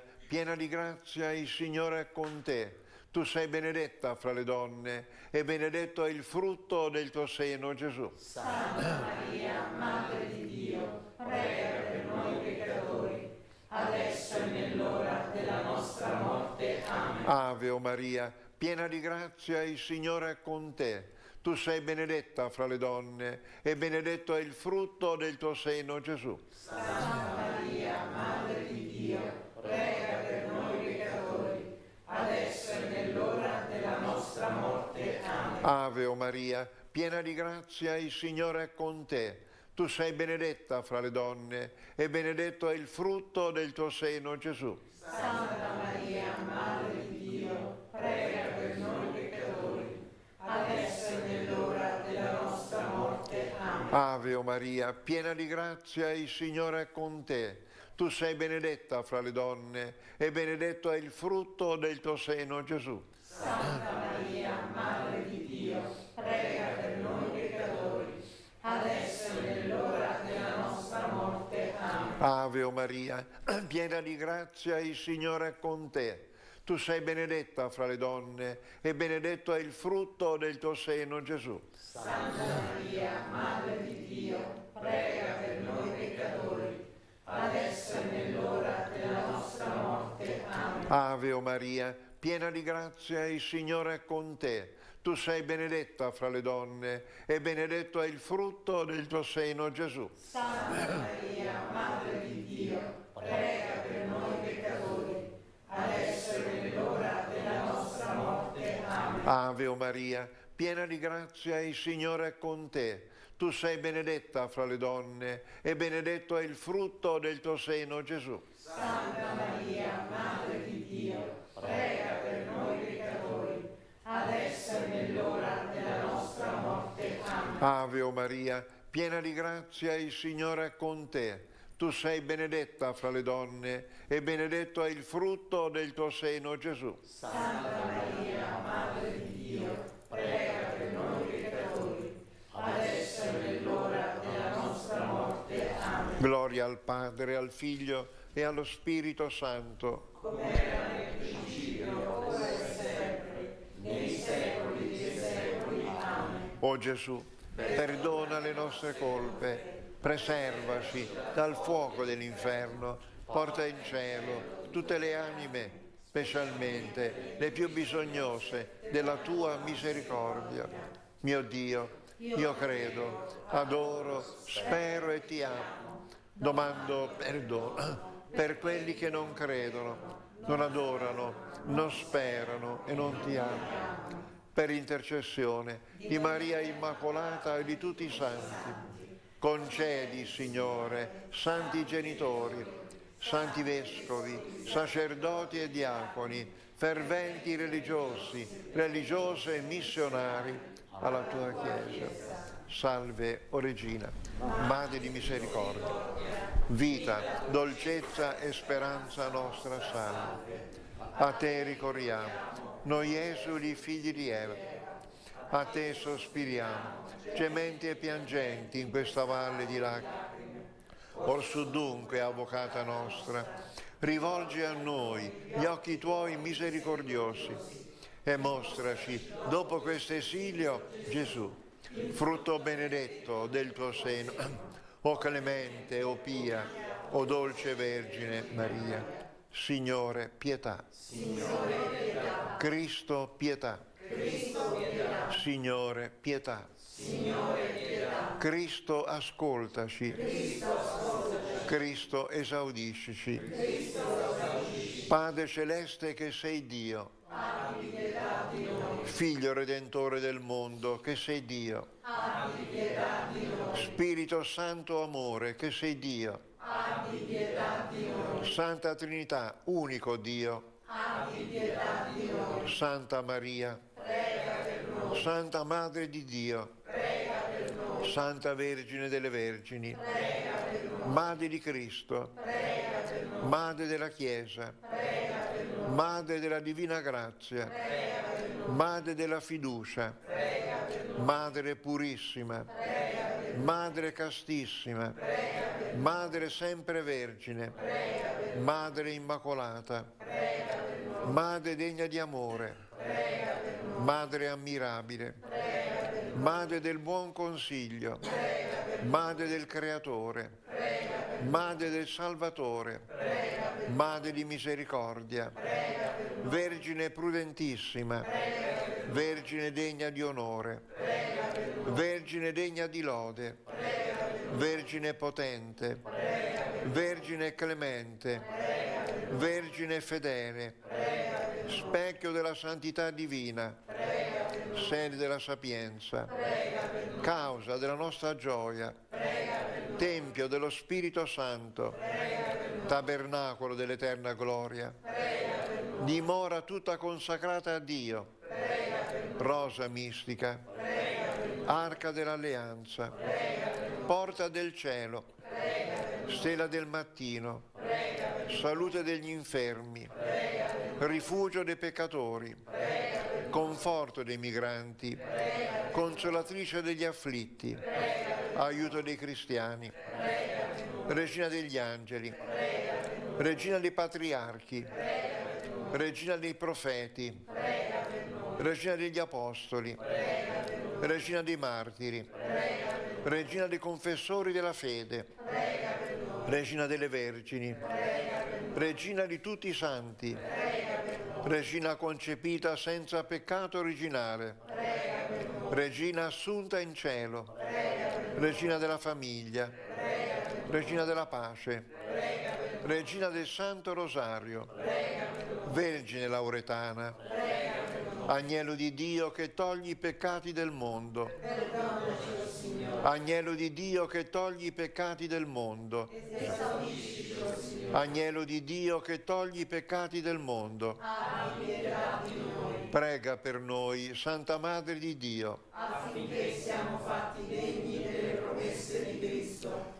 Preghiamo insieme Maria, Madre dei pellegrini. O Maria, da tutte le strade del mondo veniamo verso di te, cercando il tuo volto, il volto della Madre, che mai abbandona e mai delude, mai. O Maria, i santuari sono luoghi da te benedetti. Qui i tuoi occhi ci sono posati e hanno fatto sgorgare una sorgente limpida di speranza vera e di gioia sincera. O Maria, veniamo fiduciosamente a te, con il bagaglio talvolta pesante delle nostre paure e delle nostre sofferenze. Tu sei mamma, tu puoi capirci, tu puoi aiutarci. O Maria, stringi al tuo petto ciascuno di noi, lascia impressa nella nostra anima una serenità grande per poter cantare il tuo Magnificat ogni giorno della nostra vita, fino a quando in cielo potremo cantarlo con te. Grazie, o Maria, Madre dei pellegrini. Amen. Il Signore sia con voi. Sia benedetto il nome del Signore. Il nostro aiuto è nel nome del Signore. Vi benedica, vi protegga, vi accompagni sempre Dio Onnipotente, Padre e Figlio e Spirito Santo. Amen. Abbiamo sentito il bel esempio delle famiglie dei pastorelli di Fatima, gente con tanti figli, con tanto lavoro faticoso come era a quei tempi, eppure mai hanno perduto una messa domenicale, perché capivano che il Signore deve avere il primo posto nella vita. Una famiglia che non mette Dio al centro è una famiglia che non regge, come una casa senza fondamenta. Impariamo dall'esempio di queste povere famiglie, ma tanto sapienti. Nel nome del Signore, andate in pace. Rendiamo grazie a Dio. Sia lodato Gesù Cristo.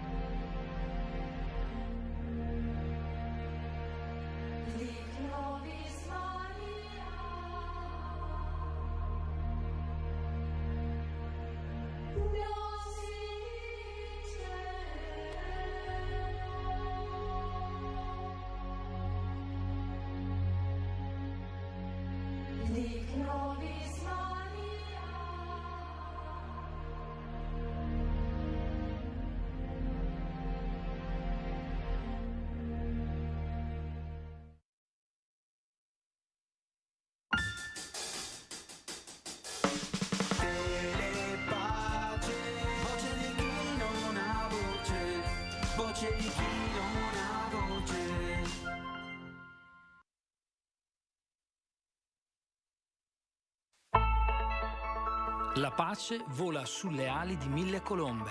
Bastano 1000 euro donati da 1000 di voi per far volare più in alto la voce di Telepace.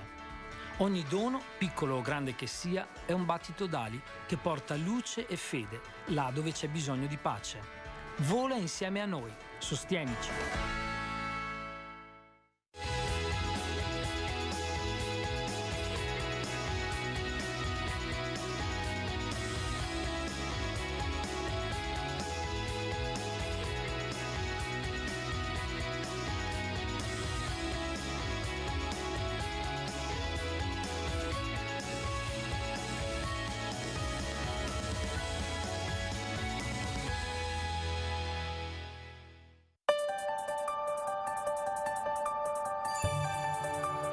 Bentrovati a tutti voi cari amici in questo nuovo appuntamento con Fatti e Prospettive. Ecco di cosa parleremo in questa puntata. Come sempre all'inizio spazio alla cronaca vaticana e alle attività del Santo Padre, in particolare nel fine settimana, grazie al collega Giovanni della redazione di Telepace di Roma.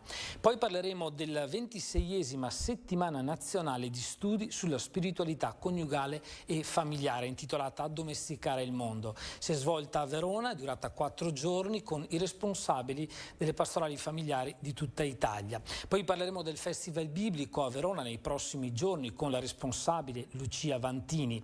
E infine avremo ospite Giovanni Tosi, autore del libro Le Invisibili della Manara, storie di partigiane e patriotte veronesi. Allora spazio subito al collega Giovanni, la linea a te per sapere le parole del Santo Padre nel corso di questo fine settimana. Buon pomeriggio Lucio e ben ritrovati ai nostri telespettatori nel consueto spazio di approfondimento sull'attività del Papa all'interno di Fatti e Prospettive. In questi giorni il Pontefice ha richiamato più volte i temi centrali per la vita della Chiesa e del mondo, dall'accoglienza alla pace, dalla responsabilità dell'informazione fino alla memoria condivisa delle grandi tragedie che hanno segnato intere comunità. Ripercorriamo dunque gli impegni del fine settimana e alcune delle parole più significative che ha pronunciato. Iniziamo dal Regina Coeli di domenica. Il Papa ha offerto una riflessione sul Vangelo che, ha detto, ci introduce nel dialogo di Gesù con i discepoli durante l'ultima cena. In particolare il Papa si è soffermato sul contrasto tra la logica del mondo, spesso segnata da esclusività e competizione, e quella del Vangelo che invece apre a tutti spazi di accoglienza, riconoscimento e gioia condivisa. Un invito a riscoprire il valore di ciò che unisce e non esclude. Le sue parole. Carissimi, nel mondo vecchio in cui ancora siamo in cammino, ad attirare l'attenzione sono i luoghi esclusivi, le esperienze alla portata di pochi, il privilegio di entrare dove nessun altro può. Invece, nel mondo nuovo, in cui il risorto ci porta, ciò che vale di più è alla portata di tutti, ma non per questo perde attrattiva. Al contrario, ciò che è aperto a tutti ora dà gioia. La gratitudine prende il posto della competizione. L'accoglienza cancella l'esclusione. L'abbondanza non comporta più diseguaglianza. Soprattutto, nessuno è confuso con qualcun altro. Nessuno è perduto. In verità, è questo il posto che cerchiamo per tutta la vita, talvolta disposti a tutto pur di avere un po' di attenzione e di riconoscimento.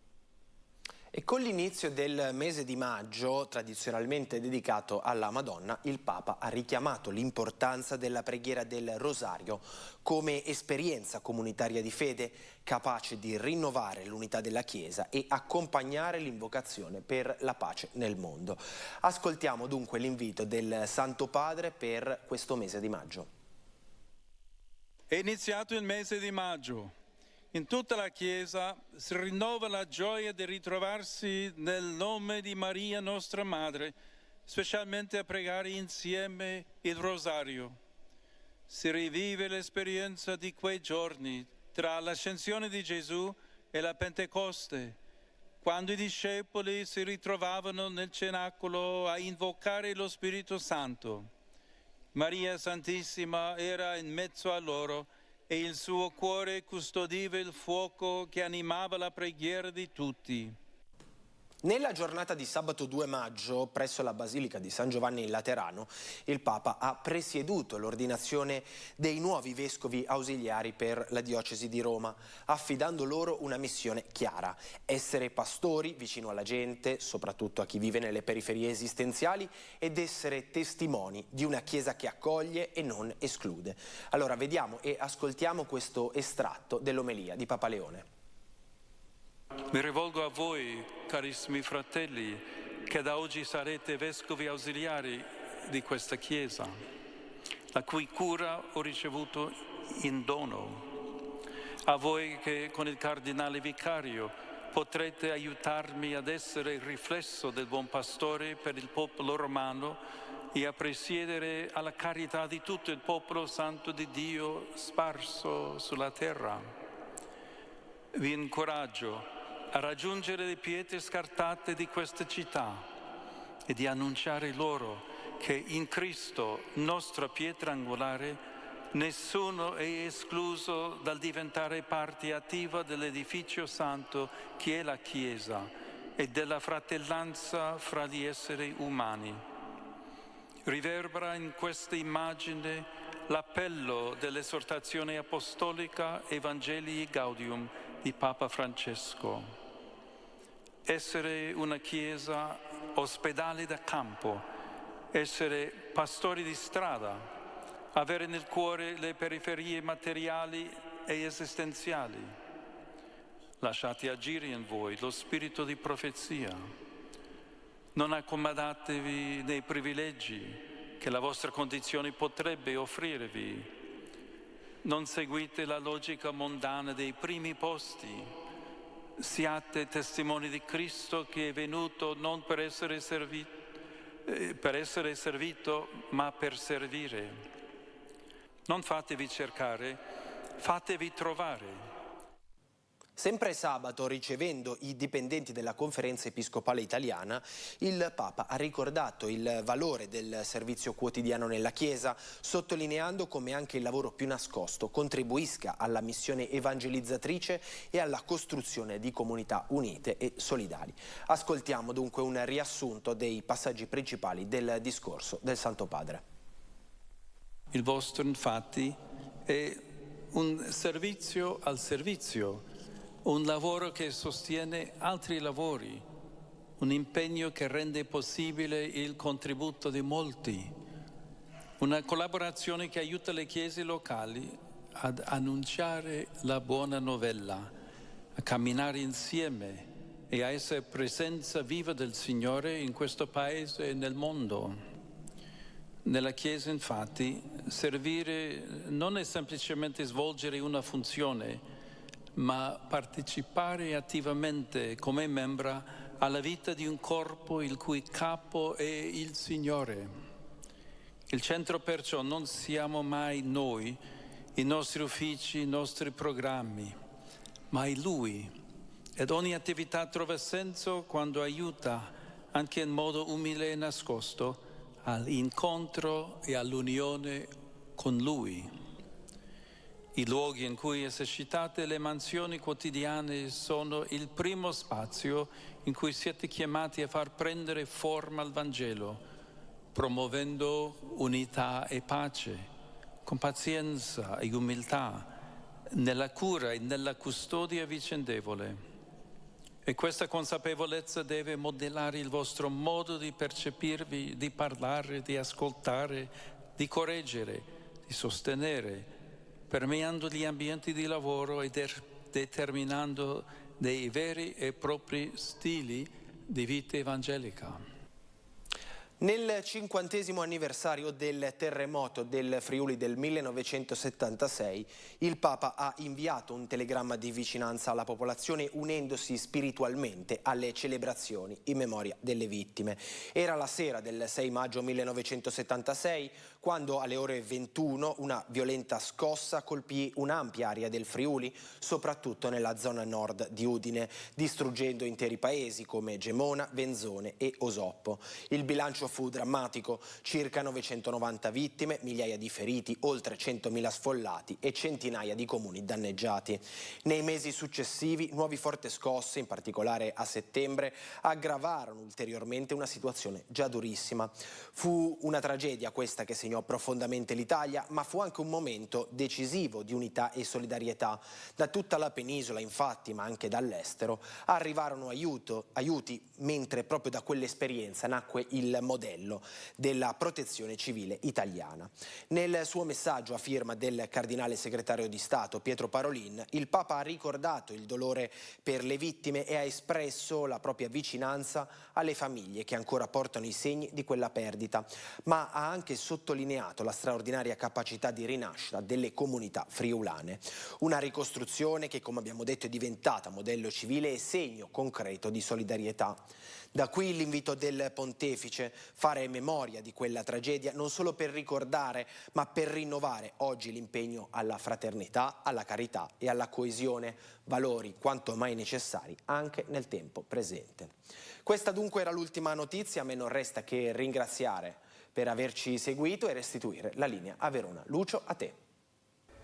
Ed ora cambiamo argomento e parliamo di famiglia, in particolare della 26esima settimana nazionale di studi sulla spiritualità coniugale e familiare. Si è svolta dallo scorso giovedì fino a domenica a Verona e ha coinvolto i responsabili delle pastorali familiari di tutta Italia. Un incontro che si è aperto giovedì 30 aprile con alcuni ospiti che abbiamo sentito. In primis sentiamo tra qualche istante il cardinale, Sua Eminenza Matteo Maria Zuppi, presidente della Conferenza Episcopale Italiana, che ci ha raccontato il perché di questo incontro e perché è importante approfondire la famiglia oggi.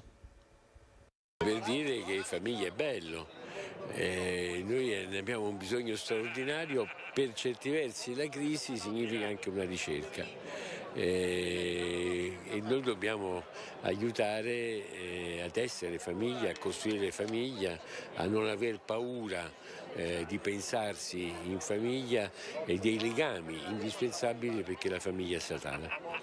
La sfida di educare all'affettività in un'epoca digitale, questo è il titolo della sua relazione. Cosa vuole sottolineare qui a tutte queste persone stasera? Che la famiglia richiede sempre la presenza, non è in remoto. Qualche volta purtroppo i nostri legami sono molto in remoto e molto virtuali. La famiglia è la garanzia che usiamo lo strumento ma non ne veniamo usati. Qualche volta il digitale ha generato già una nuova relazione tra le persone e anche quindi una nuova antropologia. Dobbiamo misurarci con questo, non si torna indietro ovviamente, è un grande strumento, ma dobbiamo anche aiutare a crescere nell'affetto, a usare lo strumento, a fare di questo un motivo per pensarsi insieme e non perché diventi motivo di divisione.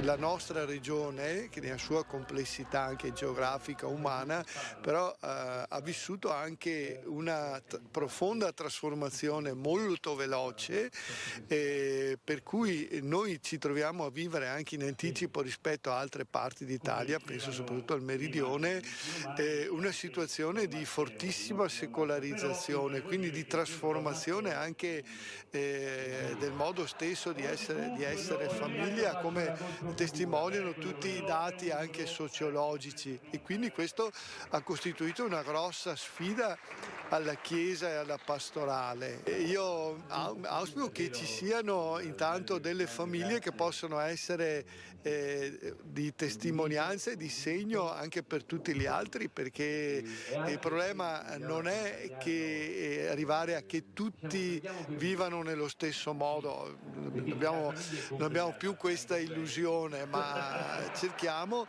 che ci siano delle famiglie che insieme danno anche una testimonianza e segnano anche un cammino di un certo stile di vita, ecco, di cui c'è bisogno.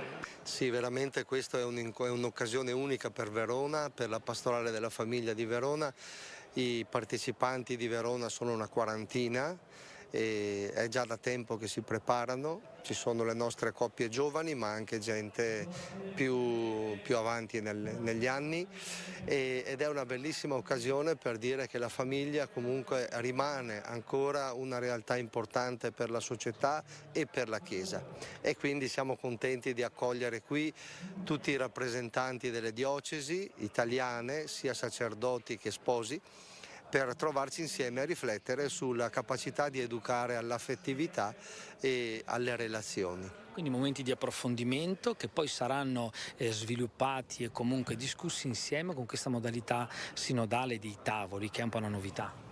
Sì, è una novità a partire ancora dal 2015 dal convegno ecclesiale di Firenze, abbiamo assunto questo stile, che è uno stile sinodale, proprio di metterci a un tavolo tutti, vescovi, sacerdoti, consacrati, sposi, single, tutti quelli che lavorano a favore della famiglia, e metterci proprio attorno a un tavolo per discutere, confrontarci anche con idee molto diverse, ma sempre che convergono nell'unica fede. Quindi è un'esperienza molto bella quella del Sinodo, e noi lo facciamo proprio come esperienza di Chiesa.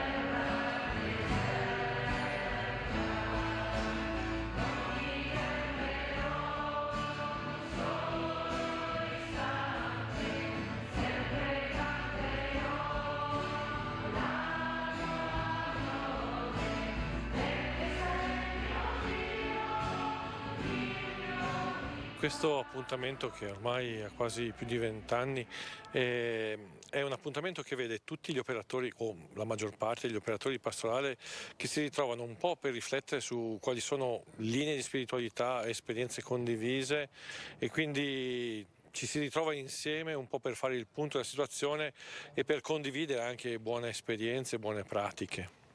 Addomesticare il mondo è il titolo che avete voluto dare a questa. Da dove nasce questo titolo e perché? Allora, Addomesticare il mondo è un po' una traduzione libera di un mandato di Papa Francesco, che in Amoris Laetitia parla di rendere domestico il mondo, e lo dà come mandato alle famiglie, quello di poter in qualche modo farsi carico di questa cittadinanza attiva, di questo come dire, stare nel mondo, usando anche categorie legate alla, come dire, alla missionarietà, alla cura dei poveri, all'integrazione delle fragilità, e noi vorremmo partire da questo. Negli anni passati abbiamo ragionato sull'alleanza sposi-presbiteri e ci sembrava un passo successivo, insieme poter rendere più domestico un mondo che forse in questo tempo sta vivendo delle situazioni un po' così, un po' forestiche. E com'è la famiglia oggi dal suo punto di vista? Lei è direttore della pastorale familiare a livello nazionale da 6 anni, sta per finire il mandato. Ecco, com'è oggi e come l'ha vista anche cambiare in questi anni? Oggi vive una situazione di transizione. C'è una generazione che fa fatica a prendersi l'impegno di sposarsi, c'è una generazione che ormai da tanto tempo fa fatica a diventare genitore, perché l'inverno demografico che stiamo vivendo in qualche modo ci racconta di una fatica di abitare il futuro, di sperare. Però non è venuto meno il desiderio di famiglia, il desiderio di legami. È una fase di trasformazione questo. E allora c'è questo dialogo tra le nuove generazioni che stanno ipotizzando nuovi modi di stare insieme, però l'amore resta comunque l'elemento centrale che li tiene insieme, e in questo è profetico Papa Francesco, perché ha messo l'accento sul tema dell'amore con Amoris Laetitia. È una generazione un po' più anziana, più adulta, che ecco, fa fatica forse a cogliere i passaggi di questa generazione, le sfide, le domande. Ecco perché all'interno di questo convegno avremo la pastorale giovanile che ci aiuterà così a raccontarsi.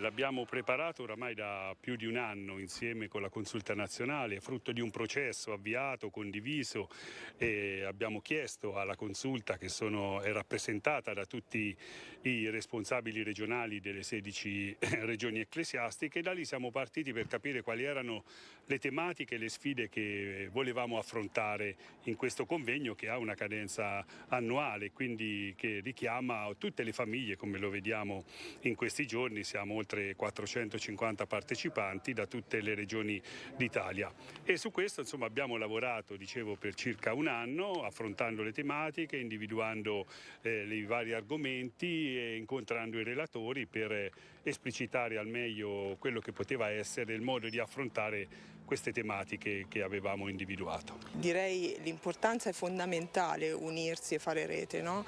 Parliamo di una comunità che educa, ma è anche una comunità che sostiene la famiglia, non riguarda soltanto una comunità di adulti che educa i più giovani, ma riguarda proprio una comunità come sostegno essenziale per le fragilità delle famiglie, una fragilità di cui non dobbiamo scandalizzarci, anzi la fragilità è proprio, direi, intrecciata alla nostra bellezza, la bellezza dell'essere famiglia, no? Papa Francesco e adesso anche Papa Leone ci invitano a non scandalizzarci di questa fragilità, ma di assumerla come una sfida che ci può permettere di aggiungere bellezza a bellezza. Quindi nell'unione tra famiglie c'è anche una forza maggiore e questa bellezza che può essere riscoperta? Assolutamente sì, io direi che una famiglia che affronta un momento di crisi da sola non ce la può assolutamente fare o comunque farà una grande fatica, aiutata e sostenuta dalla comunità e poi anche da percorsi specifici che all'interno della comunità sempre più possiamo attingere, no? Perché la comunità ecclesiale si sta interrogando, la pastorale familiare ha fatto grandi progressi da questo punto di vista, può trovare sicuramente un rinnovarsi della propria coppia, un rinnovarsi della propria famiglia.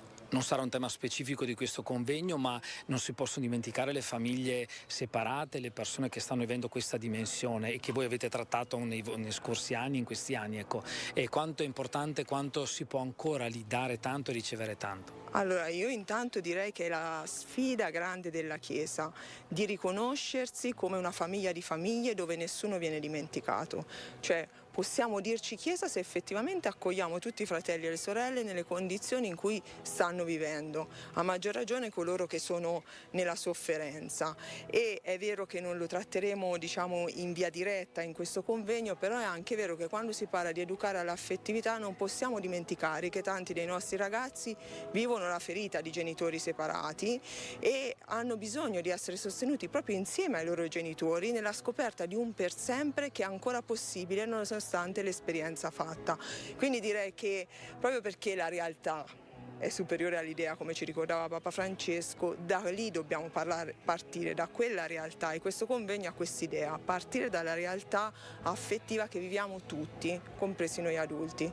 È da tanti anni che voi siete nella pastorale familiare, un'esperienza immagino molto ricca, l'incontro con tante famiglie di tutta Italia probabilmente ha fatto riscoprire sì le fatiche ma anche la bellezza di questa esperienza. Sì, assolutamente, questi 6 anni al servizio dell'ufficio di pastorale familiare della CEI sono stati una scoperta continua. Noi eravamo già impegnati nel servizio di pastorale, di accompagnamento appunto delle famiglie, soprattutto delle famiglie ferite o dalla crisi o dalla separazione, però questa apertura al nazionale ci ha permesso di scoprire tanta bellezza, tante buone prassi, tante iniziative belle che la Chiesa veramente da madre sta mettendo in atto attraverso altre famiglie, proprio come noi, che non sono perfette ma che hanno scelto di camminare affiancandosi ad altre famiglie.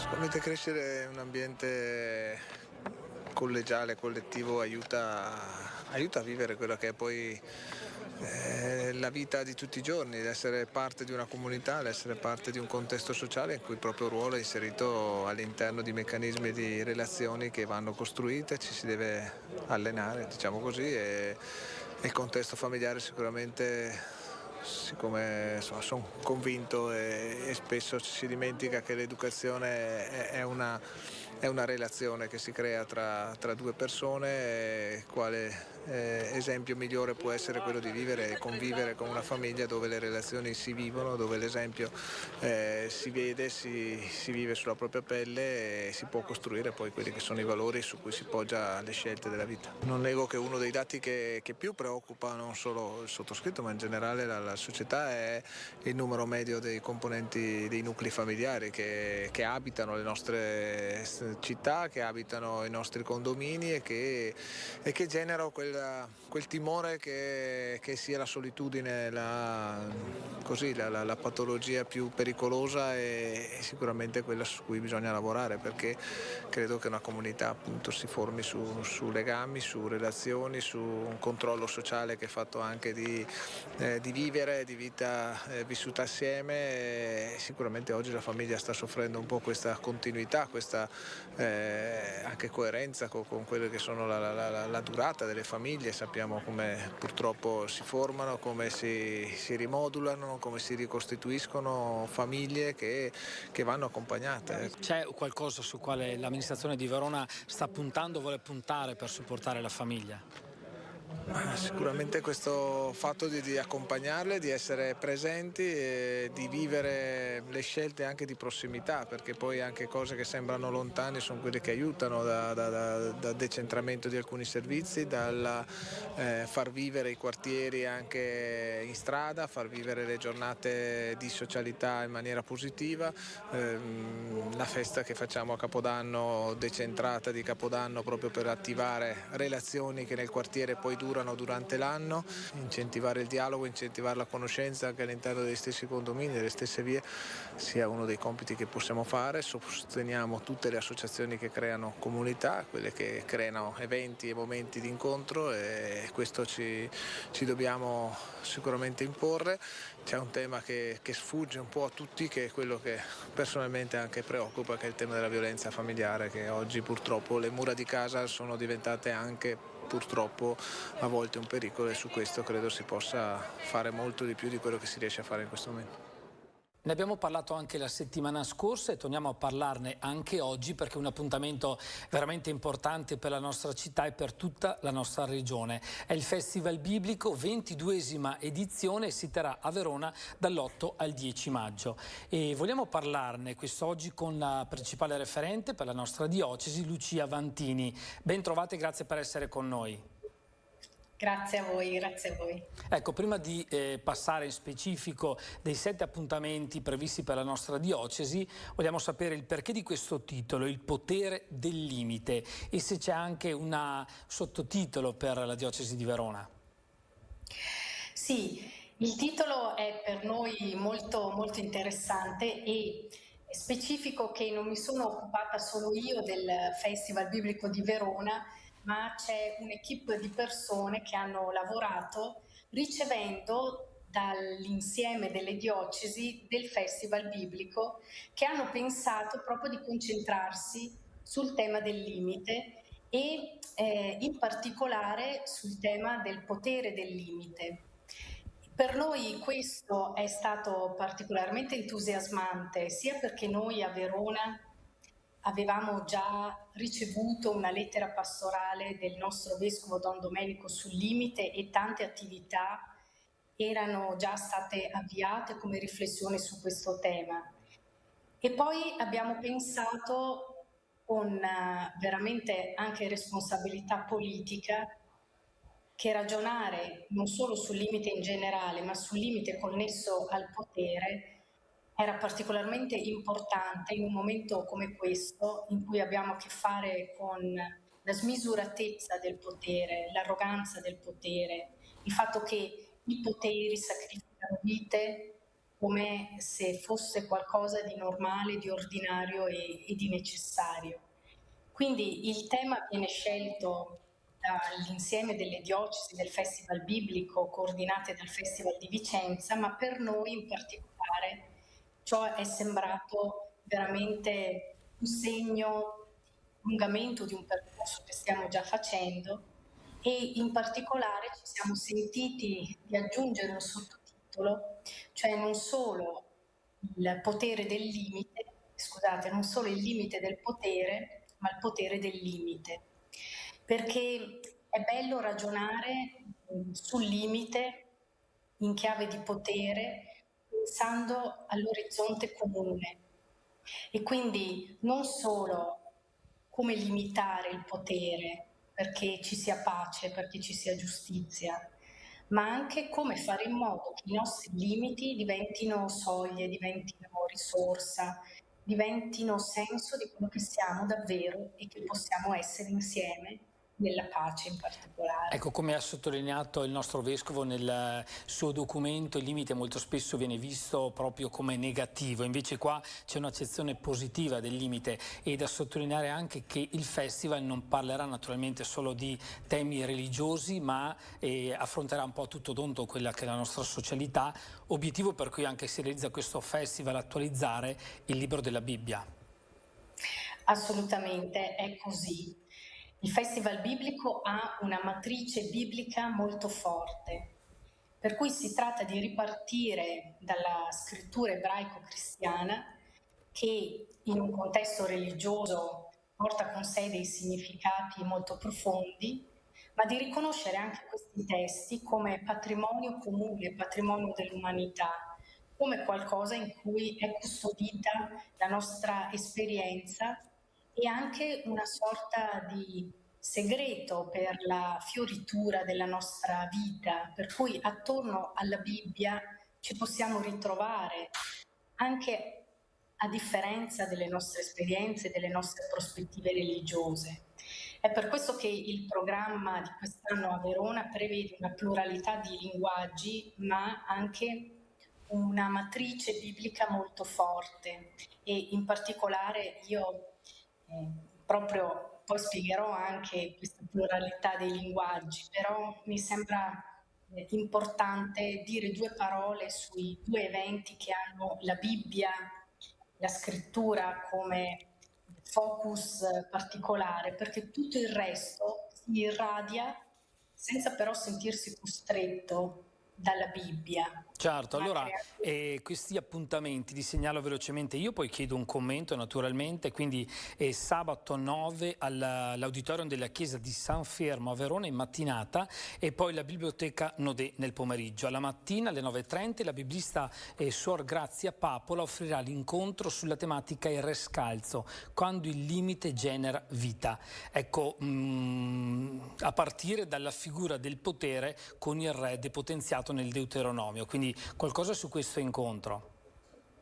Sì, Suor Grazia Papola è una biblista, anche direttrice dell'Istituto di Scienze Religiose di Verona, e ci accompagnerà attraverso quei testi che a volte ci spaventano perché sono difficili da comprendere, lontani per certi aspetti, a volte pieni di codici non facilmente riconoscibili nella nostra esperienza quotidiana, e attraverso la sua riflessione Suor Grazia Papola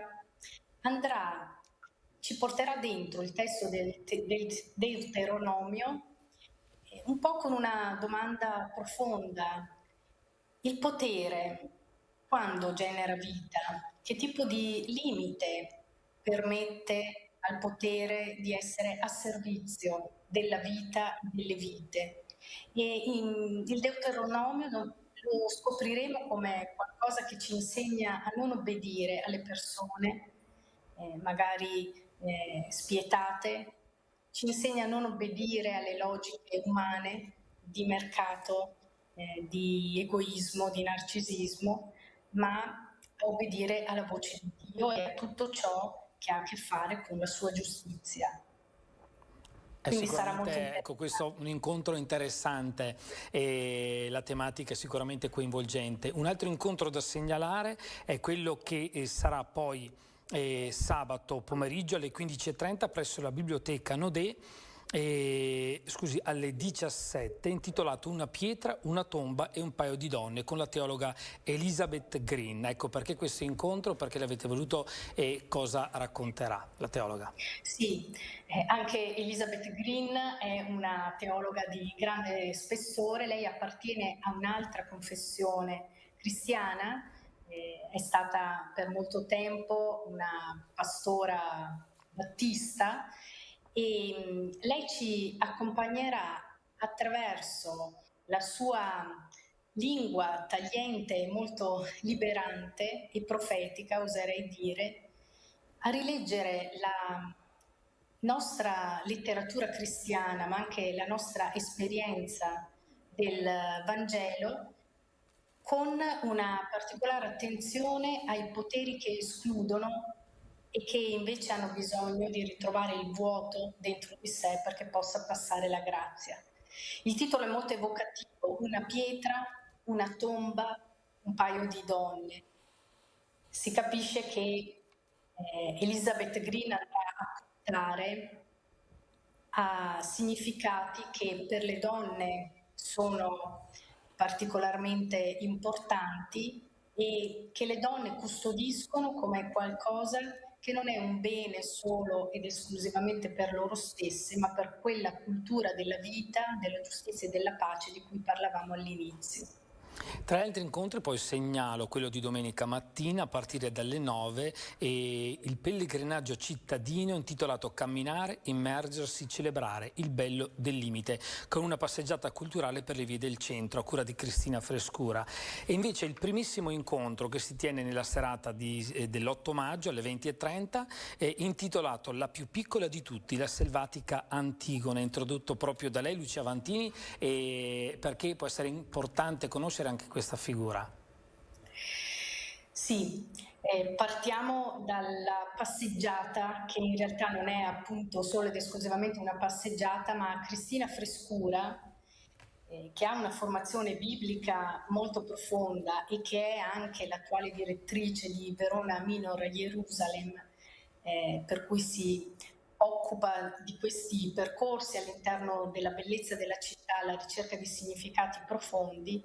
Ecco, questo percorso sarà un'introduzione alla bellezza della città di Verona, ma vuole essere anche un recupero, proprio perché arriva alla fine del percorso, di tutto ciò che abbiamo cercato di vivere, di riflettere, di condividere lungo queste giornate. E l'altro evento è quello con cui si apre al Teatro di San Massimo venerdì sera questa rassegna del Festival Biblico.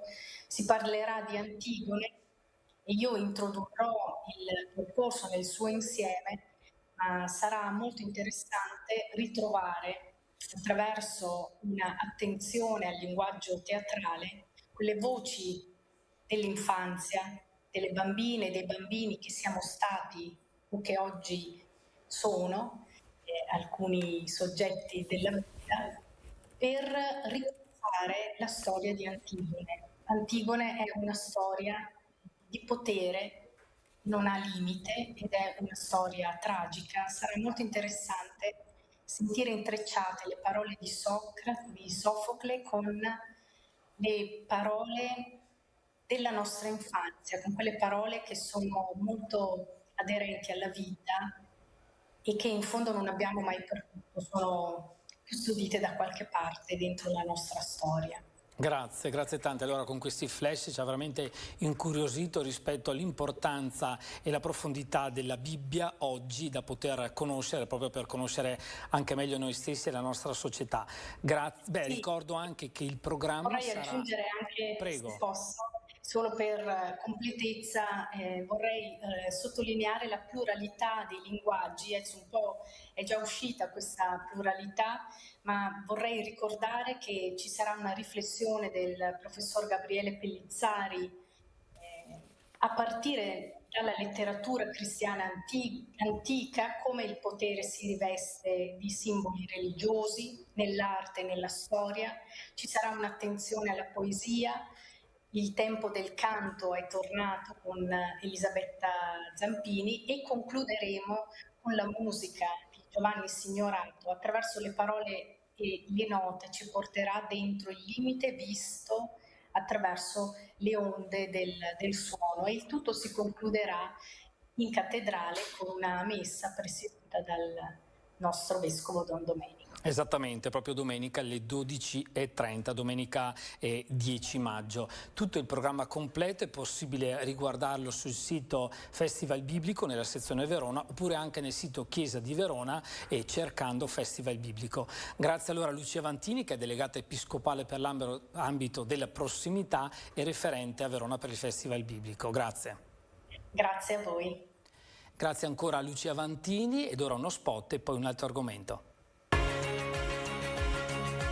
Verso l'Assemblea Diocesana di Verona. È un percorso di avvicinamento di 4 puntate a questo appuntamento decisivo per la nostra diocesi. Abbiamo sentito alcuni dei numerosi delegati delle singole parrocchie. Vi aspettiamo giovedì alle 20:30, in replica sabato alle 12:30 e domenica alle 19:30.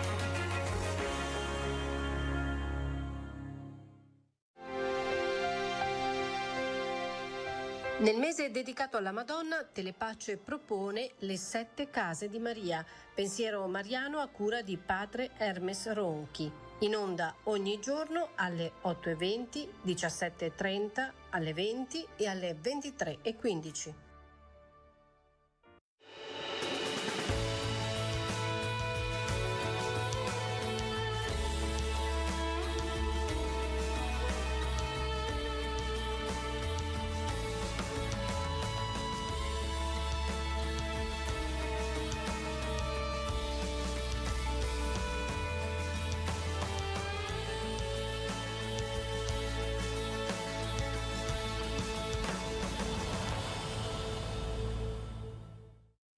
Ed ora torniamo al 25 aprile scorso, la festa della liberazione, quindi la liberazione dal regime nazifascista che l'Italia ha ricordato. Noi vogliamo farlo anche oggi a pochi giorni di distanza grazie ad un libro uscito recentemente e al suo autore che è qui presente in studio, Giovanni Tosi, autore del libro Le invisibili della Manara, storie di partigiane e patriotte veronesi. Intanto ben trovato e grazie per essere con noi. Grazie a voi. E anche per questo libro, un pezzo di storia che è stato importante riportare alla luce grazie degli studi. Tu sei uno studioso di storia locale, quindi conosci bene tutto questo. Allora, tanto perché hai voluto scrivere e preparare questo libro e perché questo titolo, Le invisibili della Manara?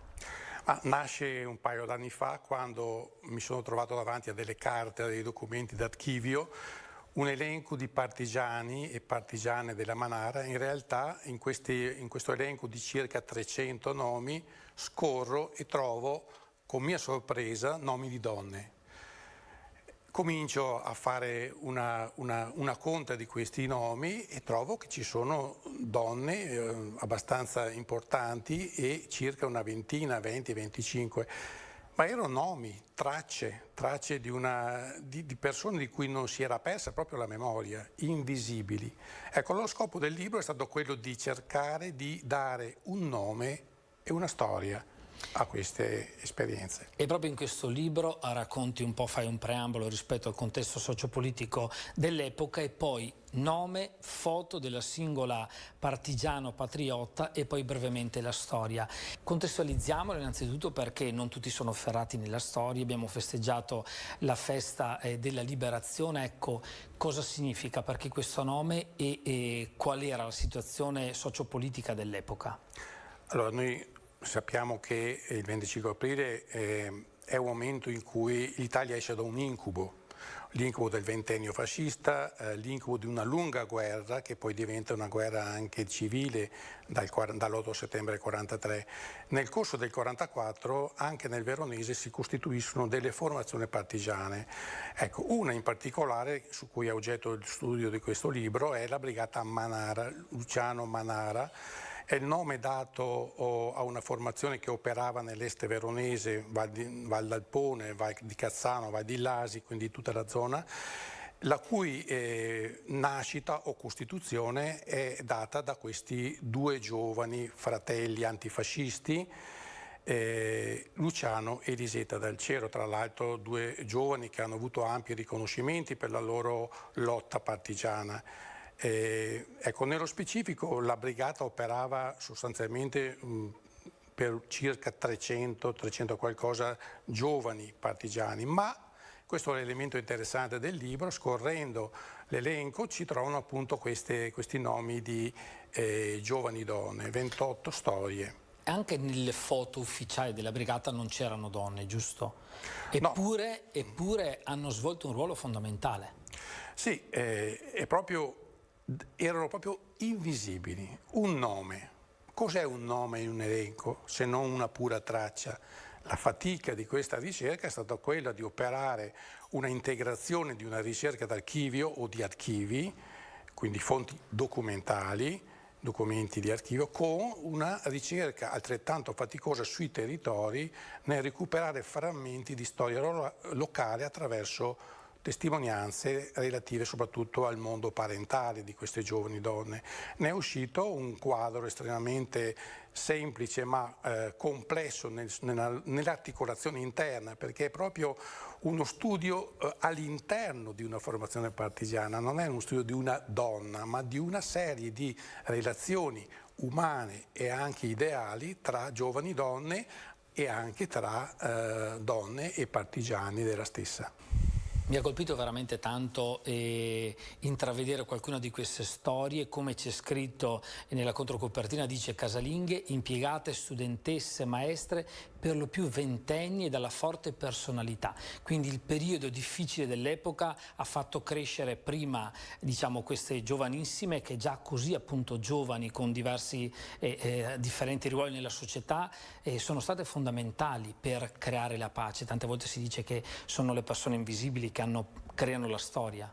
Giovani ma dalla forte personalità, nel senso che dobbiamo capire il contesto di vita. Stiamo parlando del ventennio fascista, in cui le donne dovevano seguire un determinato percorso formativo che aveva come finalizzazione dei miti fascisti, cioè la donna come madre, come sposa, possibilmente prolifica per la nazione. E invece, e poi a questo se aggiungiamo anche una struttura patriarcale che era consolidata nella tradizione, nel tempo, ecco, queste donne devono fare i conti con un recinto formativo, un recinto in cui loro, per la loro indole, sono donne di indole particolarmente forte, giovani che cercano di ritagliarsi spazi di autonomia, affrontano questa dimensione culturale, familiare e anche istituzionale. Io accenno anche un esempio, se mi è permesso, il riferimento per esempio a una giovane Lisetta Dal Cero, una giovane che nell'ottobre 41, in procinto di laurearsi in fisica pura a Padova, lei aveva poco più di 20 anni, si presenta alla commissione di laurea senza la divisa fascista. Una chiara messaggio di scelta da che parte stare. Quindi queste donne, diciamo, forti alla ricerca della verità anche contro un regime, ma proprio per aiutare alla verità, alla libertà e il paese dell'epoca e i loro familiari e amici che portavano avanti gli stessi valori. C'è una dimensione innanzitutto di tipo umano, io le ho definite scrigni di umanità, nel senso che dopo l'8 settembre davanti a minacce rese pubbliche attraverso i manifesti cittadini di divieto assoluto di aiutare, proteggere sbandati o ex prigionieri alleati, molti di loro scelgono, anche a danno della morte, scelgono di poter mettersi in gioco su questo, salvare gli altri anche a costo di perdere la propria vita o di pagare.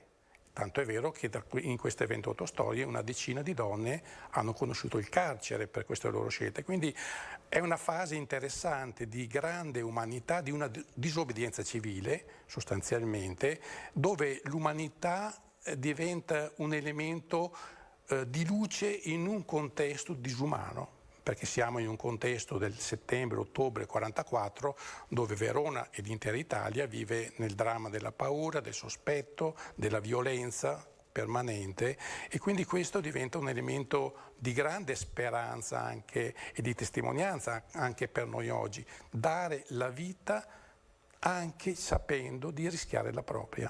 Lisetta era a suo modo ulteriormente straordinaria, sorella di Luciano Dal Cero, e cos'altro puoi sottolineare di questa figura molto coraggiosa e molto insomma forte? Lisetta in questo libro ha una sua scheda, ma io mi permetto anche di fare riferimento e comunicare anche al pubblico che su questa storia c'è stato 2 anni fa una pubblicazione, una monografia specifica. Dicevano che era una poco di buono, Lisetta Dal Cero è una storia che ha un suo libro. Nello specifico, Lisetta occupa un ruolo centrale nella formazione della Brigata Manara, perché alla morte tragica del fratello, 29 aprile 1945, Lisetta Dal Cero, 27 anni, ottiene dai comandanti militari il compito di guidare questa formazione partigiana. Non so in Italia quali altre donne, giovani donne, 27enni, abbiano avuto questo incarico e questa responsabilità. La sua straordinarietà, tu che hai curato anche una monografia su di lei. È una donna che ha messo, lo dice lei, la libertà per me è un culto, costi quel che costi. Ma intendiamoci, la libertà quale libertà? È una libertà etica prima di tutto, è una libertà che è una lotta continua, personale, lo diceva anche il fratello Luciano, prima di tutto personale e poi diventa sociale e collettiva, per rimuovere continuamente gli ostacoli affinché l'uomo possa realizzare se stesso, i propri sogni. Questa è la libertà intesa da Lisetta dal Cielo, e quindi deve fare i conti con tutti i contesti culturali dove questa libertà viene soffocata, sia nell'ambito del fascismo, del ventennio, poi nell'ambito della resistenza e poi nel dopoguerra.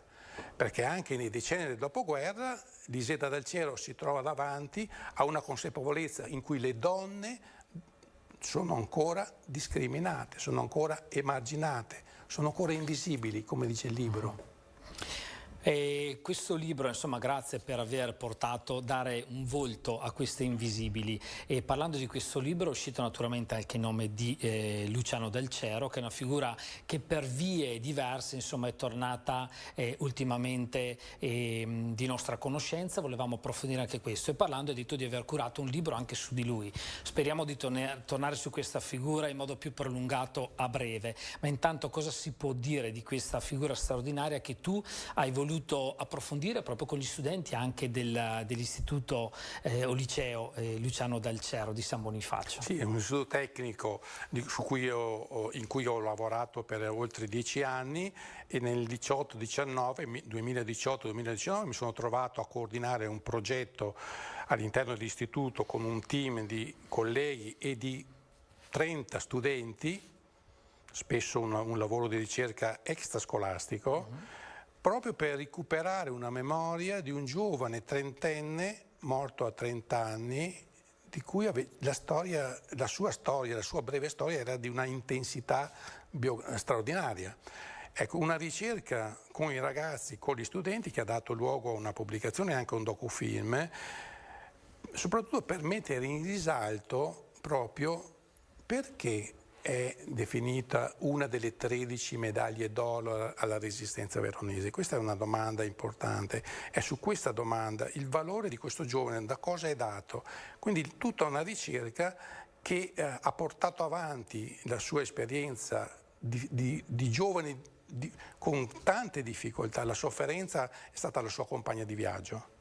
Pensi che lui a 3 anni era già orfano di madre. È stato cresciuto da 2 zie insieme ai suoi fratelli, la tubercolosi lo ha accompagnato a tal punto da rendere difficile anche la sua prosecuzione negli studi.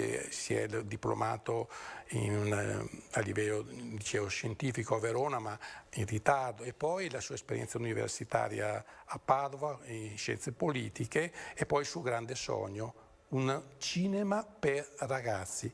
Lui costituisce a Roma la società Dal Cero, cinematografica Dal Cero, proprio per dare ai giovani uno strumento di formazione nuovo. E poi lì succede che il suo sogno cinematografico si interrompe proprio perché entriamo nella fase storica della caduta del fascismo e dell'avvio di una nuova sfida, che è la sfida per la libertà dopo l'8 settembre. E quindi un minutino per dire perché è stata data a lui una di queste 13 medaglie d'oro della Resistenza. La sua esperienza di antifascista e di resistente che entra subito nell'immediato 8 settembre. Lui era a Roma, viene mandato e si era rifugiato in Città del Vaticano, come tanti antifascisti, da alcuni leader della DC romana, che poi sono leader nazionali, riceve il mandato di tornare a Verona, nella sua città, e costituire una prima resistenza. Lui infatti entra a far parte del primo comitato di liberazione veronese, il primo CNL che ha avuto purtroppo una vita brevissima, da settembre a novembre, perché con la fine di novembre una delazione e una grande retata pone fine a questa prima fase di un organismo istituito per la liberazione. Lui viene catturato insieme alla sua sorella Elisetta dal Cielo, sconterà 10 mesi di carcere, pur con la tubercolosi che lo continua ad assillare, e poi quando nel settembre 1944 otterrà una libertà vigilata, poteva a questo punto dire ho dato abbastanza, invece no, entra e costituisce la Brigata Manara, come dicevo prima.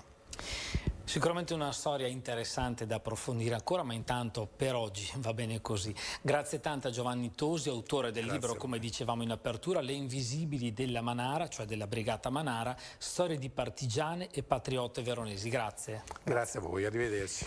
E noi chiudiamo qui questo appuntamento con Fatti e Prospettive, che torna mercoledì. A voi grazie per essere rimasti in ascolto, buon proseguimento con i programmi di Telepace.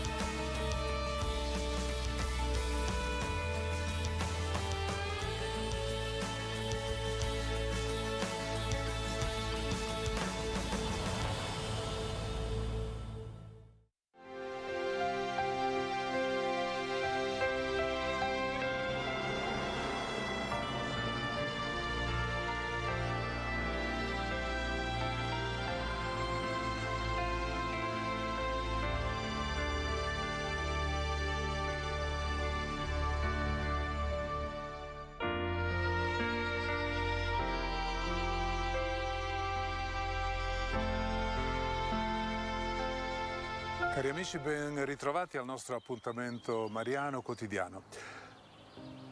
Ieri terminavo dicendo che Maria è la donna controcorrente e il Vangelo è pieno di donne controcorrente. Non solo, lei è la prima profetessa del Nuovo Testamento e la seconda è ancora una donna, Elisabetta, le due prime profetesse. Di fronte alla religione sacerdotale e maschile, la religione profetica e laicale diventa un incanto per quanti cercano ancora la novità e la bellezza del Vangelo. Allora, donne controcorrente, donne irragionevoli, perché danno ascolto non alle paure ma all'amore. L'amore dà loro un coraggio che le rende indomite. Sono donne felici e luminose, pensiamo a quelle che seguivano Gesù, che si lasciano alle spalle un mondo intero di schemi, di divieti, di abitudini, di calcoli. Donne coraggiose, che sanno affrontare come Maria il capovolgimento improvviso della loro vita. Il rischio mortale, Erode con i suoi sgherri, la fuga, un figlio incomprensibile, un figlio ucciso, una spada che le spacca il cuore. E lo farà senza più angeli, senza più visioni, senza parole d'aiuto. Un solo angelo in tutta la sua vita, all'inizio, poi il silenzio, anche quando non capiva, ma lei è indomita. Andare da Maria quindi è andare a scuola non solo di cristianesimo, ma di umanità, di generatività, perché tutti noi per essere felici dobbiamo essere generativi, generare qualcosa. Guardi la sua vita, mediti su gesti e parole e impari a sillabare i termini fondamentali della nostra fede. Come lei impariamo a possedere la grammatica per parlare la lingua universale dell'umano, quello che è facile da capire perché è composto di tre cose, di amore, libertà e coraggio. E non c'è amore senza coraggio, non c'è coraggio senza libertà. Amore, libertà, coraggio sono la patria dell'uomo vero e sono la patria di Santa Maria. Maria non ha nella primitiva comunità cristiana il ruolo di predicare o di celebrare sacramenti, ma il compito di generare Dio. Non le sarà chiesto di presiedere liturgie, ma qualcosa di molto più decisivo. Essere casa, abitazione, tempio, santuario, dimora, tenda, grembo che porta il Verbo. Santa Maria che passa sui colli di Giuda, incinta del Verbo, portando il Verbo nel suo grembo è l'immagine massima del cristiano. Essere uno e due al tempo stesso, essere noi ma avere Dio in noi, portare il Verbo nel mondo. Ecco, lo stesso compito vale per tutti i devoti di Santa Maria. Il misericordioso senza casa cerca casa e la cerca proprio in me.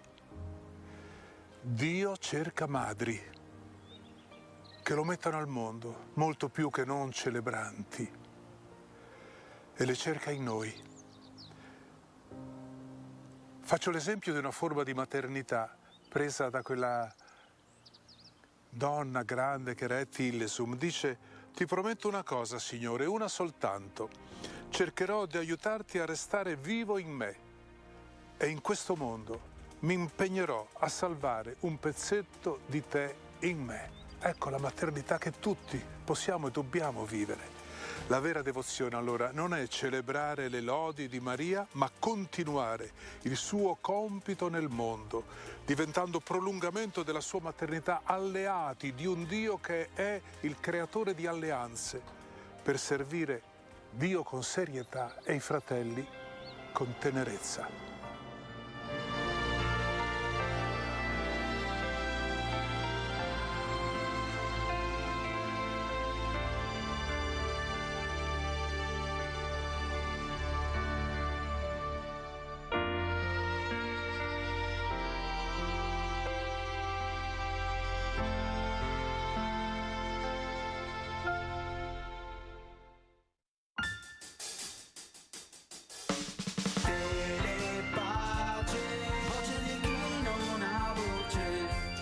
sei fino una voce.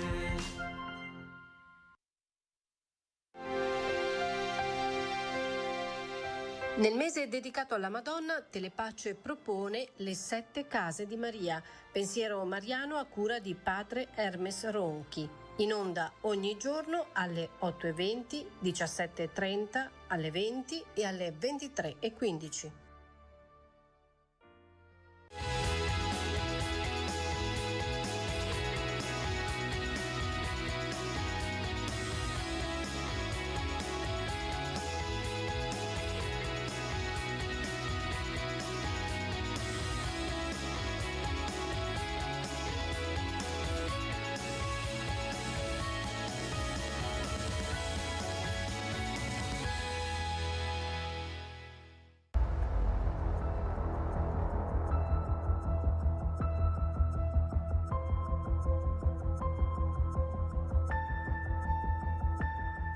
Schermi e Schermi è tornato, il programma di approfondimento settimanale dedicato al meglio del cinema in sala ma anche alle novità su piattaforma è tornato con una nuova stagione.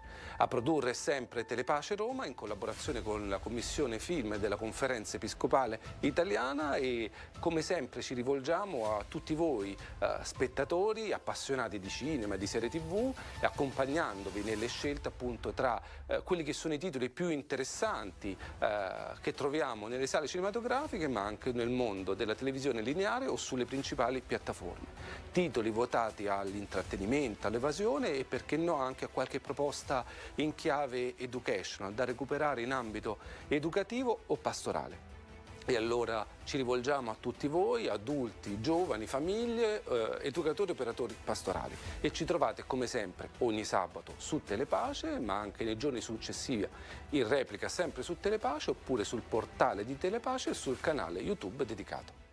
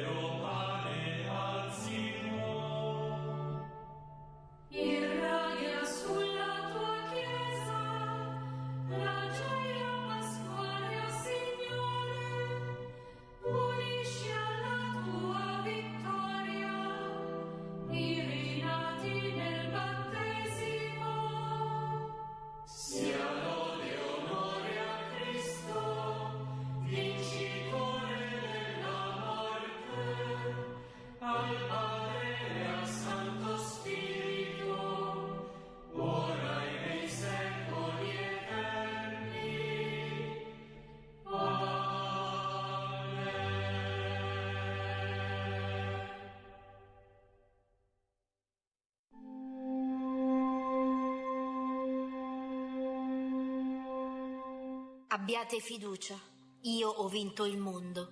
Alleluia.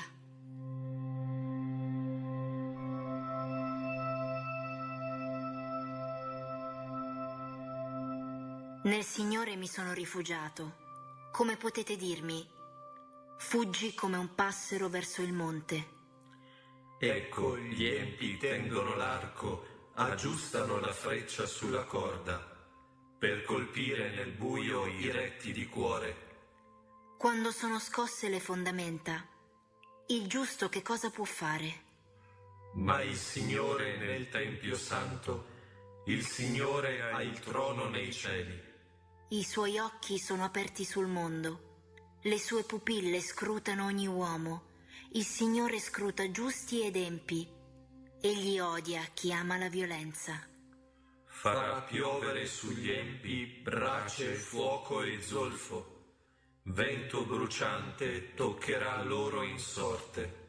Giusto è il Signore, ama le cose giuste. Gli uomini retti vedranno il suo volto. Gloria al Padre, al Figlio e allo Spirito Santo, come era nel principio e ora e sempre, nei secoli dei secoli. Amen. Abbiate fiducia, io ho vinto il mondo. Alleluia.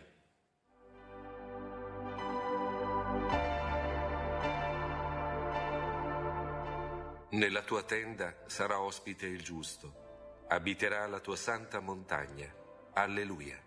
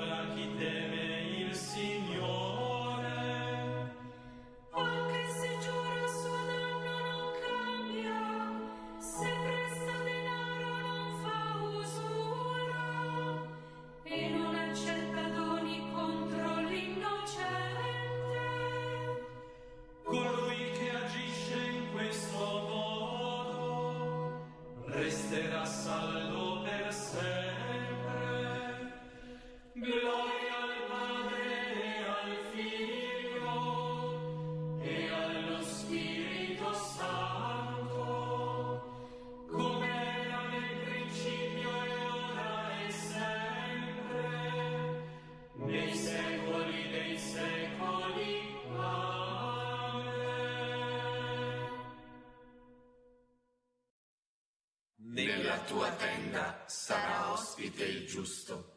Abiterà la tua santa montagna. Alleluia.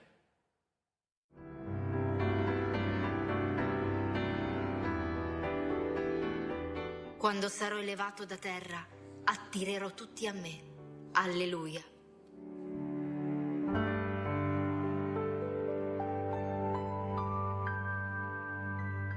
Benedetto sia Dio, Padre del Signore nostro Gesù Cristo, che ci ha benedetti con ogni benedizione spirituale nei cieli in Cristo. In Lui ci ha scelti prima della creazione del mondo per trovarci al suo cospetto, santi e immacolati nell'amore. Ci ha predestinati a essere Suoi figli adottivi per opera di Gesù Cristo, secondo il beneplacito del Suo volere.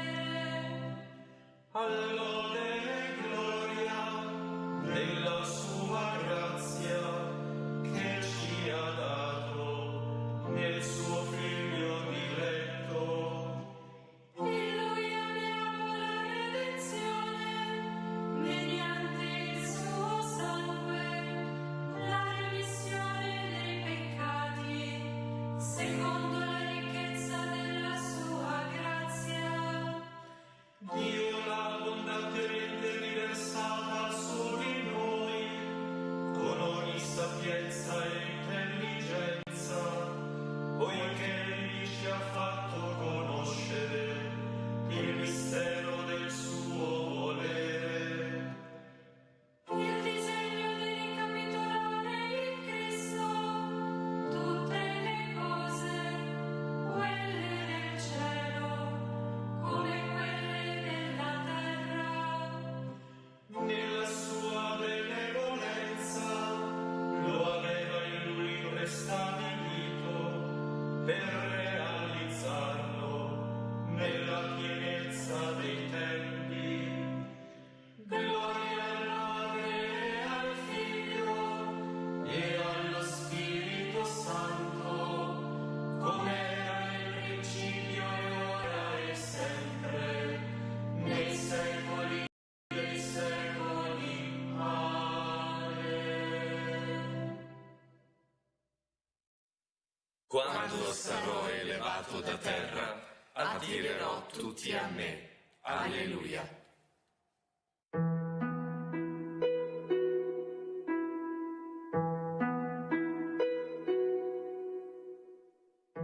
Noi abbiamo un sommo sacerdote così grande che si è assiso alla destra del trono della maestà nei cieli, ministro del santuario e della vera tenda che ha costruito il Signore e non un uomo. Ogni sommo sacerdote, infatti, viene costituito per offrire doni e sacrifici. Il Signore regna, si è vestito di splendore. Alleluia, alleluia. Il Signore regna, si è vestito di splendore. Alleluia, alleluia. Saldo è il suo trono nei secoli. Alleluia, alleluia. Gloria al Padre e al Figlio e allo Spirito Santo. Il Signore regna, si è vestito di splendore. Alleluia, alleluia. Lo Spirito Santo che il Padre manderà nel mio nome sarà vostro Maestro. Vi ricorderà ogni mia parola. Alleluia. L'anima mia magnifica il Signore, il mio spirito esulta in Dio mio Salvatore, perché ha guardato l'umiltà della sua serva. D'ora in poi tutte le generazioni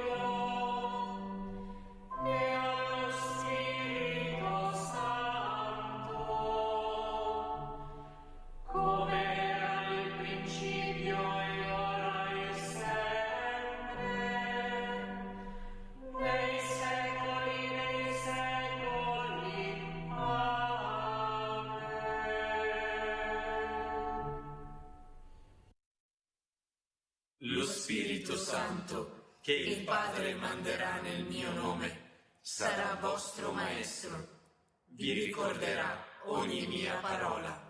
Alleluia.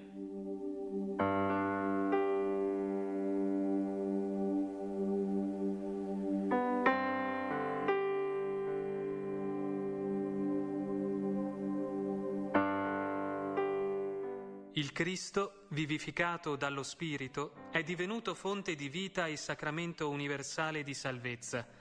Pieni di gioia, invochiamo il suo nome.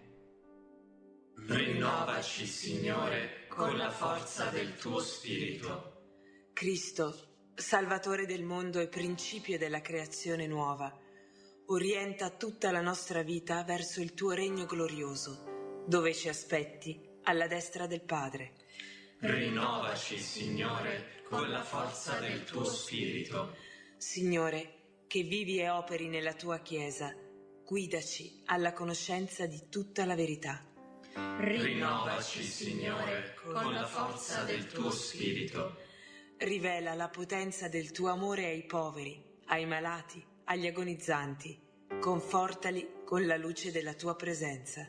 Rinnovaci, Signore, con la forza del tuo Spirito. Accogli la nostra lode al termine di questa giornata. Fa risplendere ai defunti il giorno che non conosce tramonto.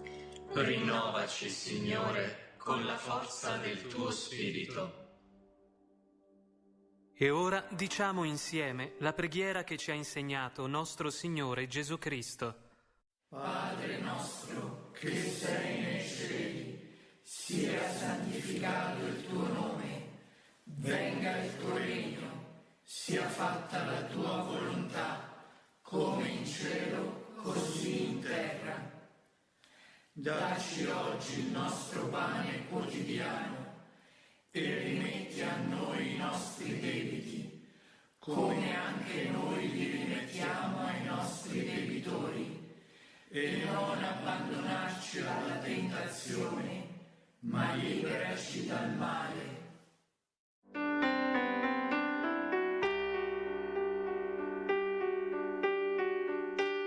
Preghiamo. O Dio, che unisci in un solo volere le menti dei fedeli, concedi al tuo popolo di amare ciò che comandi e desiderare ciò che prometti, perché fra le vicende del mondo là siano fissi i nostri cuori, dove è la vera gioia. Per Cristo nostro Signore. Amen. Il Signore sia con voi. E con il tuo Spirito. Vi benedica Dio Onnipotente, Padre e Figlio e Spirito Santo. Amen. Andate in pace. Rendiamo grazie a Dio.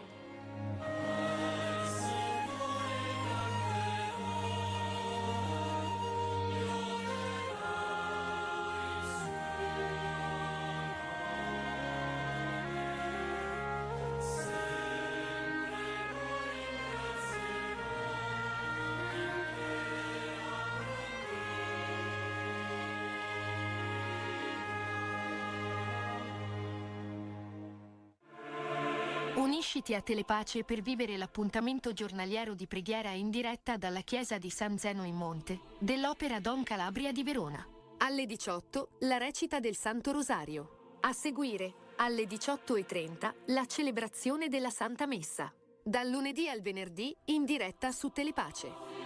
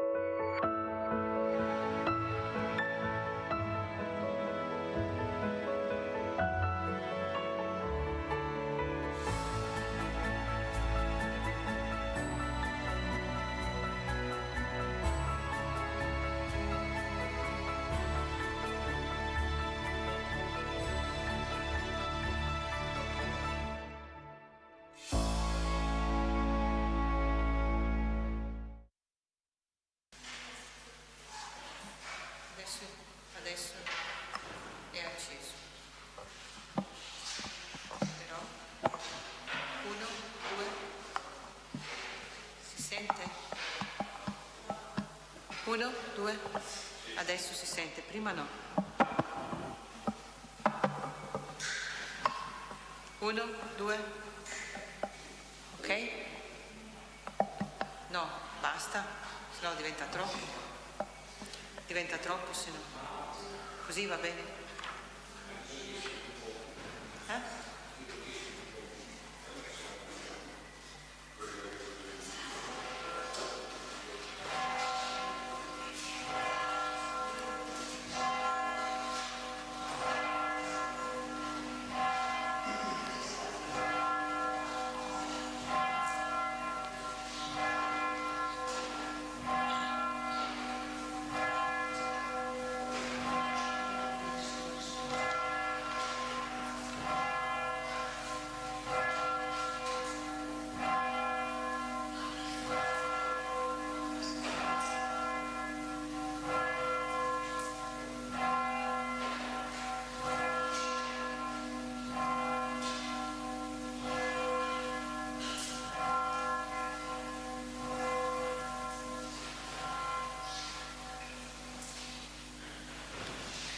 Preghiamo oggi i misteri gaudiosi, chiedendo alla Madonna di seguire il suo esempio di fede, di abbandono alla volontà di Dio.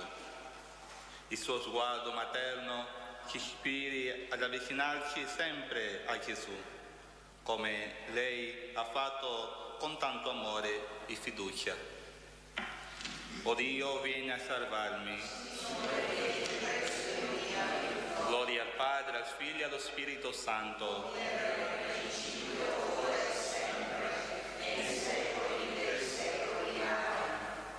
Primo mistero gaudioso. Contempliamo l'annunziazione dell'angelo a Maria Vergine.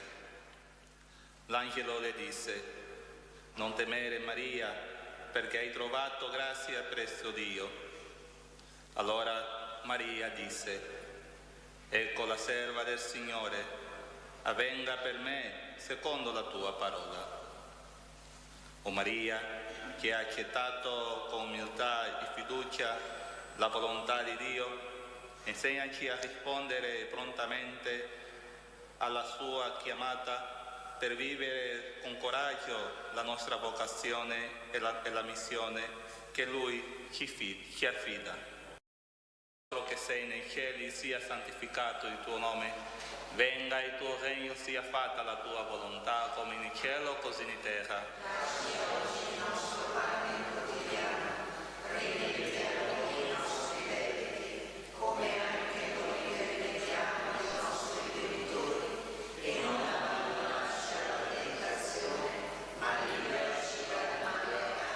Ave Maria, piena di grazia, il Signore è con te, tu sei benedetta fra le donne, e benedetto il frutto del tuo seno, Gesù. Santa Maria, Madre di Dio, prega per noi peccatori, adesso è l'ora della nostra morte. Amen. Ave Maria, piena di grazia, il Signore è con te, tu sei benedetta fra le donne, e benedetto il frutto del tuo seno, Gesù. Santa Maria, Madre di Dio, prega per noi peccatori, adesso è l'ora della nostra morte. Amen.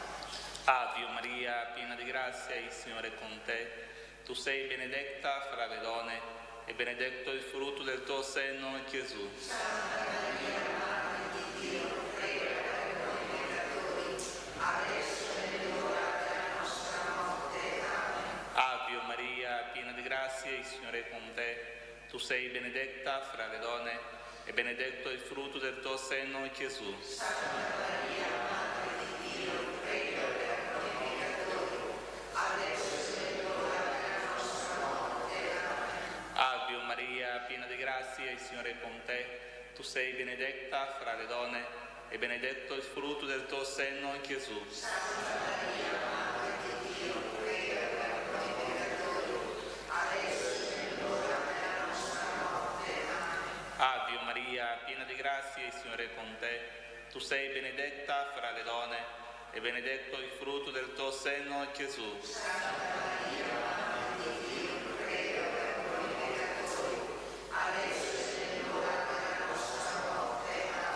Ave Maria, piena di grazia, il Signore è con te.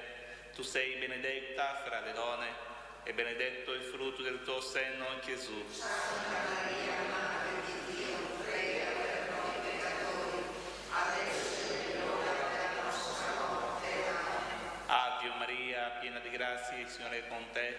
Tu sei benedetta fra le donne e benedetto il frutto del tuo seno, Gesù. Santa Maria, Madre di Dio, prega per noi peccatori, adesso è l'ora della nostra morte. Amen.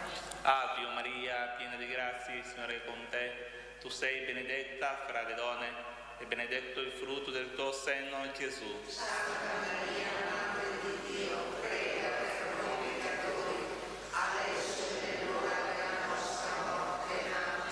Ave Maria, piena di grazia, il Signore è con te. Tu sei benedetta fra le donne e benedetto il frutto del tuo seno, Gesù. Santa Maria, Madre di Dio, prega per noi peccatori, adesso è l'ora della nostra morte. Amen.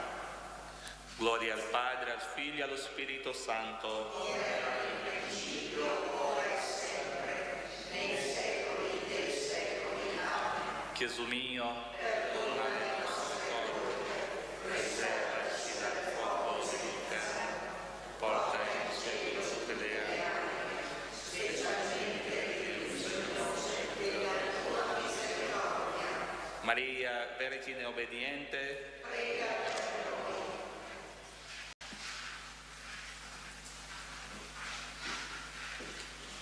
Secondo mistero gaudioso, contempliamo la visita di Maria Vergine a Santa Elisabetta.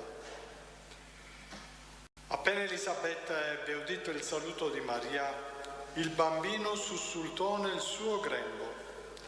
Elisabetta fu colmata di Spirito Santo ed esclamò a gran voce: benedetta tu fra le donne e benedetto il frutto del tuo grembo. O Maria, insegnaci a seguire il tuo esempio di generosità e di carità, per portare la tua luce a chi ha bisogno di aiuto, a chi vive nella solitudine o nella difficoltà. Padre nostro che sei nei cieli, sia santificato il tuo nome, venga il tuo regno, sia fatta la tua volontà come in cielo così in terra.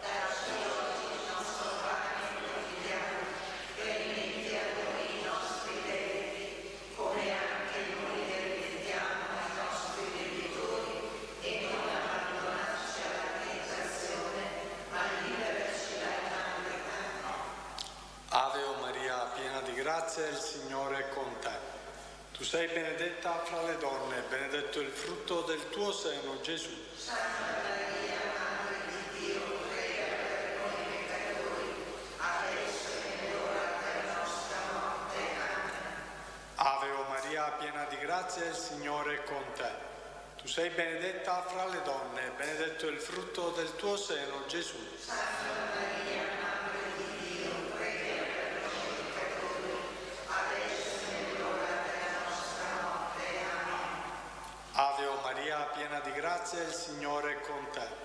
Tu sei benedetta fra le donne, benedetto il frutto del tuo seno, Gesù. Santa Maria, Madre di Dio, prega per noi peccatori, adesso è l'ora della nostra morte. Amen. Ave o Maria, piena di grazia, il Signore è con te. Tu sei benedetta fra le donne, benedetto il frutto del tuo seno, Gesù. Santa Maria, Madre di Dio, prega per noi peccatori, adesso è l'ora della nostra morte. Amen. Ave o Maria, piena di grazia, il Signore è con te. Tu sei benedetta fra le donne, benedetto il frutto del tuo seno, Gesù. Santa Maria, Madre di Dio, prega per noi peccatori, adesso è l'ora della nostra morte. Amen. Ave o Maria, piena di grazia, il Signore è con te. Tu sei benedetta fra le donne, benedetto il frutto del tuo seno, Gesù. Santa Maria, Madre di Dio, prega per noi peccatori, adesso è l'ora della nostra morte. Amen. Ave o Maria, piena di grazia, il Signore è con te. Tu sei benedetta fra le donne, e benedetto è il frutto del tuo seno, Gesù. Santa Maria, Madre di Dio, prega per noi peccatori, adesso è l'ora della nostra morte. Amen. Ave o Maria, piena di grazia, il Signore è con te. Tu sei benedetta fra le donne, e benedetto è il frutto del tuo seno, Gesù. Santa Maria, Madre di Dio, prega per noi peccatori, adesso è l'ora della nostra morte. Amen. Ave o Maria, piena di grazia, il Signore è con te. Tu sei benedetta fra le donne, e benedetto è il frutto del tuo seno, Gesù. Santa Maria, Madre di Dio, prega per noi peccatori, adesso è l'ora della nostra morte. Amen.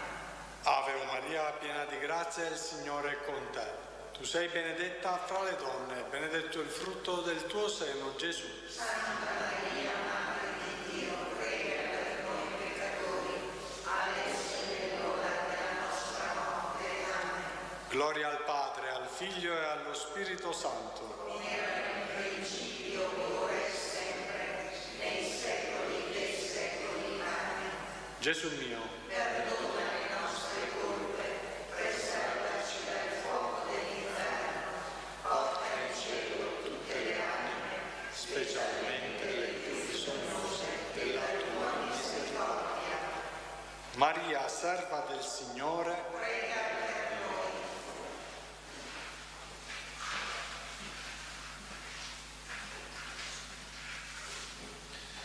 Terzo mistero gaudioso.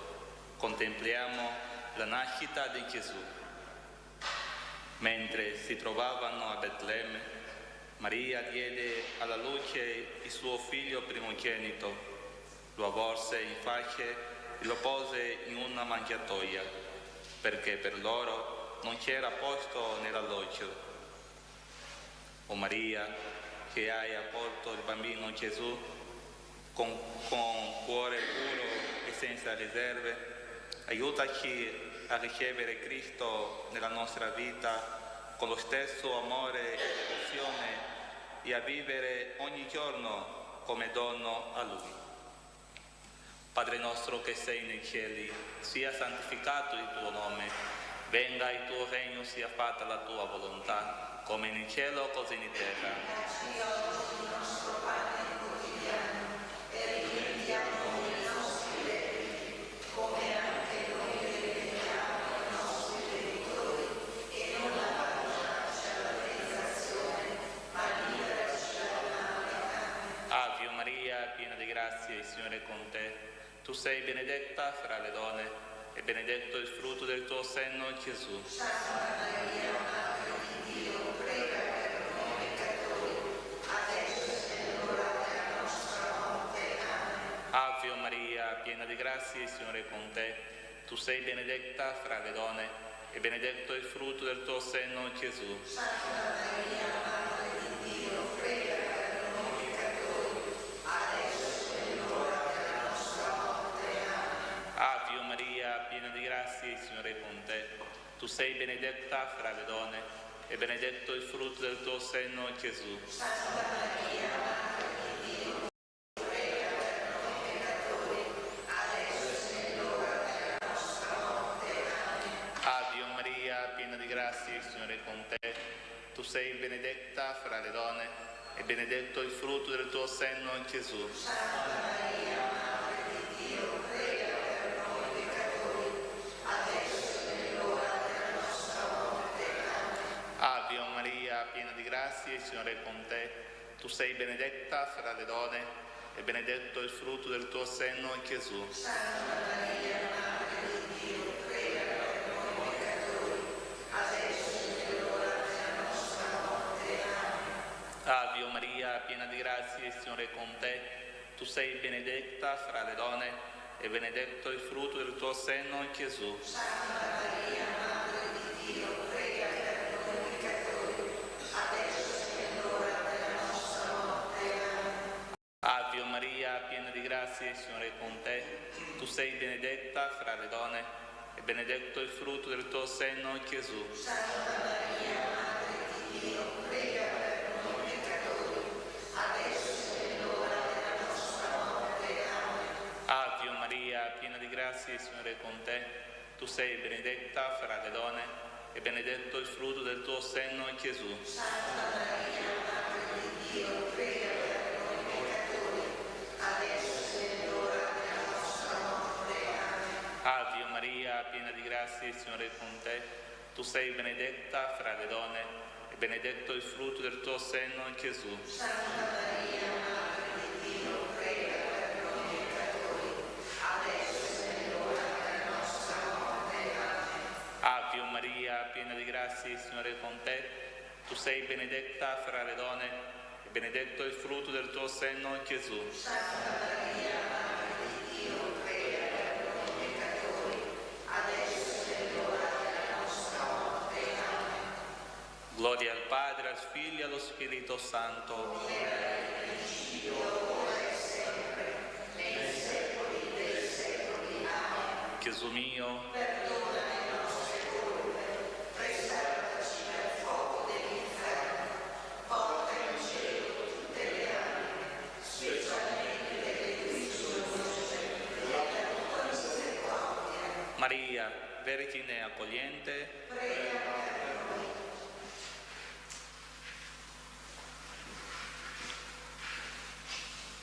Quarto mistero gaudioso. Contempliamo la presentazione di Gesù al Tempio. Quando furono compiuti i giorni della loro purificazione rituale, secondo la legge di Mosè, portarono il bambino a Gerusalemme per presentarlo al Signore. O Maria, che hai presentato tuo figlio Gesù al Tempio, offrendo tutto ciò che avevi, insegnaci a offrire la nostra vita a Dio, nella preghiera, nel sacrificio e nella consacrazione. Padre nostro che sei nei cieli, sia santificato il tuo nome. Venga il tuo regno, sia fatta la tua volontà come in cielo così in terra. Dacci oggi il nostro pane quotidiano e rimetti a noi i nostri debiti, come anche noi rimettiamo ai nostri debitori, e non abbandonarci alla tentazione, ma liberaci dal male. Amen. Ave o Maria, piena di grazia, il Signore è con te. Tu sei benedetta fra le donne, benedetto il frutto del tuo seno, Gesù. Santa Maria, Madre di Dio, prega per noi peccatori, adesso è l'ora della nostra morte. Amen.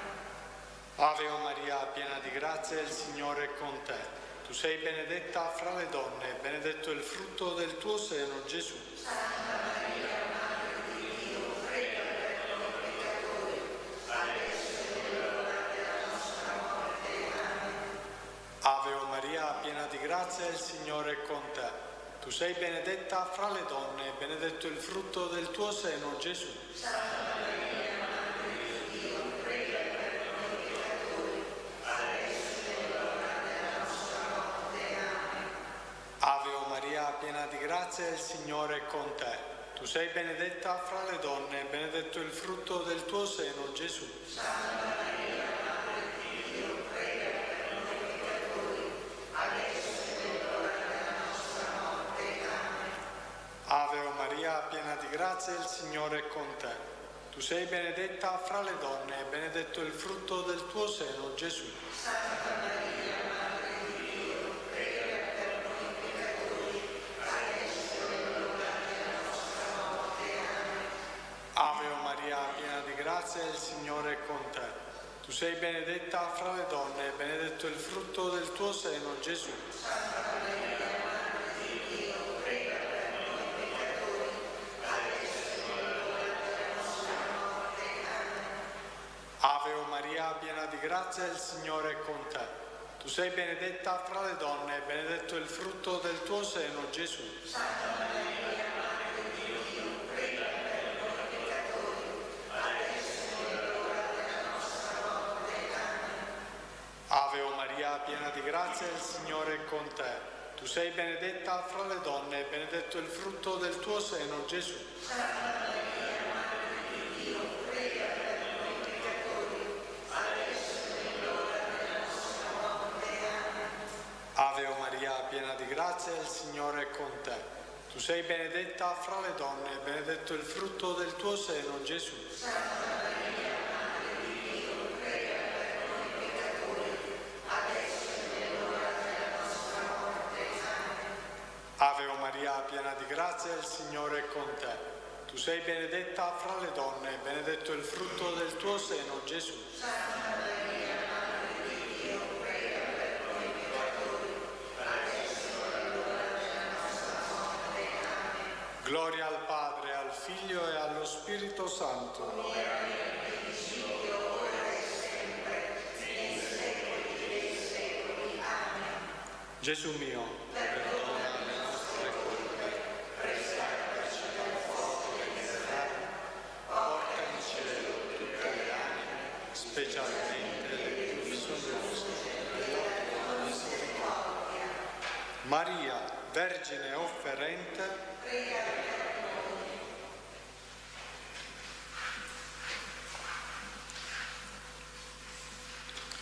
Quinto mistero gaudioso. Contempliamo la perdita e il ritrovamento di Gesù nel Tempio. Dopo 3 giorni trovarono Gesù nel Tempio seduto in mezzo ai maestri mentre li ascoltava e li interrogava. E tutti quelli che lo udivano erano pieni di stupore per la sua intelligenza e le sue risposte. O Maria, insegnaci a non perdere mai la speranza e a cercare sempre la presenza di Dio nella nostra vita e anche nei momenti di smarrimento aiutaci a trovare in Lui la nostra pace.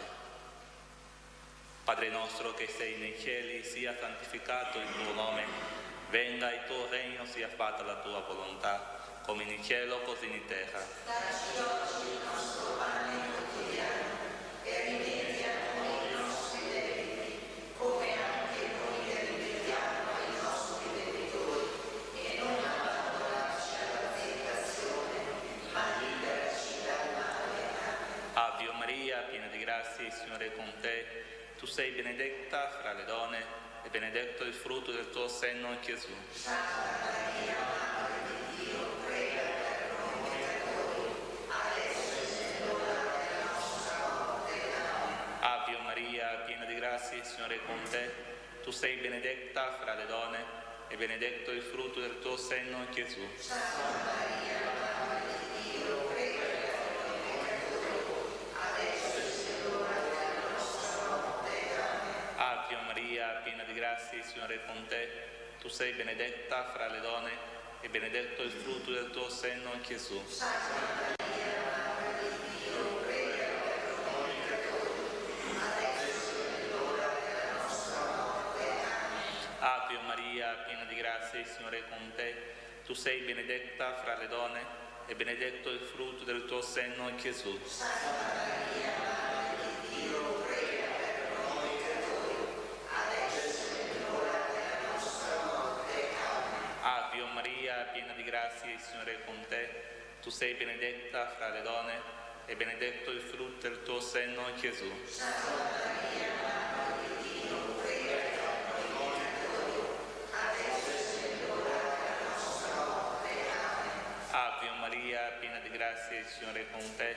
Tu sei benedetta fra le donne e benedetto il frutto del tuo seno, Gesù. Santa Maria, Madre di Dio, prega per noi peccatori, adesso è l'ora della nostra morte. Amen. Ave Maria, piena di grazia, il Signore è con te.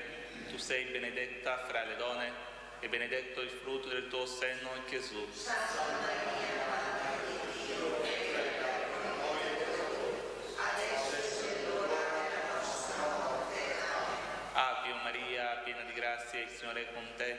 Tu sei benedetta fra le donne e benedetto il frutto del tuo seno, Gesù. Santa Maria, Madre di Dio, prega per noi peccatori, adesso è l'ora della nostra morte. Amen.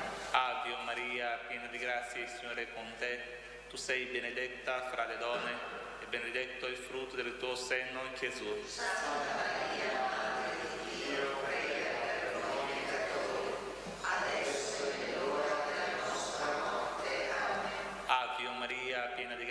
il Signore è con te. Tu sei benedetta fra le donne e benedetto il frutto del tuo seno, Gesù.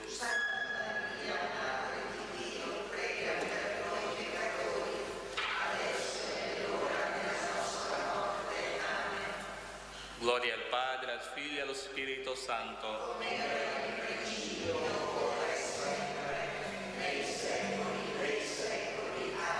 Gesù mio, perdona le nostre colpe, preservaci dal fuoco dell'inferno, porta in cielo tutte le anime, specialmente quelle di bisogno della tua misericordia. Maria, Madre della Speranza, prega.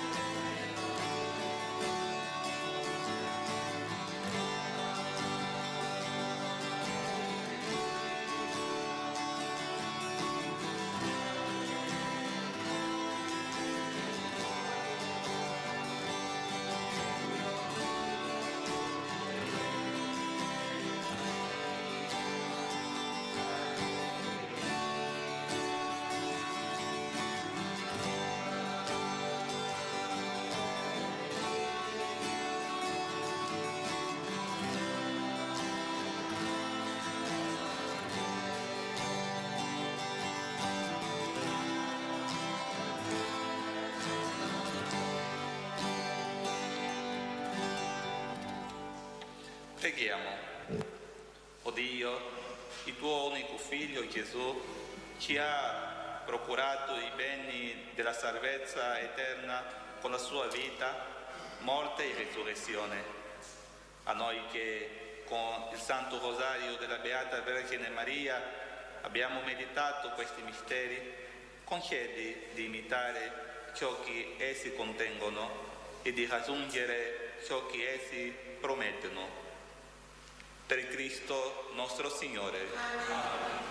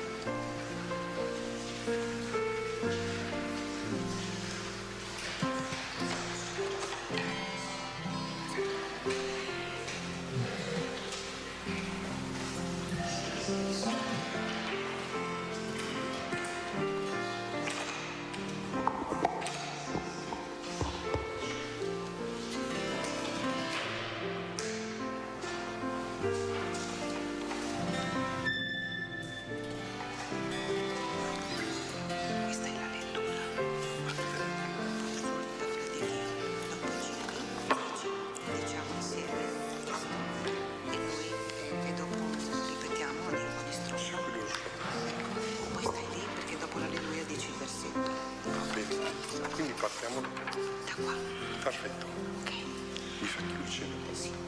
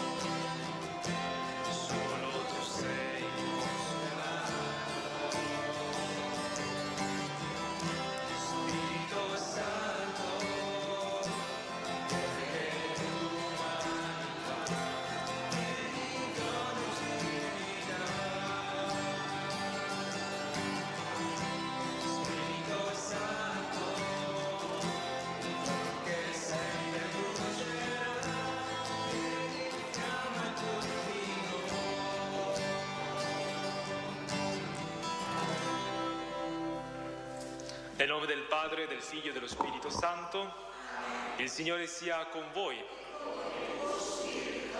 Carissimi fratelli e sorelle, il Signore ci raduna attorno alla sua mensa per offrirci la sua parola, per nutrirci con l'Eucaristia.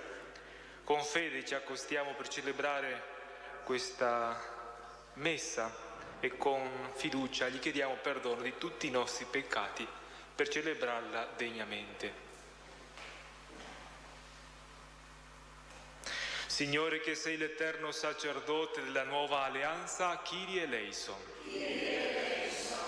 Cristo, che ci edifichi come pietre vive in tempio santo di Dio, Christe eleison. Signore, che ci fai concittadini dei santi nel regno dei cieli, Kyrie eleison. Dio Onnipotente abbia misericordia di noi, perdoni i nostri peccati e ci conduca alla vita eterna. Preghiamo.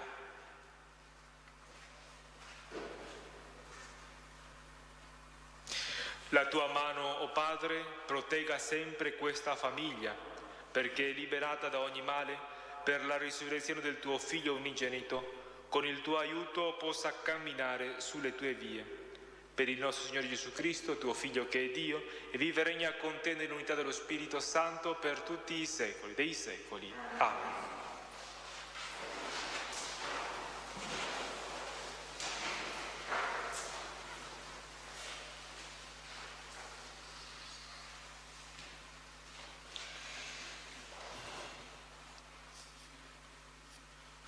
Dagli Atti degli Apostoli. In quei giorni, a Iconio, ci fu un tentativo dei pagani e dei giudei con i loro capi di aggredire e lapidare Paolo e Barnaba. Essi lo vennero a sapere e fuggirono nelle città della Licaonia, Listra ed Erbe, e nei dintorni, e li andavano evangelizzando.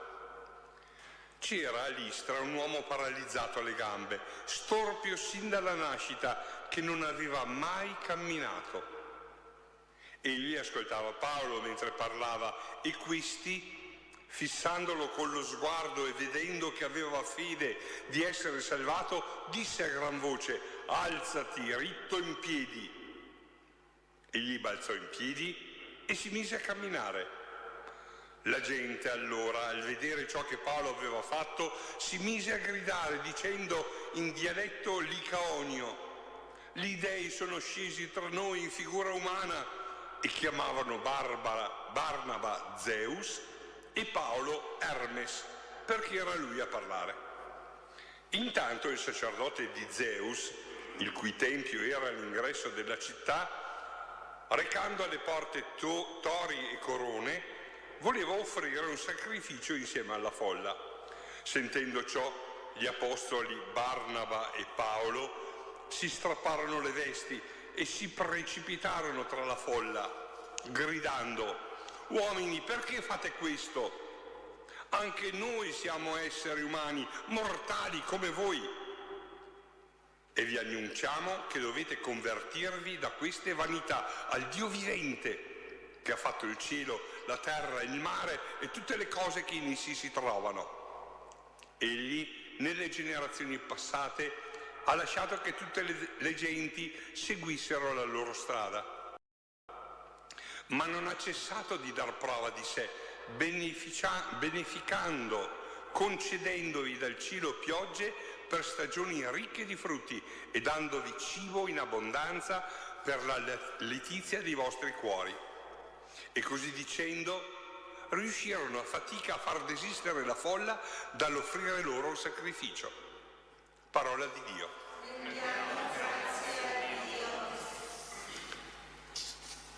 Salmo.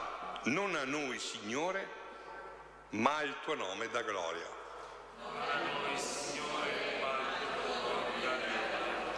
Non a noi, Signore, non a noi, ma al tuo nome da gloria, per il tuo amore, per la tua fedeltà, perché le genti dovrebbero dire: dov'è il loro Dio? Non a noi, Signore, ma al tuo nome da gloria.